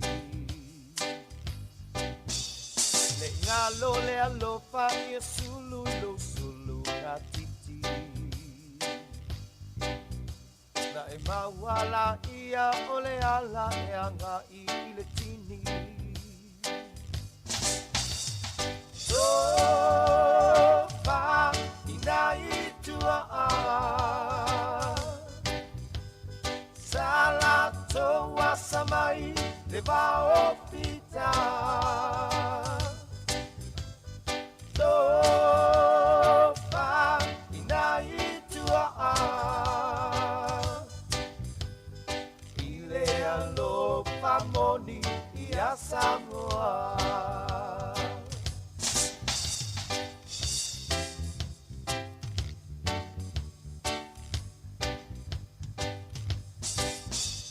Ole upu ia seu ole manu atangai ile ngalu Wala ai nei Sāmoa o se manatu Manatu ilo ta whaamae nei te iwa malepe Ona tangi ai nea ole fatu male ele ele So far, inai tua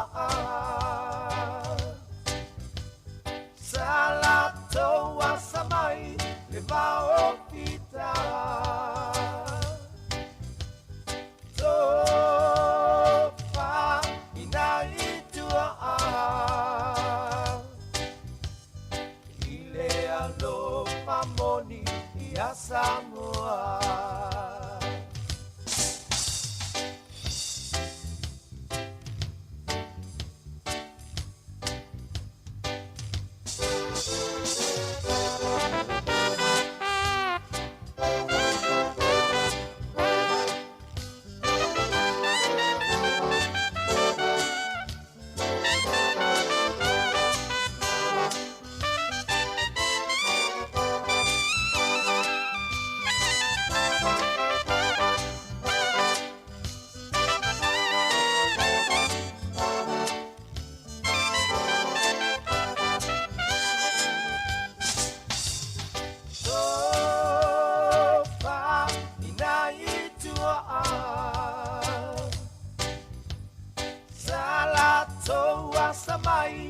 vahofita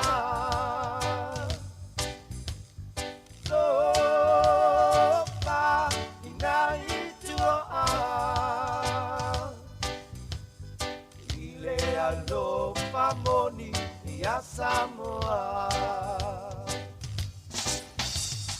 ile alofa moni ya Sāmoa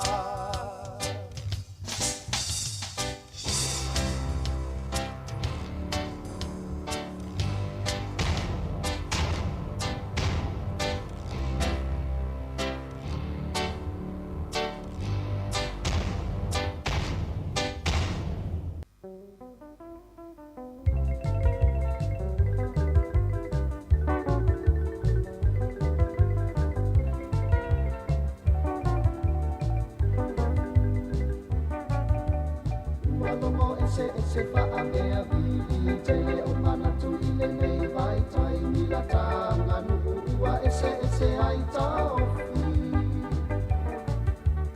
alu fa atasi o le nei male na e sia o le fau male ula a o lau anga nuku Sāmoa e le sia Sāmoa ia u mau lau anga nuku Manu e a teu fatu o fai nga moni male mamalu sa tau fau e si anga na toto o le fatu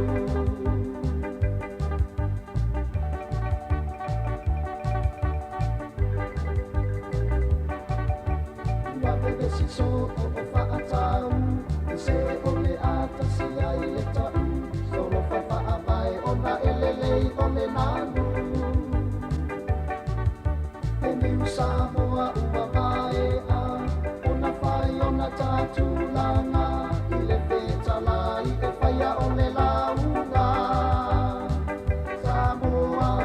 Sāmoa lau whaalo alo i loa i lau taalo a whita no whonoa i lalo e launga i a lafo se tamama tua pula pula la moto e la mona soifua i loai oe o le pule na e tau tua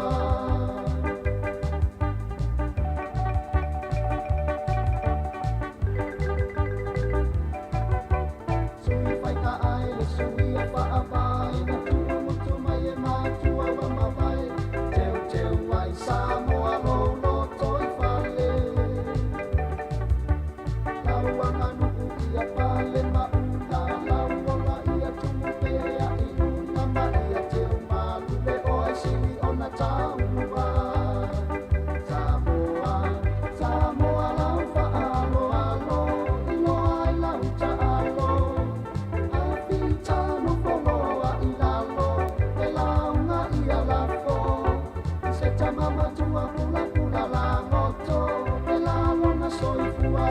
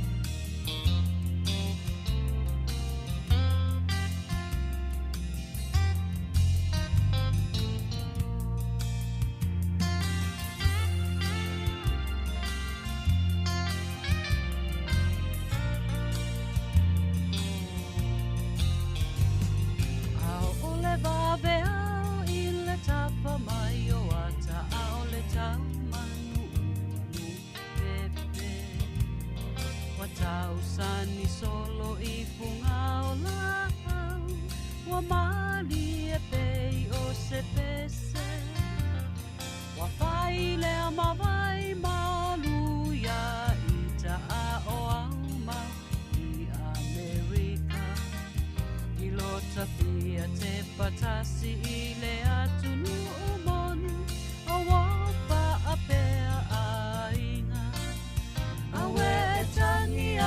fatu le fia te patu Sāmoa. Ia te oe lo watunu e pele pea i le lotoe.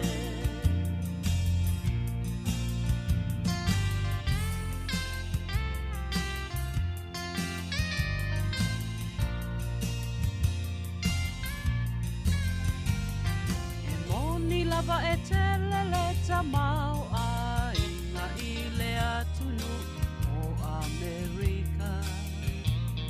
Ai amana tu i le o langa sa o loto na mana tua leo a inga. O aso sa uma po i ona sauni e mamani tele tapua inga. Oi Sāmoa e pe a pai e ngā lo oi ngā ita e pipi i lo ulau lau whaiwa. Awe e tangi ai le patu le fia te patu Sāmoa.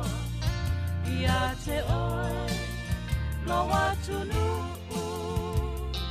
e pele pea i le lotoe.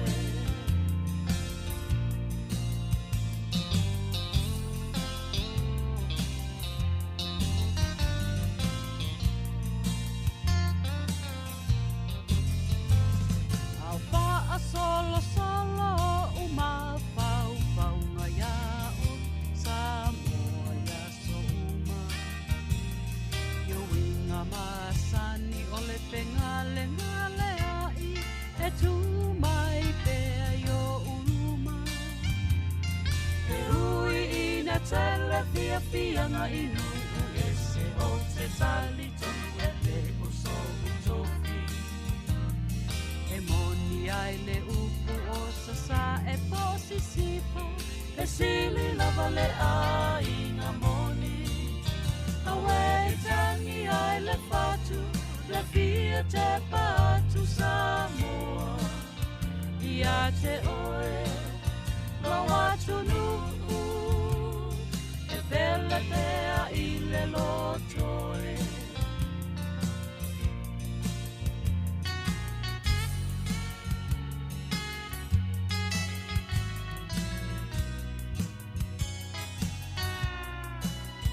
Awe e tangi ai le fatu le fia te patu Sāmoa. Ia te oe lo atunu e pele pea i le lotoe.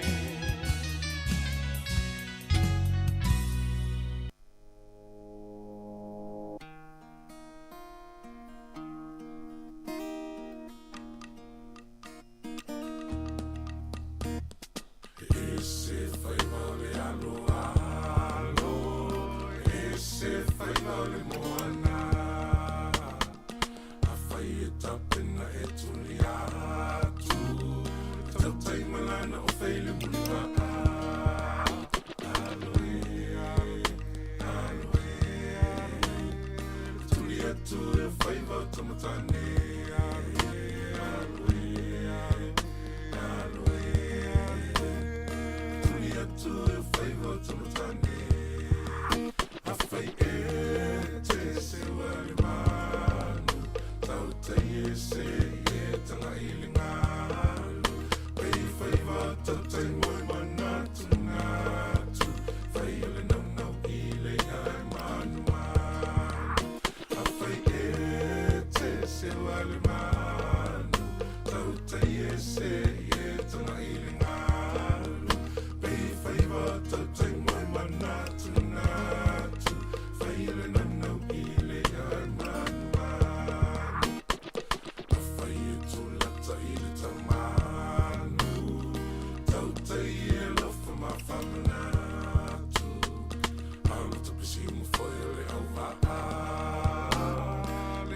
Ai, ele tá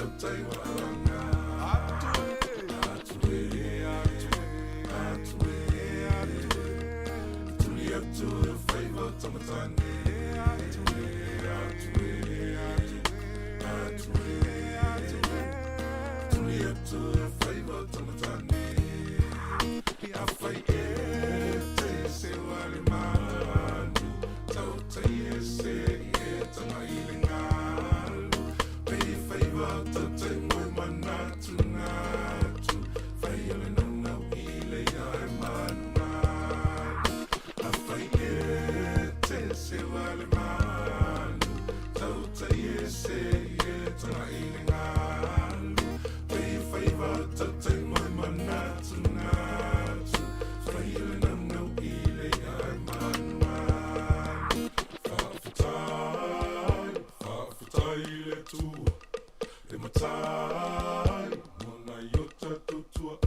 Tuanga wale nei eva noa. Se fa te pale tupuranga. I tulinga atu malona whainga. Oi tau tei mata mai o e moana. Te whai whai vai le vasa.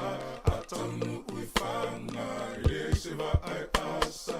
E lo fia le mata whono. Te le whai nuku. Ale se lo whai. Le se file mu. Whapena tautai. Tautai e le vasa. E loa le tautai moli. Pe aso le moana. Na whai e te se wale manu. Tautai e se e tana i le ngalu. Pei whai wa tautai moi manatu natu.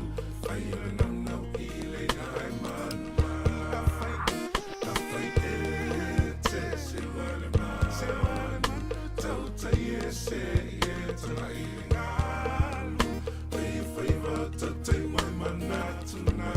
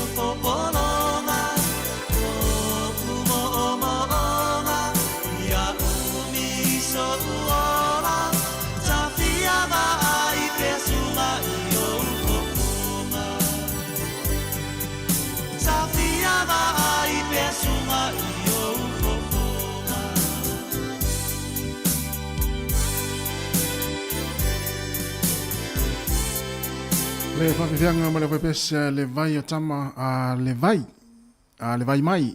mai pen e na ua lua se fulwala minute o te enei le tu la se fulma le tasi le tautua le sifonga le laumua ia e toi whaatalofa ma toi whaamaloa tu le teimu le tātou proklame ma le tautua ia o le taimi fo ina ia o whaafiafianga se fifiloi ia o ala fo il whaafonga le mai ma mai le tātou tunu i tonu ma o tamalawa ia tonu fo i o ngā luenga lunga le awala pe lava se vai panoa le tu e fia le lalangi o e mafuta mai ai mai mo mai ai le tautua le sifonga laumua ia toi whaatarofa ma toi whaafeiro i atu ma le nganga whaaloalo le taimi ma lona ngā lue ma le tau ata i tiu te mawhaiva ma ngā luenga o lo whianga iai le nei aso ia mai se foi o ha foi o fuafuanga on ta penanga foi ni whainga malanga ia e le ngata le malanga i Sāmoa malanga foi so se atu no le lalangi ia manuia le malanga ia ila tu foi o le malanga i vaalele i nei foi vaenga le aso ia manuia la whainga malanga le awhenga i mautou lunga foi ila wala i malanga umi i tono ta vale o lo e malanga ai ia po first tete i o natu nu o lo e malanga iai ia o whaanga i lau ta vale malau sa ia o e mafuta malili teimi o le tātou programe ia whaamnatu pere saonga le mu ia o wale whiawa ia i lunga o la tele ia e meise foi ia o sawa whaatulanga ina ia e peona ia i le mga ala ma le mga ala wae i le tui mana o miani sala i teimi nei ia wa o le o tātou wanga ia tu ia sfia ia le foi masina faulo te sema ia na o le langona foi fia ia ai afa pe o le la sala mai te mi nei le asole nei ono ole alo lau ta vale ia tupe mai mau fo na tupe ona tau fa a so ia tupe foi ia wa foi ia fainga malanga malo longa mta faung foi ia o fia Christmas ma tau sang fo masino November le afa tonu a te sema le afa tonu la vale tu la se fumatasi ia proclame fa fia nga se filoi tau tua la wala le o le sifonga la mo Wellington ia se pa ia le tu la se fulma le lua telefon fa pongo telefon le o ta pena mai Savelina Casiano tala mai Sāmoa ia musika le uli ia se mai ai ana fa solo na te fa foina tu te mina ta tu tua ia se pa ia le tu la tasi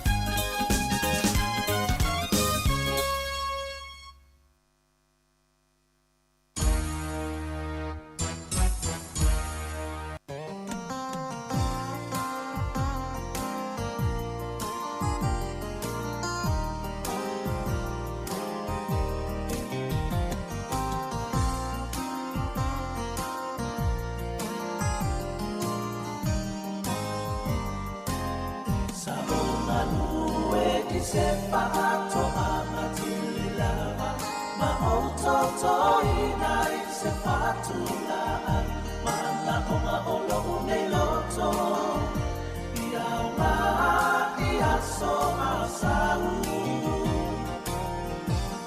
watino mai leia oma luna umba ai o te leilo sono taru ma uia we no boloma anei apa atafuna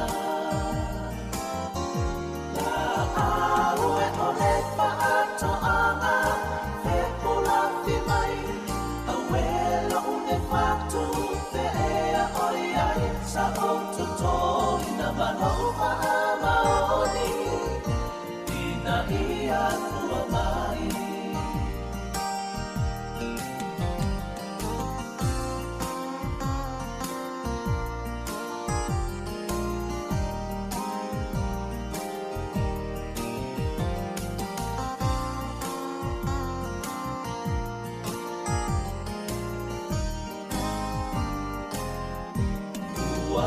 o mai nei a sofilemu o sautu alasi me umai leva ai o ai o se la nona e fai a ina mua ilena muni mai a o se tau tai poto se iona kuatia le tai o le papaku malo nalo noto oia we o te nina e nā tia i lopu a futoto la aue o le paato ana fe pula fi mai a welo une fatu pe ea oia i sa o toto ina manova a maoni ina ia fua mai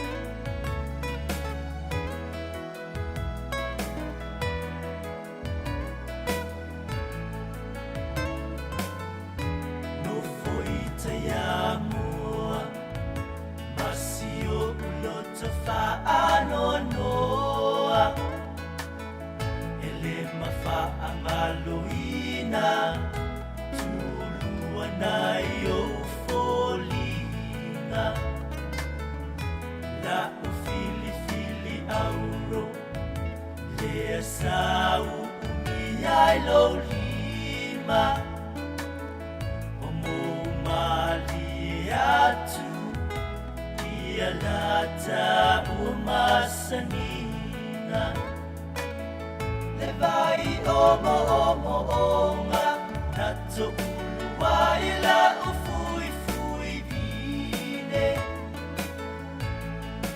Tulua ea Saue su e mai se fua olive Se io uinumia Fa angalo ngalo ai le mafatia Talu le mafutanga Le ite i ua fatia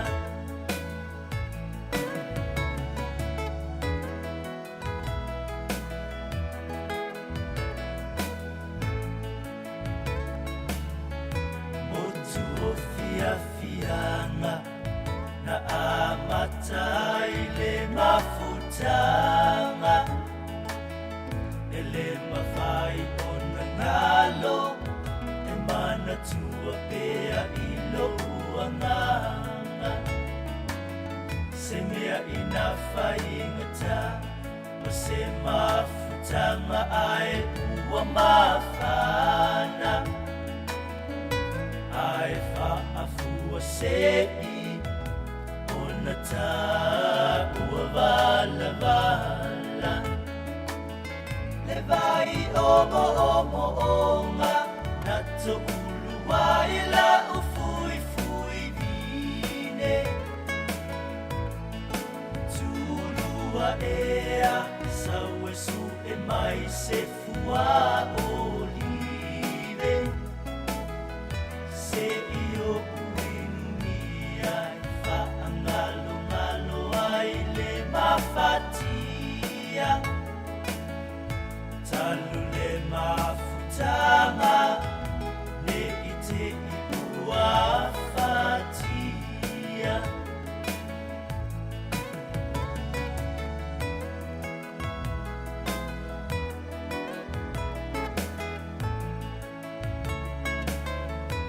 Angi maya ole sao Ma faa solo solo lo uma fau fau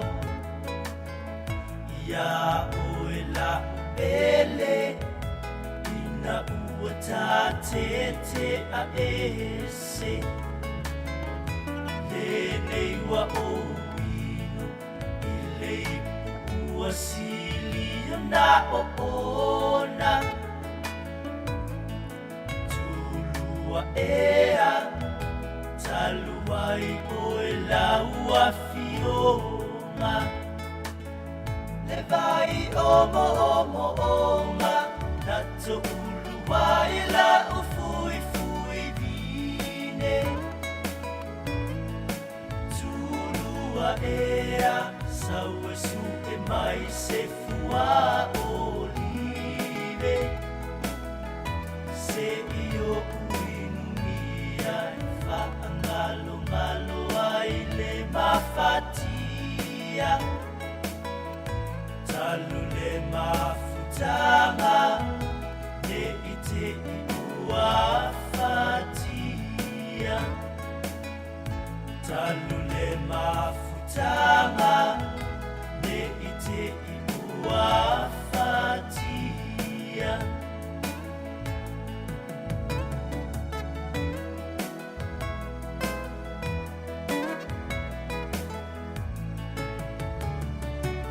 Coconut Magic mo pese nofo ita ya moa ia masia uloto wa whanonoa ona o le leita ia po whaatimu timu mai ia leisi me la whanonoa i tātou whaatimu timu ia ai usi mai pere whaafonga i tātou musika su filoi ia e moli atu ia e whaafaingo fia i fōi ia tāpenanga fōi o tutonu ainga le leita imi misi fōi ngā ruenga ia mafaasola yo mafaufaunga mai pese mai tatou pese mana io nai pese tuai el falongolongo fatalofa atu fatu ia susi talofa susi fa pe fo ia tumeta ia sina leo ia male to tele ia mai mo mai lungo tatou Facebook mo YouTube por si fonga la mua ia tatou o musika so filoi ia fa vela ane na upu kofe ole malulu ama to nei por duo mar fati mutimu ia lo ia el temil nei ia o saunga le mula vai fa manatu atu ia ilunga wala le mase se e wala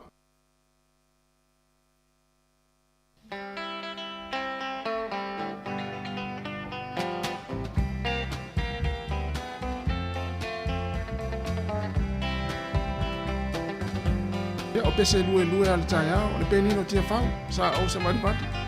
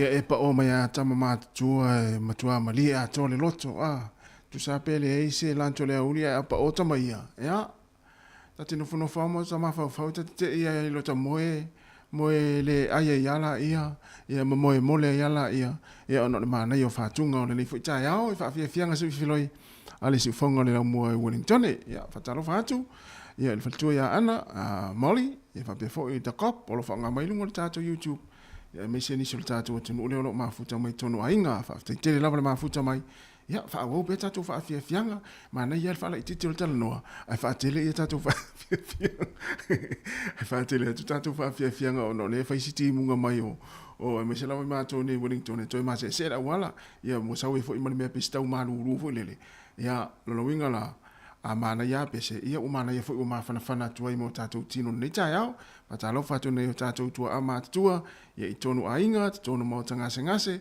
ia me se fo i mo tanga tama tua se fonga la mo Wellington fa afia fianga se filoi to e valu minuto na tale o le tu la se fuma le lua ta pena me se vilina kasiano ia wa tatu fa o pongo tatu telefo i le tu la se fuma le lua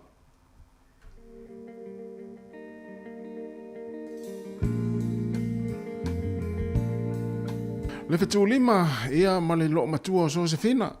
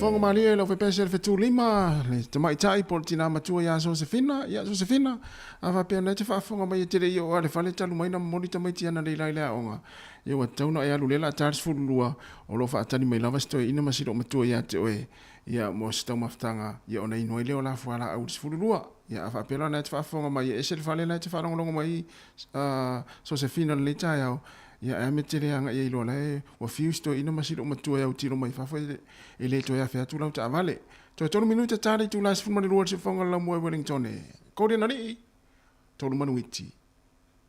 Ai timu mai lo mato I porirua.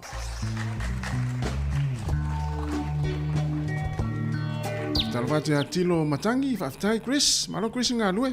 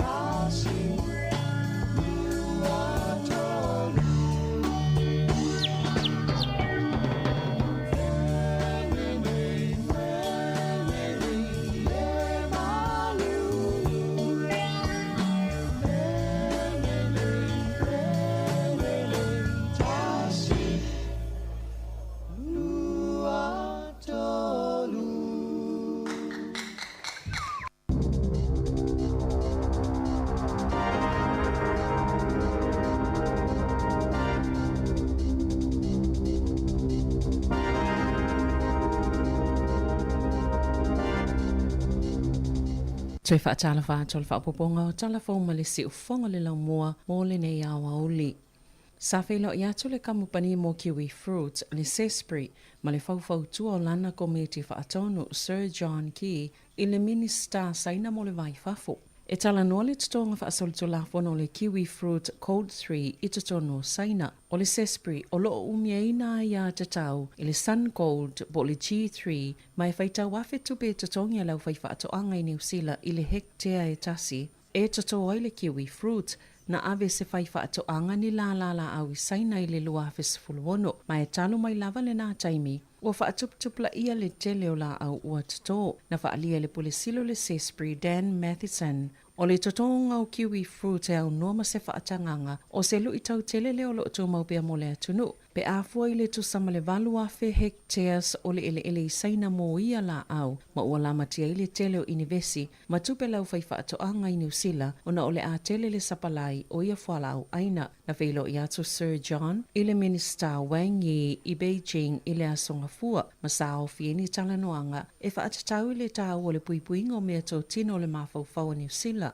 Ma sa whaalotu teleina i lātou i le lango na whao atu e saina e winga i le mata upo. E le iwa aia moe le ono tau sanga ua tuanai, le pa uma ua lalo le tau o le mamoe, le ua to ese mai ele silia ma le 20% i tupe maua ale au fai lafu mamoe. E iei nisi kampani e na o le ono tala 5% i le kilo le tau, o lo la tau o foi na atu le taiminei, a sa ta iwalu tala 30% i le lua tau sanga tanuai, ma le fitu tala 20% i le kilo, sa fa atau atua iei fai lafu manu i le tau sanga tanuai. Wa mafua na pa ule tau ono lo faa pea ona le te le se mana onga mai maketi au tu e pe o saina ma le tele o le mamoe Australia i au whaatau watu i maketi ese. O se pa usa valo i alawa i le ono masina o tonae pe ona whaalia Carrie Massix o mana watu peitai wa whaisi pa u tele to e vave atu nei lo le tūlanga sa mawhauwhauina. E whaita wafe tangata e whemalanga e whio inga lau tele o kilani e le o toi mamao ai o lātou iloa e le o toi umile o ngā o lātou hop cards mai ei nisi o le a uma e au noma se lapata inga po o se whaalinga o pepa malanga i e mawhai e tangata o na wha o ngā pāse se tau ngō fie. Ai le wha o ngā inaini tino i tupe, peita ai, o le vaenga tuwai o ia pepa, e le o toi mamao e wha amuta, talo mai le se fulu tau sanga na wha o ngā inai, mai mo umio na toi sui, i se isi vaenga fo o le polo kalame, na ta ue le pule mo le saunga le mua le whila wa inga au kilani i le leiti o New Zealand, e ieni si o tangata o le ao lātou leilo aina, o le a umale o ngā o lātou pepa e tutongi e pāsese, o le iwa se fulu pasene o tangata e whaongaina hop cards ua resitala. Mai tatau ona o lātou maule fisota inga, mai le au nanga e tau atu iai ua le o toi umi ai umale au ngā o ia pepa, peitai o le isi se fulu pasene lātou te le o iloaina. Petu samale whaafe fitu se lau tangata a tono lātou te le o iloa, mai se lau se fulu tasi afe lau wha inga o pepa o le a umale au ngā i le isi lua tau sanga o lumanai. Mo i lātou e fie loa po o a fea e umaile au ngā o lātou pepa e tatau na wala au le Hop Call Center pe ase siatu i se no whanga o lo o iei o lātou ofisa. O solo ato le whale puipui se tamatala vau Dunedin na ia wha o ina leo tino na tina i seu a mea si e whai e wha amalo stino mai se fulu kilo kalama le mamafa na wha o lima Jordan Taylor i lo na tina o Anita i le asos fulu wha Januari ina ua whaatoa mai ele fiolo na sofanau na atoa i elo na se fulu valu tau sanga. Ma sa inu malo na tina ma se tasio la wo na ia whaola le o ngā umu matuina i eise solo i lunga o na ia teu leo se ato ma sa vali bea ma le 4 kilomita le mamao i le whale o se tangata ese e vili ai le ofisa o leo. Sa iyo e teila ilona mauli ang alfasio tangata wha moimoina il tau sanga nei. Aina wha asalaina al wha amasnonga maawalunga i Dunedin ia o kitopa, masana atia au ili ilingo lana mata aupo se ia au lia maile asawana nafi. Na tali ina le wha amasnonga i wha ape e tele ni taimi, na whaina ile talavou i wha afita auli o le mawhauwhau, masa afia fo i ilangono le tuula fo ina, mai le ua maliu peitai, ele o se alufanga lea mai lana ngayo inga na whaia. O le luas fulfale ne yo aso talo mai le whainga palo ta tele le tunu upeitai, ele i mauti noa, peilo lava po a feo le a mawai se whainga malo. Ele i se whailo a inga vaenga wha opwhai e tolu, le mo miaina ina ia mawhaio na whau i se whainga malo, ma ele o ye lava se avanoa uatu ina atu. Ele New Zealand First, ele Act, ele itali fo i vavasa mana ia Winston Peters i le autositala ina ua taunu le malai vaalele Wellington i le asoana nafi. I taimi o whaatausina o le whainga pālota, sa whaitua ina i le New Zealand First ma le Act, le fuwhanga le National mo le whaititinga o la fonga, peitai, na saunule taitai o le National, Christopher Luxon, o le whaatino lava le whaamama avenga i la fonga mo ainga e mau la lalo ma feololo tupe maua o le mata upuna fina wina le Act o le whaiale o se fisili whaapalo te sa ili ai fina ngalo le atunuu pe ioe pele ai i le whiangai Waitangi le Treaty of Waitangi ina uafisilingia Luxon pe o se mata upuna te whaatinoina pe ta ina ia tali e le o se tūlanga lātou te langolangoina mai le o se polisi le National wa iailo lātou manatu o le awhi vaivaya iai le atunuu mai le mawai se fesosoani i li pote le New Sapna ta uai e le ise malilienga o latalata mai le taiminei pe tai o se pepa o whaamatalanga na tu o whaatase le Act o le ua whaaso atu i le National. Ma ua mai o na whaelo atu ua na o se li poti o le whaangaso longolo iai. Ai le iono o i se tūlanga e maua i se malilienga whaaiu na whaalie Sāmoa o lona whaanaunaunga ia mawhai o na whailoa i le lei i le nei vai aso. I ta alonga, ua filifili ele whai a onga whau le moana Pasifika wha alongo tana umanga se tasinanga lue le blues le sunga Tom Coventry wha apea ima Stephen Jones le sa ta alo ia welese e avea mana whai a onga langolango i le awa le moana Pasifika mo le tausanga a sau e manino le vāwala lata o fsota inga umanga ma Coventry o se tasina whai a onga le manu Sāmoa o Jones e silia malise laua na ta alonga whai taulia na ta alo ai mo welese masa avea fo i masetasi o whaia o ngalangolango mo welese i tausanga ua toa nai.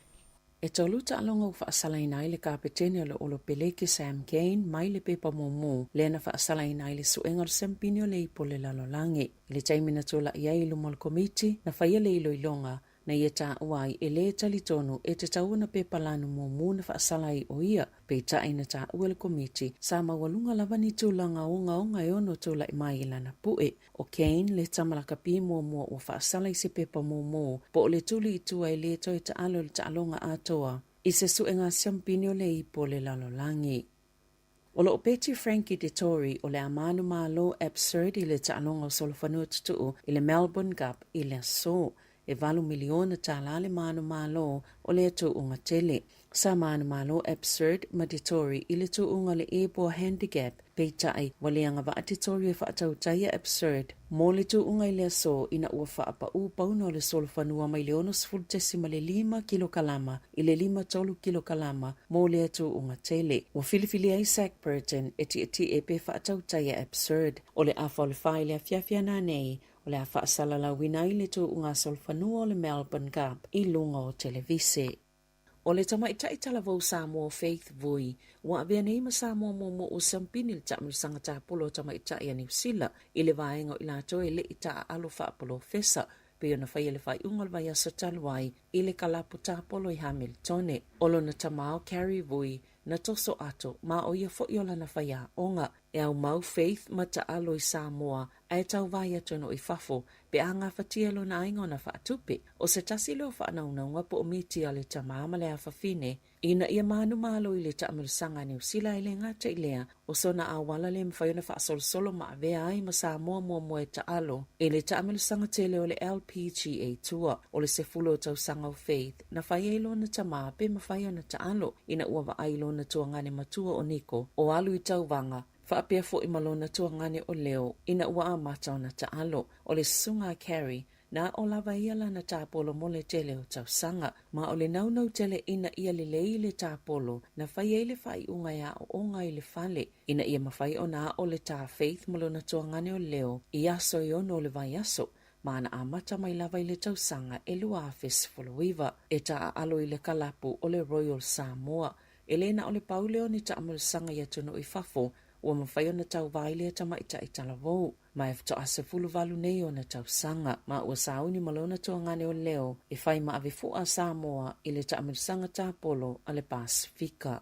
Ma le tala whaaiu, Na whaatau ese ato se ulungali i se matapulipule Afrika i se tau se lau 50 euro po o tupe Europa malo la leiloaina o se matapulipule e tau ngata mai te lelo na tā ua malo nao ngā po lona winga na afua mai i Capon i Afrika i le seneturi lona se fuluiva o se matapulipule e tai le lau papa. Mai whaongaina i sauninga i Capon e tangata o le Fang e 55 centimeter le umi mana ave i le tausanga i tasiva tasifito e se kovana le taimi o sana asia singa i Capon. Na whaatau watu i le aso luas fuluono o mati lua whelulua i falani e ui i te e mai tangata safina wina ai a tatau a le nuu na afua mai eile a mata pule. I le whaatau tu ina whaia na taulia i se tau e whaate sima le 2 miliona euro. Na matua ese mamau ma le tau na whaatau ese atuai e le ungali i lea na mawaina lea mata pule. I le taimi na wha mamailo la fale lona lua e valu tasi tau sanga o se tina malona to'lu e valu sifulu valu tau sanga le matua ua whaia salatangi e whaasanga i lea na o la whaatauina i ele mata pule o na iailo la talitonunga ua olengi eina i la ua. Sao la whaatau i eile masino se te malua whelua tasi, le mata pule ile na o le selau 50 euro, ini nai masina mulimuliane, na tete e eile unungali i ina ua la whaitau se nusi pepa. Mailo ai e whaate sima le 2 miliona tā la, na tau lia ai le mata pule i se whaatau tu ina whaia. Ua wha ngā solo le mata apule wha amasinonga mawalunga, ma ua tau fia fo i tupe ia na maua mai le whaatau ngau lea mea tō tino, a o tatali ai se whaai unga. Tala fo wia mali si ufonga le lau mua, mo le nei vaenga o le awa uli.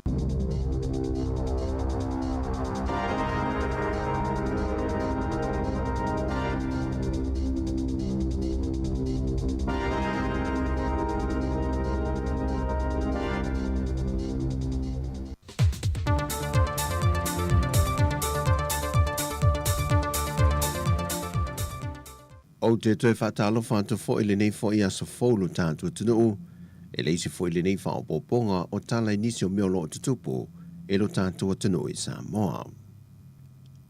Na mai o iu le leile fōla sanga le fionga le minista o le puna o wha le nātura ma le siusi umanga, le fionga toi susulu Cedric Schuster e le te tala ina o le neiva i aso whaapitoa, mo le siusi umanga i Sāmoa. Vaenga nei e pe o le lawe ino lo tātu siusi o manga taulinga te whale, o le vao matua, atu maunga ma apo vai whaapea la au, me ola ma manwhelelei, pui ngō tātou lau whanua, o a inga, nuu male atu nuu mai a fianga on o le fisuia inga o le tau. Ia whaale leia fo i tāpe nangam pui ngā mai whaale lawe whaafosei, ma whaamautu ngā ruenga whaapaanga, ma whaalapo ptonga SS, pisi nisi tu ma oti, a fioanga ma la lawhanga mai tu ma lo, a onga ma e ka le sia. O le tele o porkala me SS whai loe le fionga le minista, o lo ufa ata oto le mtanga luenga mo le neiva yaso a toa, ma ua whaatu langa ele avelo le whaata ua ele whaalawi lo ina leo nisi o su e su enga, ma le whaata ua ina o malu si anga whaafowina e mau mai ele tise, ai meise o puna ofa le nātura whaapeo swa vai ma ele apo vai. O le awhaia fo ima whaamautu nisi tiu te tā ua māti nae, e ao o na whaatino ina i te tonu o le awhioanga, a inga ma le atunu e tali atu ai fesuia inga o le tau, ma o na fo i a fianga. O le a whaatino i fo i manisi o ngā rueng whaapito i le atunu, e ao fia i le au ina leo o tōta ma la pisi ma mafa, to tō ngā la au whaapea tā penanga, whaailoilo mata penanga mo le tula i mai o ni whaablawe tup whaafosei po ni ngā lulolo. Leo le a whaatino ni whaata i te inga le tal whaatai e pia, e au fie ma le no whanga i nei lano vaya. O polo kalame fo e au fie ma whaasoa ma sui o le atuno, mo le tapene i no whinga whaavae ma fuafua ngā ruaru ma mau, mo ele o le atuno.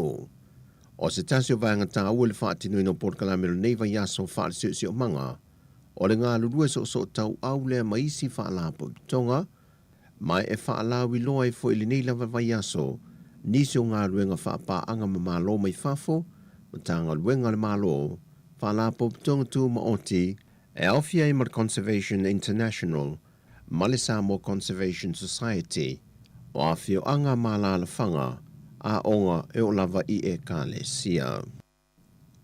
O le masino iu lai i le tausanga fou leo o le a wha ma malu e whainga fou, ma wha wae ma ta iala fou. Wa whata oto le malo mō pui pui ngoi la tu e malanga tu i ngā ruang wha wai temia tino i whafo.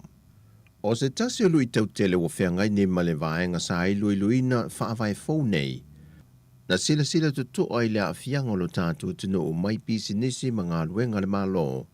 I le malanga e se atu i la tu e le ngata iai anga vaa, malo losi mai sa wha moe moe nei ngā ruenga sa ngā lulu e ai. Ai wā ngā i ngā ruenga wha wai temia tino i whafo.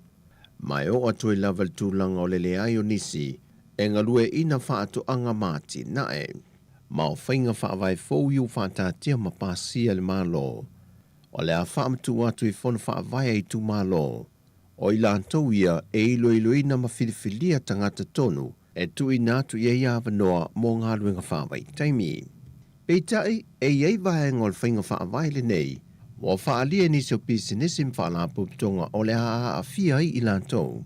E au fia i la male restana le o si tia mai le a wheta la sa iai, i le se furu a wheta la.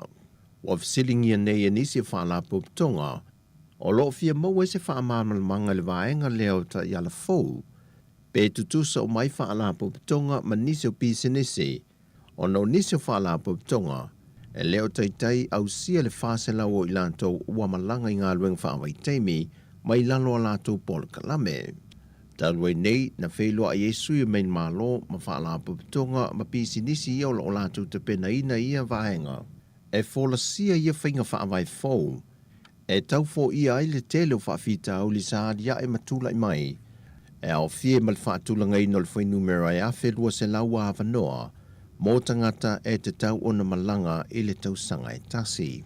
O leisi ono se lau mō Australia, au leisi ono se lau o Havanoa i mō New Zealand, se furu a whetala e resta le se whaala puptonga mō ngā ruenga whawai teimi. Wa mahe aso alau pule fo ini fontanga le malo ma kompani o lo o anga i tuei tātou tangata e tino i whafo. E na ia le lei le pui pui ngō tātou tangata, o tupe ave ese i manino, o vaenga ino fwai, o tuutuunga matula fono e lima taita ina pe pui pui e fo i lātou, mai lo lātou whaatino ina leo ni soli tula fono, pe so lia fo i ta iala e pe ona saini ai whea ngai ngā maia company. Mai o le telo ia whaatarunanga ma vaenga u fōlasia, o le a wha mamalu i a iulai o le tausanga fau.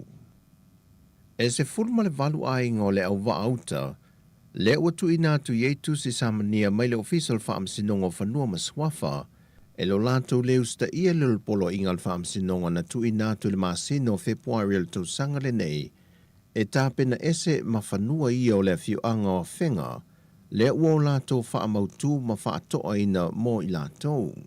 Ma o whaamau nea mai al kumsino mtanga ringo leo leo, a wa paulongo e tina Filipo, e valu a inga iwa mai atu ina tu yetu si samania, au lo sa ilia le isi se fulu, e tu ina tu ye la tu tusi mai lalo le polo inga le pharmacy nonga.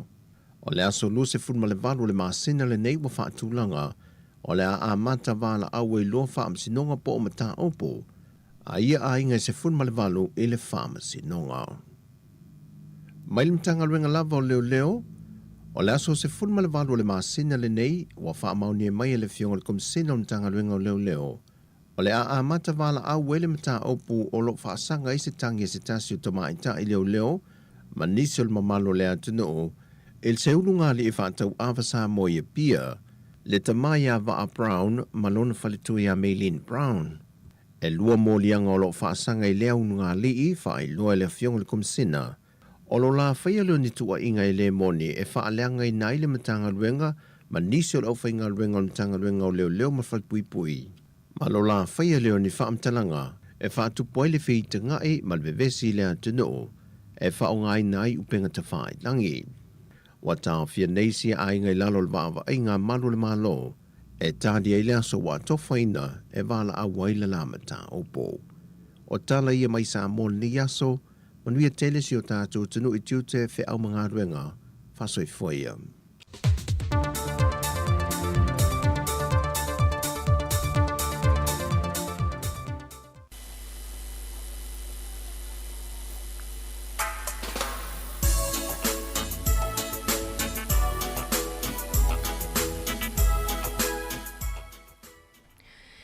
mai atu ia le tatou talafou mai New Zealand ia whapea talafou mai Sāmoa pe on tapina ina e ta sisa lem sem ia maleu se Savelina Kasiano ia toi whamano atu tatou au whafunga ni vaenga leo auli leo alua sifulu minute te aile sifulu lua tautua ale sifufonga o le lau mua ia awale au whafunga ia le ni aso ti munga lava ia nisi o vaenga o itu o New Zealand ia ai tatou porua ia pe o leo toa me le timu nei taimi pe o nei timu ngai le tai awa na leila ai awina atu tatou whawhiwhianga so i whiwhiloi ia awa fo i le whafunga tapua ia sio tatou atunu i le au auli o le nei aso lua.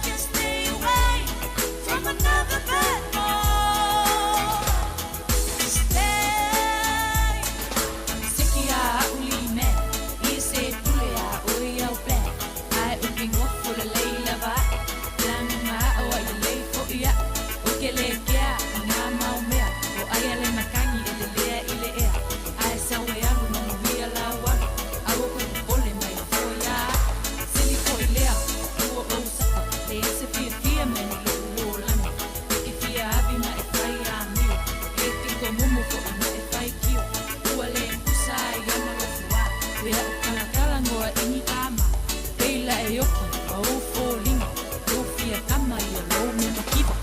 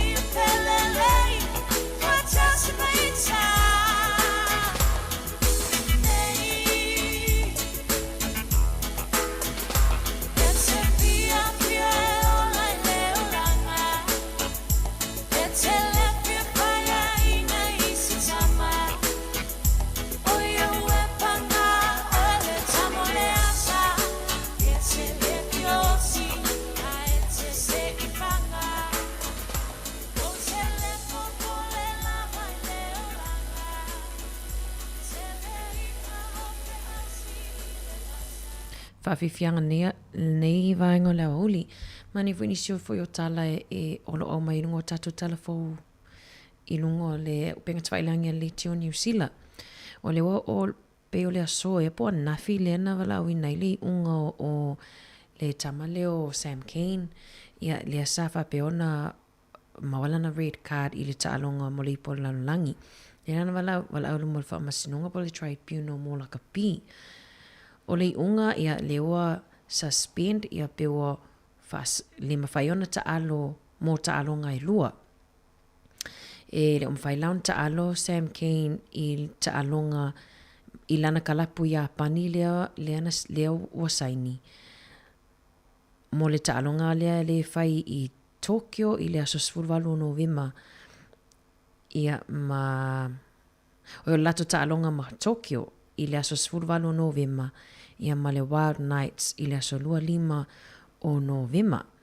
Ia o taalonga na I lua le ua peo se whaasalanga fo I lea taluai ia nisi fo I tūlanga na tūla I mai taalonga na ia le ua lua taalonga suspendai fo ia sialo o peleki ia po le awa si o tatou.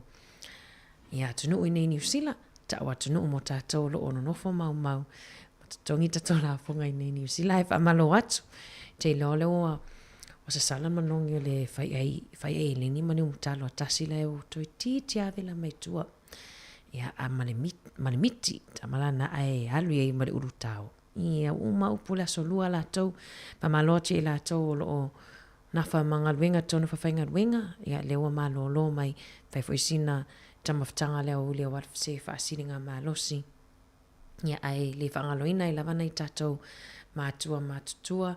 Leo lo whapeon taputapua I mai tutono maota malawa whaamalo atu porkalame whaafetai le mafuta mai porkalame al si ufonga o le lau mua. I la tolo mafuta mai tutono o whale mai po whale fo ero tausia ina I tatou tangata matutua. Whaamalo atu porkalame whaafetai le mafuta mai. Tatou atu I se whaafifianga mai le susunga. Ia Jerry tapu manaia mal whaafifianga e whaavavau a inga.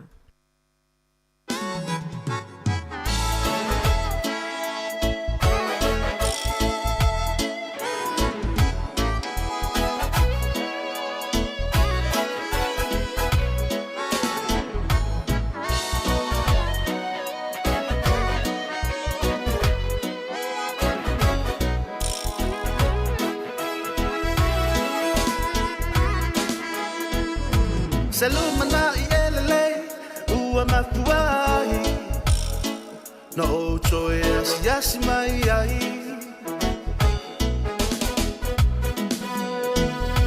awa fai si umi o tato vala whatever for itu sanga ba fatai tele ile nei lao whaava no aina I lata whailo a inga malangona ai o le mawhana e sa o lava e whaava bau lava a inga bea tatou mafuta whaatasi via I le tama o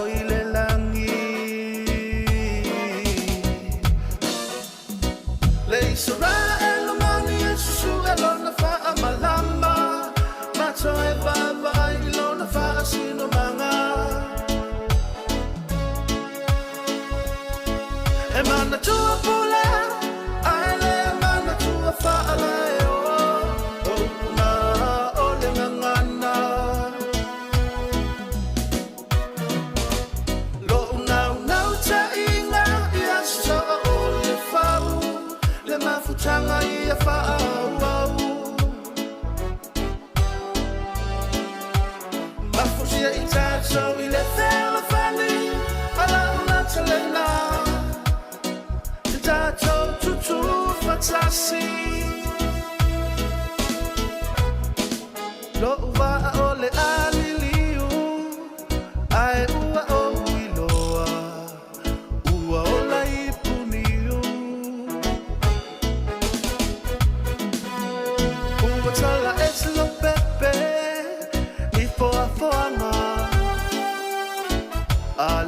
sili ese o lupa salva ese au pui fatasi langona na ole nei pese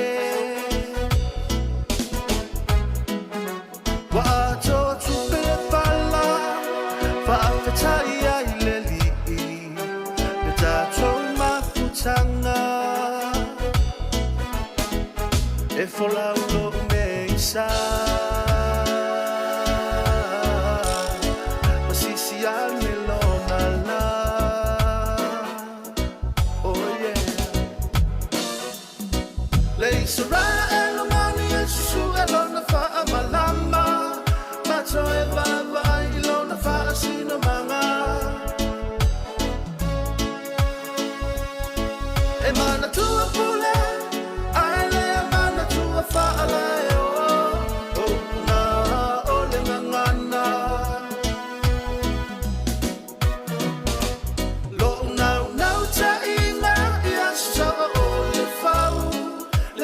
Tanga ia whaau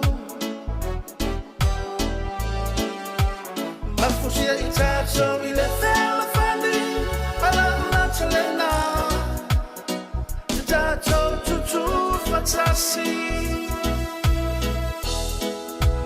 To mai se hua Ia tato lau whanua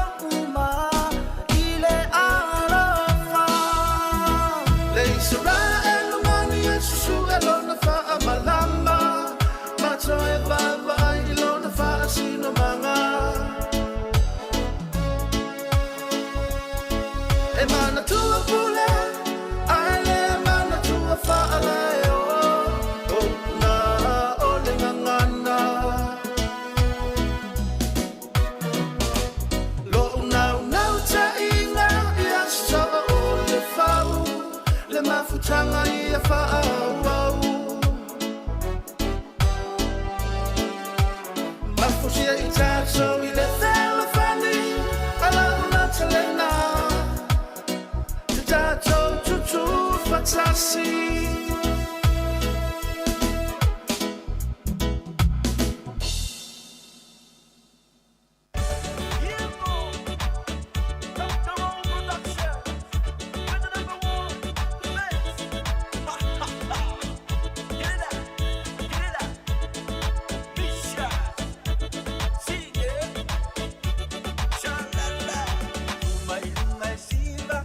Siva mai ile musika, palma mai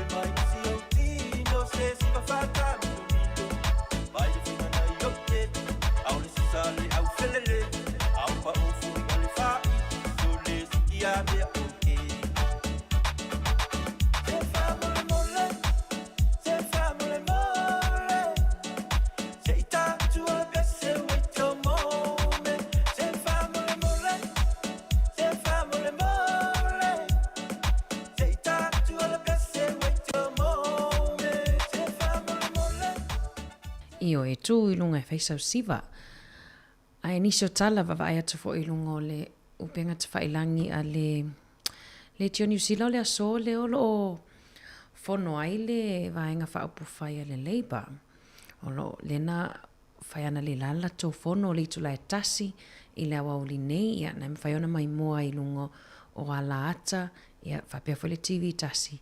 Na le am whaiona whai mai se whiloa inga a Hipkins ia pole tai a le Labour il taimi nei ia ma tu stala.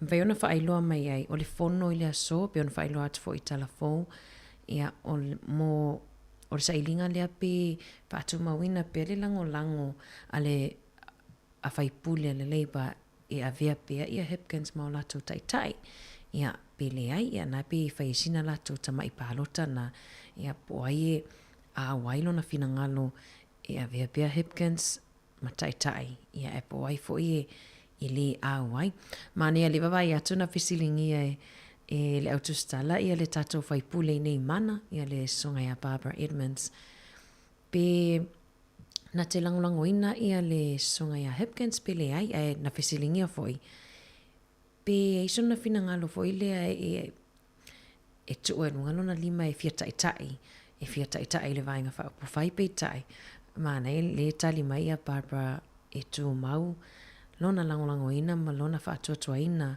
o Hipkins o le tai ai e le aisona mawhau e na te fia tai pe na te fia talosanga fo ilia mo le tofinga tai ia i le partia le Labour ia i tustu singa taimi nei o tele e ai e whaipule lo o langolango pe ia Hipkins e fo i whaipule ia po o laiolo o whaalua whesasi ala tau pinangalo ia e fua lavai i pālota ia malfontanga ia o te iloa le la e vatavo i sina update ia po sina tala la tamai foi ia pe a whapeai whai me se whaalau i loa i le itu lai tasi i le aso ia wane misi ti LTV ele ki LTV alom tua matua ina ia leo na o le songa tasi le la tautua atu le itu lai tasi mwhai fui ana longolongo puia li isi o tato atu no pa maloa atu na ia uo ia mafuta mai lungo o ala ata le YouTube ma le Facebook pa maloa atu Chris Charles sa o le musika al vai moa tato pe tau mawhawhawhia le vai moa e whelanu lanua ea le whaingora vai moa i kuka whalai, whaasupo, whaasosi whaakale ao le moa sa o leia te iloa na ua vela fo se kuka songa ia Chris Amelia whaamoana whaamalo atu ia inisia tato oi mafuta mai lunga le YouTube e se foi o lato swafa ia le tangata le swafa ia The Cop amalo atu The Cop whamalo atu ia Tilo Matangi mai lato umalava lo mafuta mai tau tuani si ufonga lau mua ia musika sui whewhiloi le nei au auli le awa toi sfurwalu minute ta le tu lai tasi o tau tata whea si tato atu ia ipo le hafo i le whawhiwhianga sua o pese ia tamale o tasi alo whātu por kalami.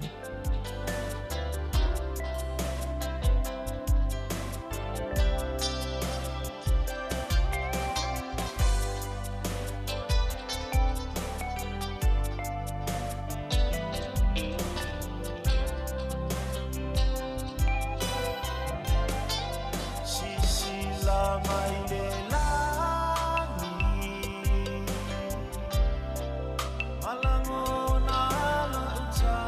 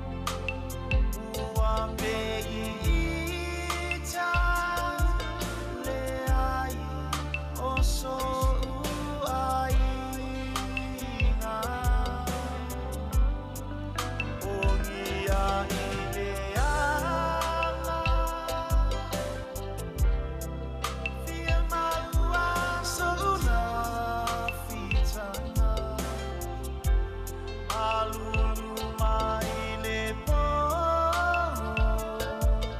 le maua sa malolo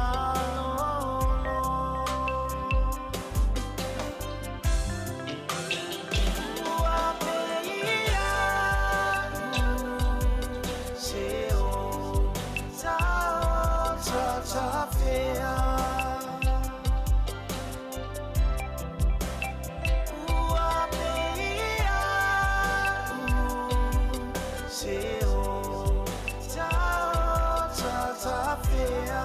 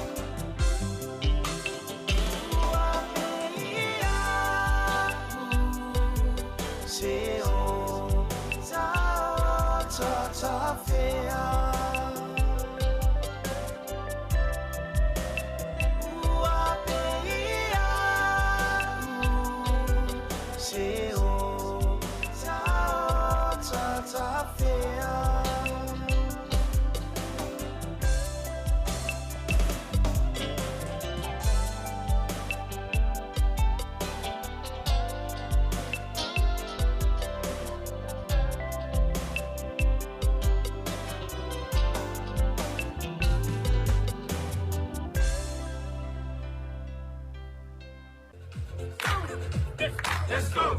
Here we go. Grupo Styler. Hip hip hey. Grupo Styler. Hip hip hey. Música Maria. Let's go.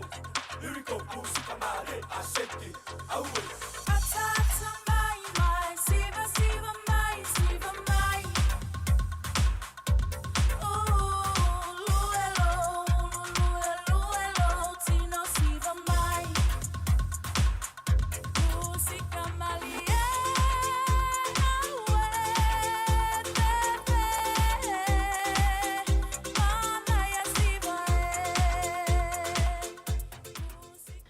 Toi whaamalo atu, whawhiwhianga o leo uli, whaamalo atu le tina ia tai whaamafu leo lo mafuta mai, ia leo lo momoli mai on alo whaanga la ua male tamaitai ia Pedro, Sister Pedro, ia leo lo mafuta mai I porkalami ar si ufonga lau mua.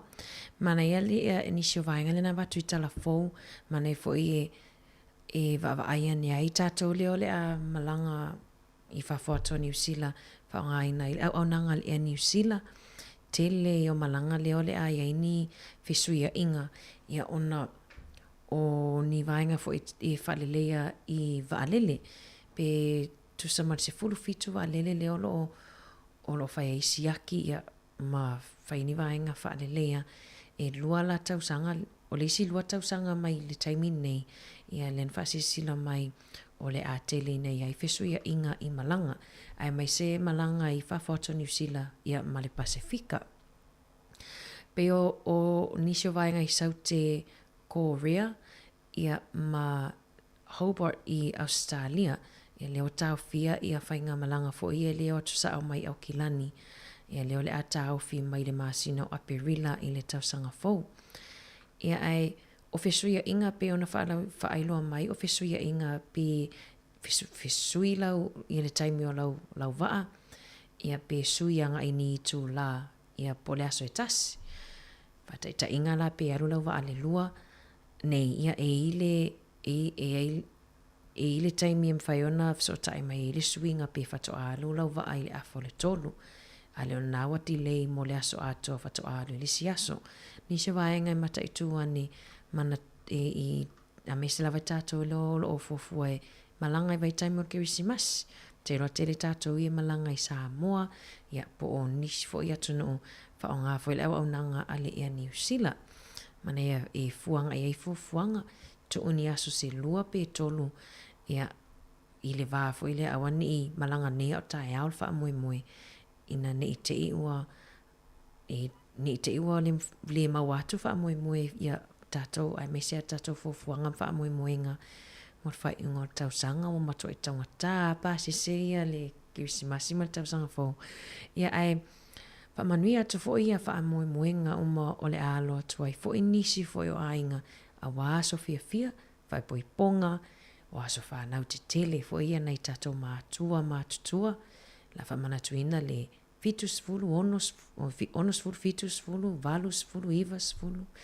Anga ia tu la vai se lau amu ia foi nei tātou mātua ia ua ho fo i ia tau sanga ia o whai pui ponga, reunion, ia o sao whai, te le lava vaenga lewa tuu i le whai ungal tau sanga ia o nai te le ina maua ina o tātou tangata i tau whai malanga o mātuai i Sāmoa le taimi nei. Ia ai o te lore a vatus tatou whawhiwhianga toi taliu mai.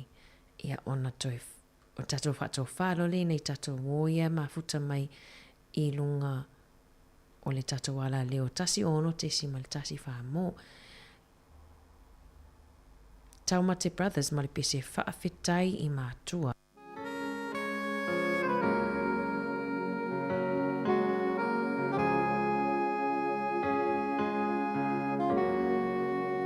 No for bea malo i mata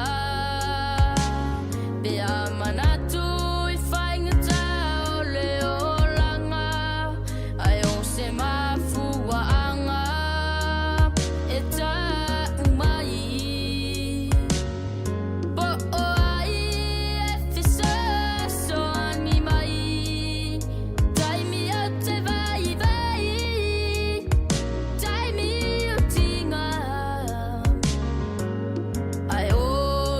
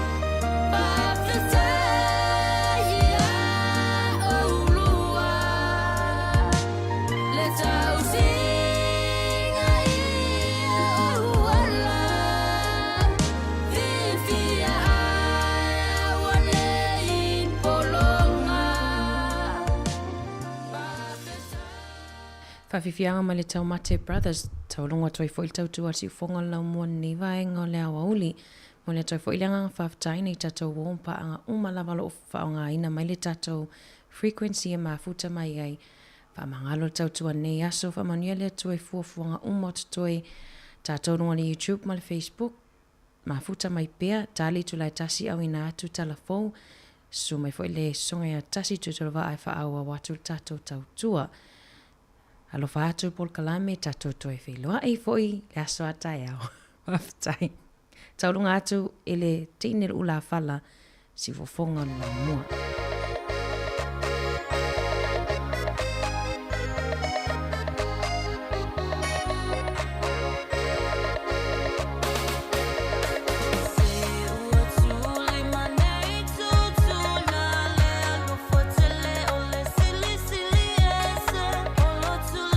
If I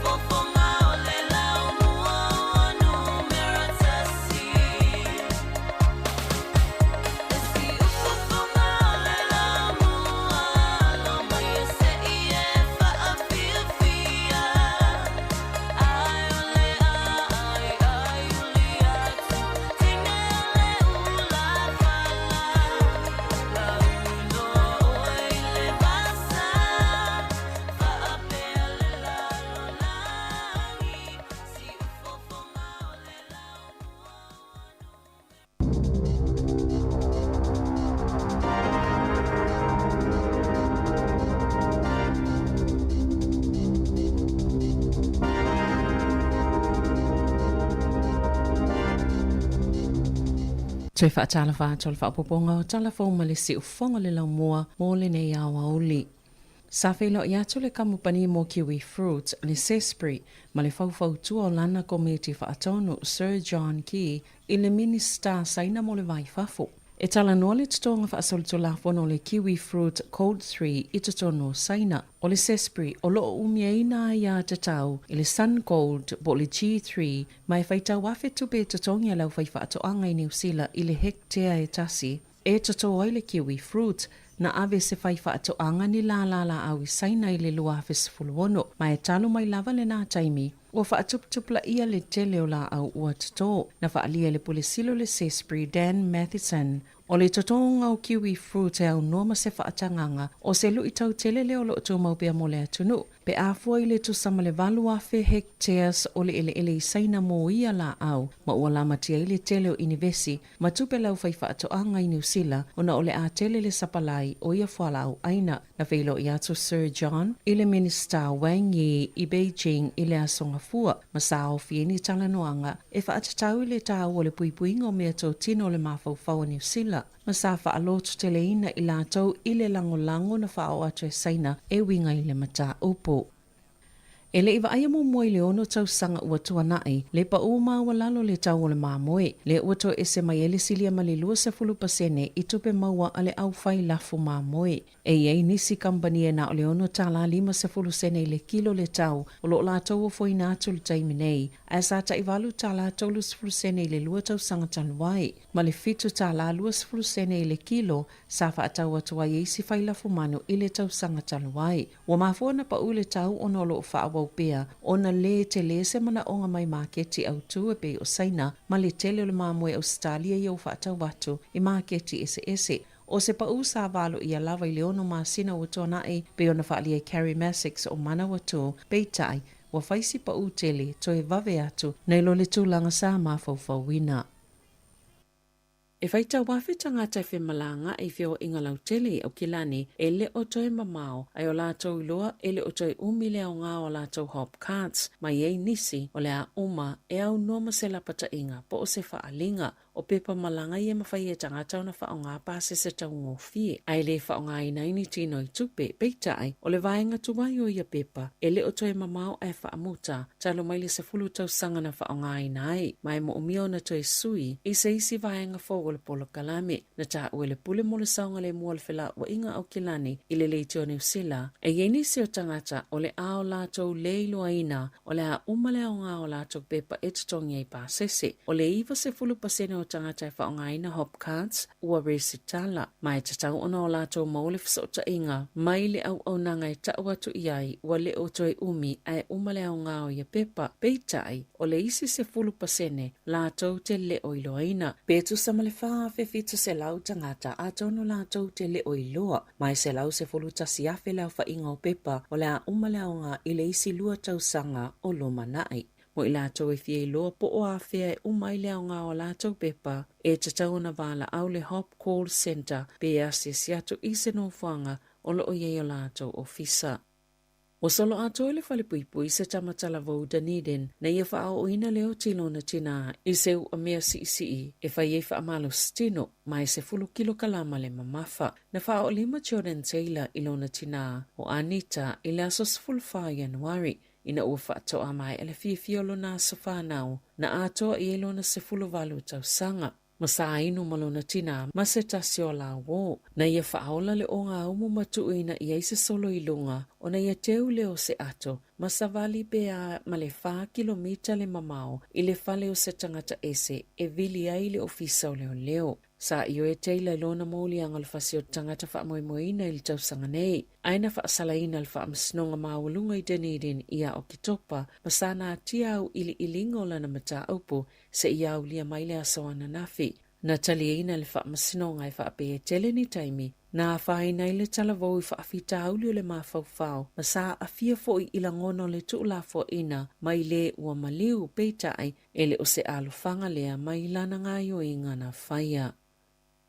O le luas fulfale ne yo aso talo mai le whainga palo ta tele le tunu upeitai ele e mauti noa pe iloa lava po a feo le a mawai se whainga malo. Ele ia se whailua inga vaenga wha op whai e tolu, le mo miaina ina ia mawhai o na whau i se whainga malo, ma ele o ye lava se awanoa uatu ina atu. Ele New Zealand First, ile ACT, ele Itali fo i vavasa mana ia Winston Peters ile autu sitala, ina ua taunu ule malaiva alele Wellington e ile asoana nafi. I taimio wha atau sino le whainga pālota, sa whaitua ina ile New Zealand First, ma le ACT, le fōwhanga le National, mo le whaititi ngola fonga, peitai, na saunule taitai o le National, Christopher Luxon, o le whaatino lava le whaamama a venga i la fonga mo ainga, e mau la lalo, ma feo lolo tupe maua, o le mata upuna fina wina le ACT, o le whaia leo se fisili whaapalo te sa ili ai fina ngalo le atunuu, pe ioe pele ai, i le whenga ngai Waitangi, le Treaty of Waitangi, ina ufisilingia Luxon,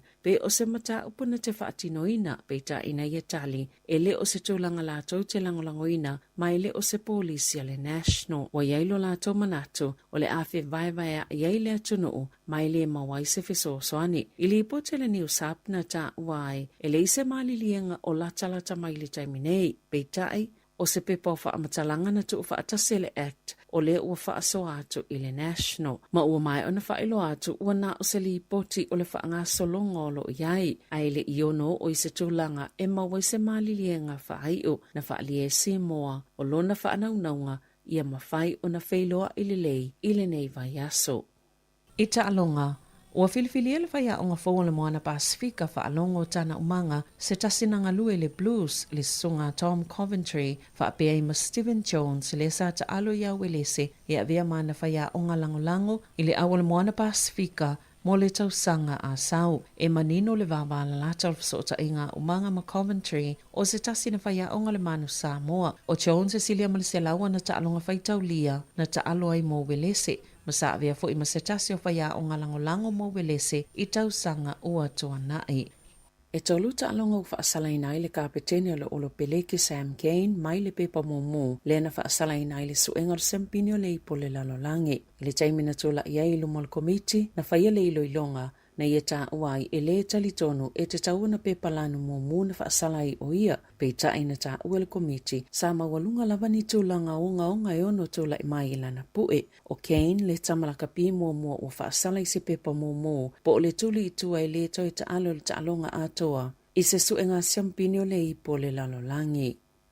O lo Betty Frankie de Tory o le amanu malo absurd i le ta alonga o solofanua tutu i le Melbourne Cup i le so e valu miliona talale manu malo o le tu unga tele. Sa manu malo absurd maditori i le tu unga le ebo handicap peitai waleanga wa atitori e whaatautaya absurd mo le tu unga i le so ina ua whaapa upauno le solfanua mai le ono sfultesima le 5 kilokalama i le 5 tolu kilokalama mo le tu unga tele. Wa filifili Isaac Burton eti e pe whaatautaya absurd o le afa o le whai le afiafia na nei o le afa asalala wina i le tu unga solfanua o le Melbourne Cup i lunga o televise.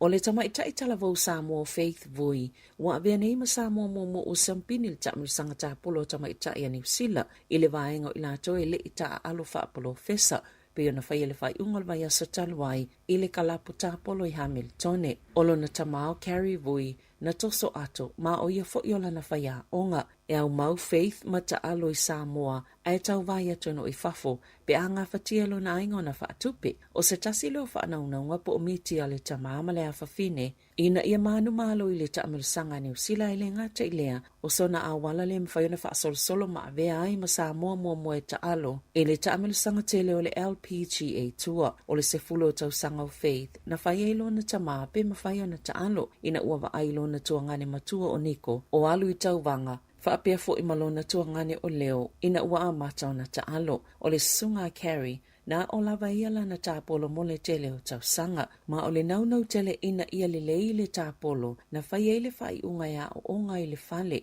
ina ia mawhai o na o le tā Faith malona tuangane o leo i aso i ono le vai aso mana amata mai lava i le tau sanga e lua afes foloiva e ta alo i le kalapu o le Royal Sāmoa Elena o le pauleo ni ta amal sanga ia tono i fafo ua mawhai o na tau vaile tamaita i talavou. Ma e fto ase fulu valu nei o na tau sanga. Ma ua sauni malona tuangane o leo e whai ma ave fua Sāmoa i le ta amal sanga tāpolo a le Pasifika.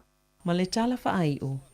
Na whaatau e se ato se ulungali i se matapulipule Afrika i se tau e se lau 50 euro po o tupe Europa malo la leiloaina o se matapulipule e tau ngata mai te lelo na tā ua malo nao ngā po lona winga na afua mai i Capon i Afrika i le seneturi lona se fuluiva o se matapulipule e tā i le lau papa. Mai whaongai nei sauninga i Capon e tangata o le Fang e 5 centimeter le umi mana ave i le tausanga tasiva tasifito e se kovana le taimi o sana asia singa i Capon. Na whaatau watu i le aso 20 o mati lua whilulua i falani e ui i te e mai tangata sāwhina wina ai a tatau a le nuu na afua mai eile a mata pule. I le whaatau tu ina whaia na taulia i se tau e whātesi ma le 2 miliona euro. Na matua ese mamau ma le tau na whaatau ese atuai e le ungali i lea na mawaina lea mata pule. I le taimi na whaamamailo la whalelo na lua e valu tasi tau sanga o se tina malo na toolu e valu tau sanga le matua ua whaia salatangi e whaasanga i lea na o la whaatauina i ele mata pule o na iailo la talitonunga ua olengi eina i la ua. Sao la whaatau i eile masino se te malua whelua tasi, le mata pule ile na o le selau 50 euro, ini nai masina mulimuliane, na tete i eile unungali i ina ua la whaitau se nusi pepa. Mailo ai e whaate si male 2 miliona tā la, na tau lia ai le mata pule i se whaatau tu ina whaia. Ua wha ngā solo le mata apule wha amasinonga mawalunga, ma ua tau fia fo i tupe ia na maua mai le whaatau ngau lea mea tō tino, a o tatali ai se whaai unga. Tāla fo wia mali si ufonga le lau mua, mo le nei vaenga o le awa uli.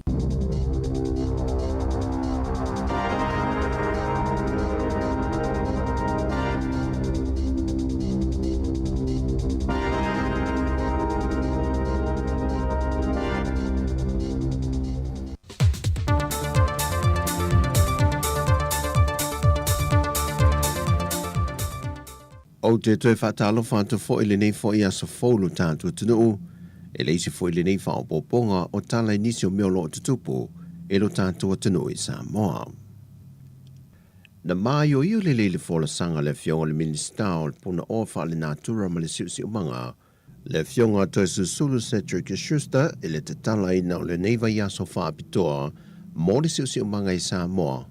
Vaenga nei e pe o le lawe ino lo tātu siusi umanga taulinga te whale, o le vao matua, atu maunga ma apo vai whaapea la au, me ola ma manwhele lei, pui ngō tātou lau whanua, o a inga, nuu male atu nuu mai a fianga on o le fisuia inga o le tau. Ia whaale leia fo i tāpe nangam pui ngā mai whaale lawe whaafosei, ma whaamautu ngā ruenga whaapaanga, ma whaalapo ptonga SS, Pisi nisi tu mo oti, a fio anga malala whanga mai tu malo, a onga ma e kale sia. O le tele o porkala me SS mwhai loa le fionga le minista, o lo u whaata oto le mtanga luenga mo le neiva yaso a toa, ma ua whaatu langa ele avelo le whaata ua ele whaalawi lo ina leo nisi o su e su enga, ma le whaata ua ina o malu si anga whaafowina e mau mai ele tise, ai meise o puna ofal nā tūra whaapeo swa vai ma ele apo vai. O le a whaia fo ima wha amautu nisi tiu te tā ua māti nae, e ao o na whaatino ina i te tonu o le awhioanga, a inga ma le atunu e tali atu ai fesuia inga o le tau, ma o na fo i a whianga.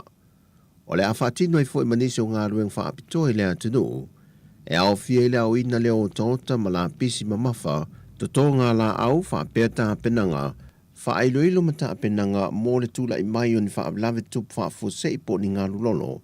Leo le a whaatino ni whaataita inga le tal whaatai e pia, e au fie ma le no whanga i nei lanu vaia.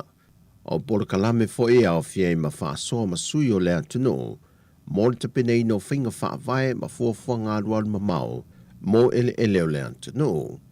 O se tasi o vaenga tā ua le whaatino i no pora kalame lo neiva yaso whaale si o manga, o le ngā lurua so tau au lea maisi whaalapo tonga, mai e whaalawi loa e fo ili nei lava vai aso, nisi o ngā ruenga whaapa anga ma malo mai whafo, o tanga ruenga le malo, whaalapo tonga tu ma oti, e awhia i Conservation International, ma le Sāmoa Conservation Society, o awhio anga ma la whanga, a onga e o lava i e ka le sia.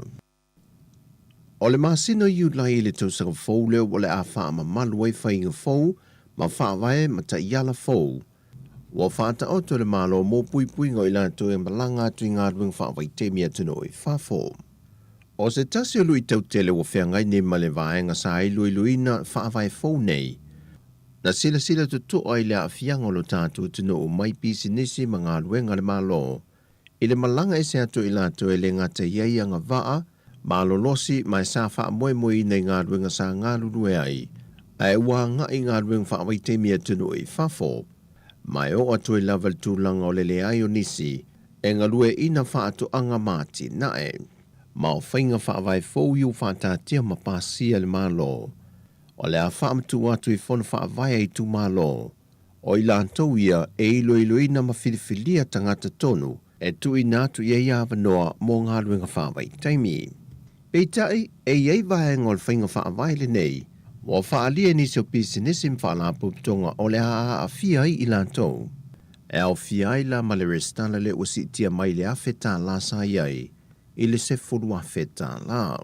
Wa wsilingia nei e nisi whaalapu tonga, o lo fia mau e se whaamamalmanga le vaenga leo ta iala fou, pe tutusa o mai whaalapu tonga ma nisi o pisi nisi, o no nisi o whaalapu tonga, e leo taitai au sia le whase lau o i lātou ua malanga i ngā ruenga whaawai teimi mai lalo a lātou polo kalame. Talwai nei na wheloa a Yesu i main mālo ma whaalapu pitonga ma pisi nisi i o lātou te pena ina ia vaenga. E whola sia ia whainga whaawai fōu. E tau fō ia ai le tele o whaafita au li saadia e matula i mai. E au fie mal whaatulanga ino le whainu mera e a whelua se lau a avanoa, mō tangata e te tau ona malanga i le tau sanga e tasi.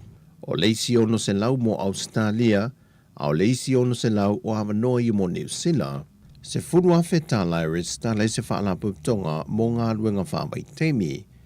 Wa mai aso alau pule fo ini fontanga le malo ma kompani o lo o anga i atu i tātou tangata e tino i whafo. E na ia le lei le pui ngō tātou tangata, o tupe ave ese i manino, o vaenga e nono fwai, o tu unga ma tu la fono e lima taita ina pe pui e fwai i lātou, mai lo lātou whaatino ina leo ni soli tu la fono, pe so lia fwai ta iala e pe ona saini a ifeanga inga mai a company. Mai o le telo ia whaatarunanga ma vaenga u fōla sia, o le a wha mamalu i a iu lai o le tausanga fau. E se furma le valu a inga o le au wa auta, le ua tu ina tu yetu si samania mai le official whaamsinonga whanua maswafa, e lo lātou leu sta ia le polo ingal whaamsinonga na tu ina tu le masino Februari le tau sanga le nei, e tāpena ese ma whanua ia o le fiuanga o whenga, le ua o lātou whaamautu ma whaatoa ina mō i lātou. Ma o whaamaunea mai al kumsino mtanga rengo leo a wapa aulongo e tino Filipo, e valu a inga iwa mai atu ina tu yetu si samania, au lo sa ilia leisi se fulu, e tu ina tu ye la tu sil mai lalo le polo inga le pharmacy nonga. O le aso lu se fulma le valu le masina le nei wa whaatulanga, o le a mata vala awe lo pharmacy nonga po o mata opo, a ia a inga se fulma le valu i le pharmacy nonga. Mai le mtanga luenga lava o leo, o le aso se fulma le valu le masina le nei, wa whaamaunia mai le fionga le komsina o mtanga luenga o leo, o le a mata vala a wele mata opu o lo whaasanga i se tangi se tasi o tamaita i leo, ma nisi o le mamalo le atunu o, il se ulunga li i whaatau awa Sāmoa i pia, le tamaya va a Brown, ma lona whalitui a Maylene Brown. E lua mōlianga o lo whaasanga i leo nunga li i whai lua le fionga le kumsina, o lo la whaia leo ni tua inga i le moni e whaaleanga i nai le matanga ruenga, ma nisi o lo whainga ruenga o matanga ruenga o leo ma whalpui. Ma lo la whaia leo ni whaamtalanga, e whaatupoe le whita ngai ma le vevesi le atunu, e whaongai nai upenga ta whai langi. Wa tā whia neisi a inga i lalo le wawa ai ngā malu le malo, e tādi ai lea so wa tofwaina e wala a waila la mata opo. O tala ia mai Sāmoa ni aso, manuia tele si o tātou tunu i tiute whi au mga ruenga, whasoi fwaya.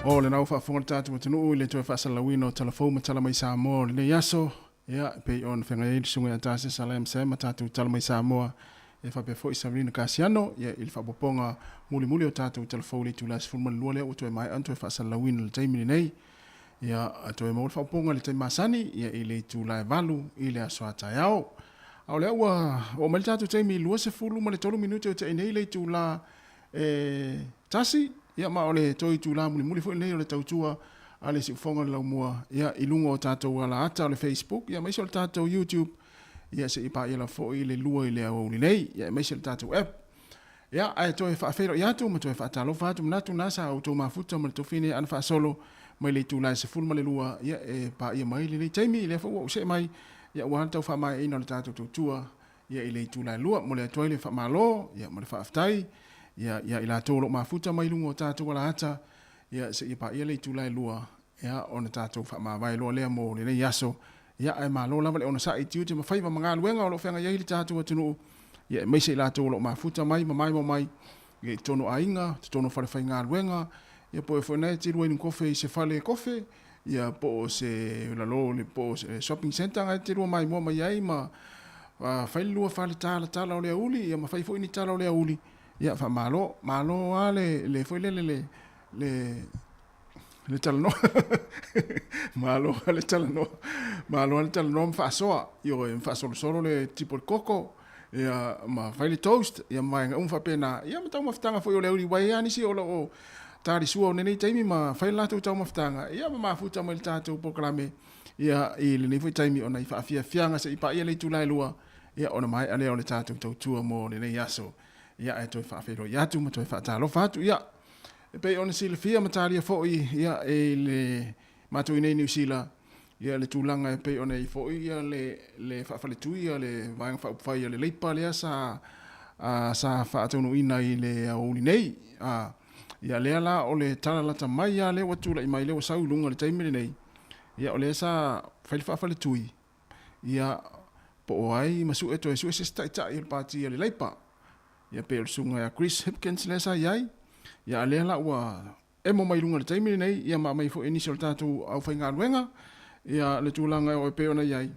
o lea ua tasi ia le wha moe ia ma le vaenga wha upawhai a le leipa ia e toi fili lava le sunga ia Chris Hipkins ia e avea ma taita i le pātia le leipa ia mo leisi la tolu tau sanga lea lona winga ia e wha awau pea le taita inga le sunga ia Chris Hipkins se i pā ia le si whainga pā lota lea o le a lo mana i nei mo le si tolu tau sanga ia o le tūlanga na eu whaatuma wina pea ia le taitai le pātia le leipa le sunga Chris Hipkins ia ai o le lātou sui taitai e peona iai le sunga ia Kevin Davis ia lea ua sui tūlanga atu iai ia le whatua ia po le whiongfoi ia o le Kamal Sepuloni ia se alo Sāmoa ia lea ua sui taitai le pātia le leipa ia mo le pai inga nei ia po le stoltau sanga lea o lo mana i nei ia anga ia tu le si whainga pālota lona winga Chris Hipkins le taitai le pātia le leipa ia lea la ua sui taitai ia le sunga ia po le tamaitai whaletua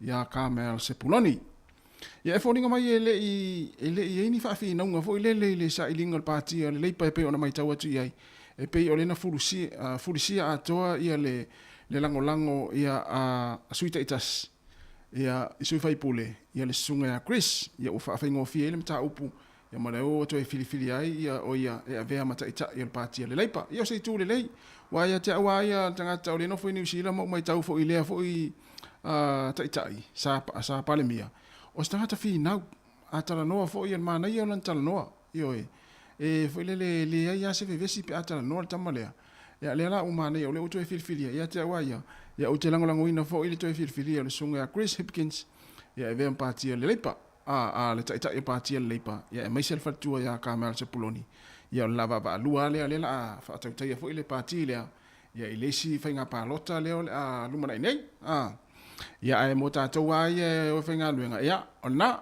tātou tāria pea ia le la ua maua le taita e pātia le leipa ma le lato sui taita o le lava o le mautonu pea tātou tangata New Zealand taimi nei o le ale tūlanga leo le ai le whainga malo ona ele o maua lava se tasi talo sia ia mai atu le neva yaso o atu le vaso fo ia wa anga iluma ia le sa le national ma le party le New Zealand Fest ia ma le party le act Wa pi fa tava ia tua so le pe ia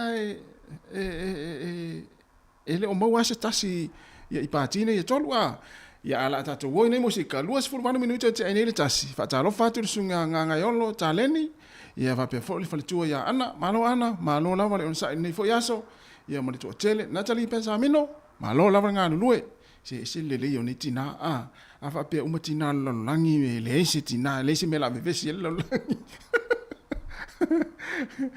ia matatou ia le amata fo I le tulanga po na ile tu unga mele pone ia manuia fo ia matamatanga le fo ia uli wa po ni le fiafi po stai mo le tolu po le afa le tolu ia le tu unga le na matata no atu mala tamale sa fa sala wina ia tu unga sol fanua na leila mau le se oso ia ngo sol fanua le na fa il tu unga ia sola fa to va ia le se ngo o sol fanua ta o not bad so for le tu bulele who's bad so who's bad yeah o ringo na ni sol fanua le ta o tamale fa sala wina le la tu unga o le oi fo not bad ya la los por iba minuto te nei le tu la tasi talo fatu ia le fatu malo ya aida ya le tai malo la fo nga lue ya tatu wole nei musika o le oli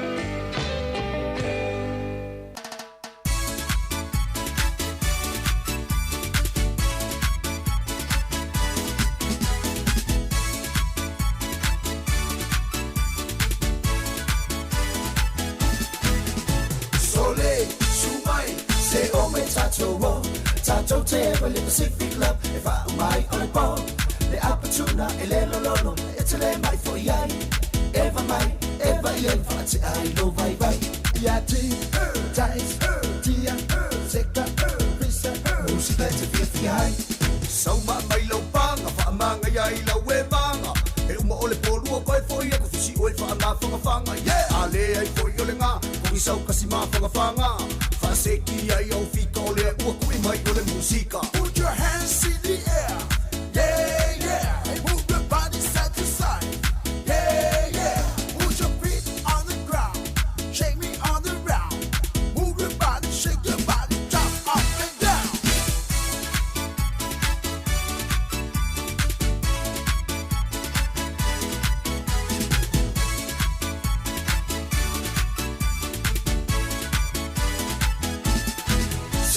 maya, sinufan, say pama, sinuai. Make kasi, make lua sole, say fight for. Fayo lima, fayo wai, bea na malawai. Esa malo música, ete vai mamaya. Yati, tais, tia, seka, pisa, música ete fiai. Sauma mai lau panga, whaamanga iai lau e manga. E uma ole polua koe foi e kufisi oe whaanga whangawhanga. Yeah, ale ai foi ole ngā, kong isau kasi mā whangawhanga. Whaseki ai au fika ole ua kui mai ole musika. Put your hands in the air, yeah, yeah. And move your body side to side, yeah, yeah. Put your feet on the ground, shake me on the ground. Move your body, shake your body, jump up and down.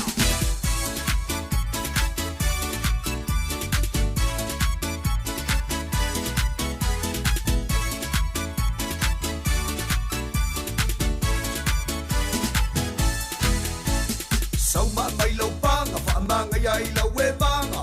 E uma ole polua koe foi e kufisi oe whaanga whangawhanga. Yeah, ale ai foi ole ngā, kong isau kasi mā whangawhanga. Whaseki ai au fika ole ua kui mai ole musika. Put your hands in the air, yeah, yeah. And move your body side to side, yeah, yeah. Put your feet on the ground, shake me on the ground. Move your body, shake your body, jump up and down.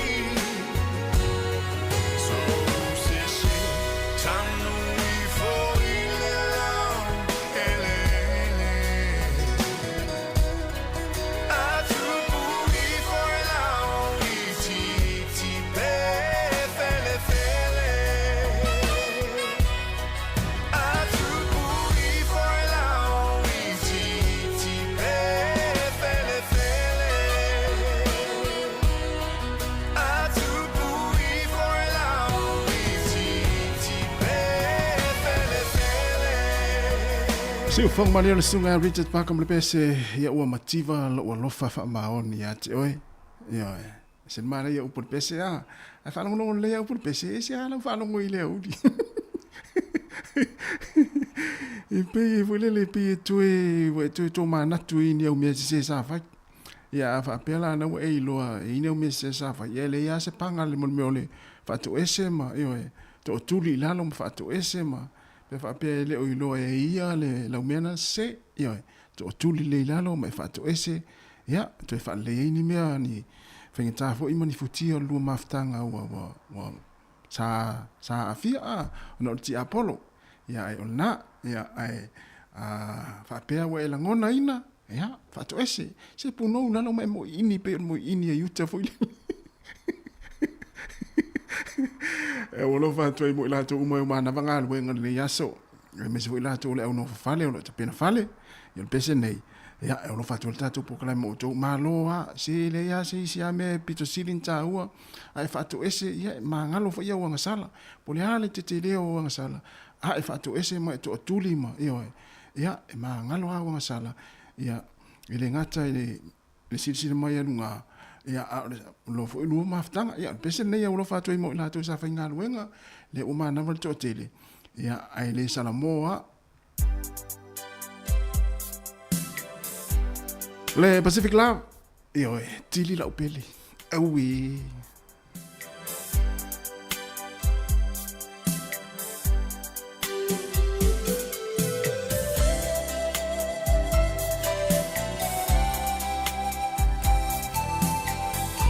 ia o le pese fo ia o le tau lava ave fa fo ia o tanga lava tau fa nga i la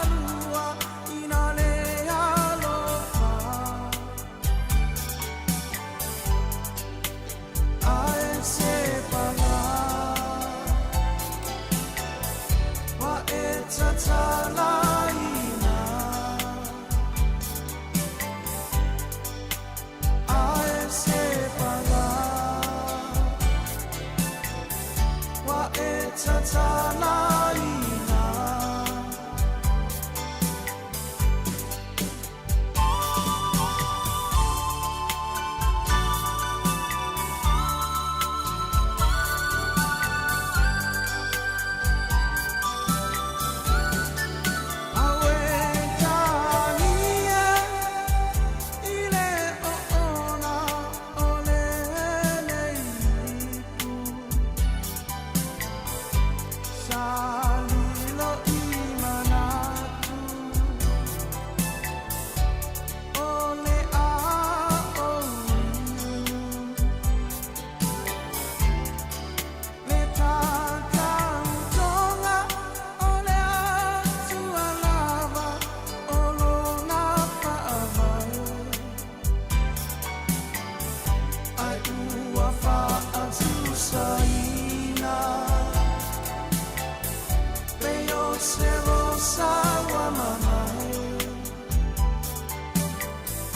ai ua whaatu saina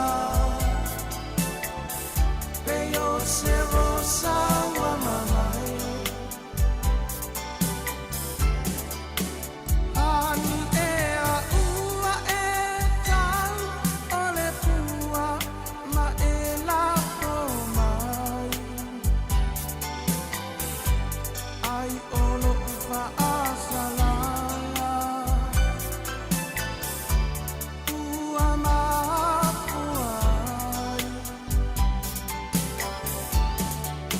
ai ui ilea au te ono sa i verse ia o malalo o te tansalo ilea sua soru pinangalo o te tansalo ile asua mo soru pinangalo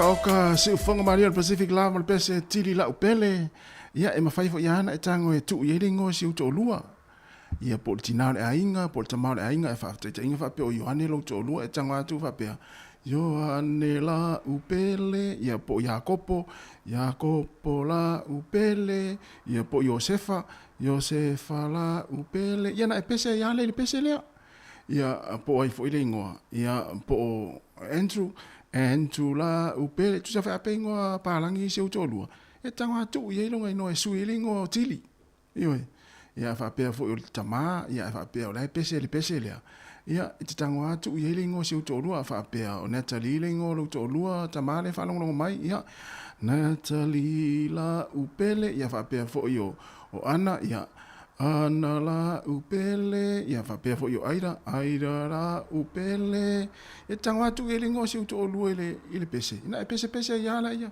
te vai te pese a te ia wa pole i fe so fe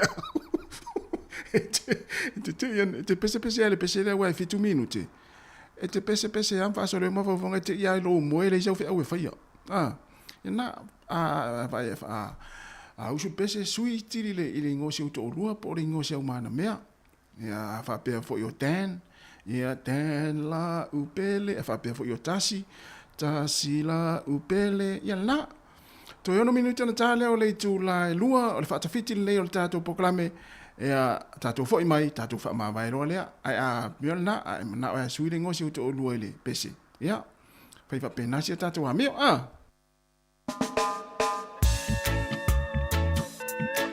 Ia la wa alu tili ia e lue me le tātou pese lea umalo lea tātou wha mawai.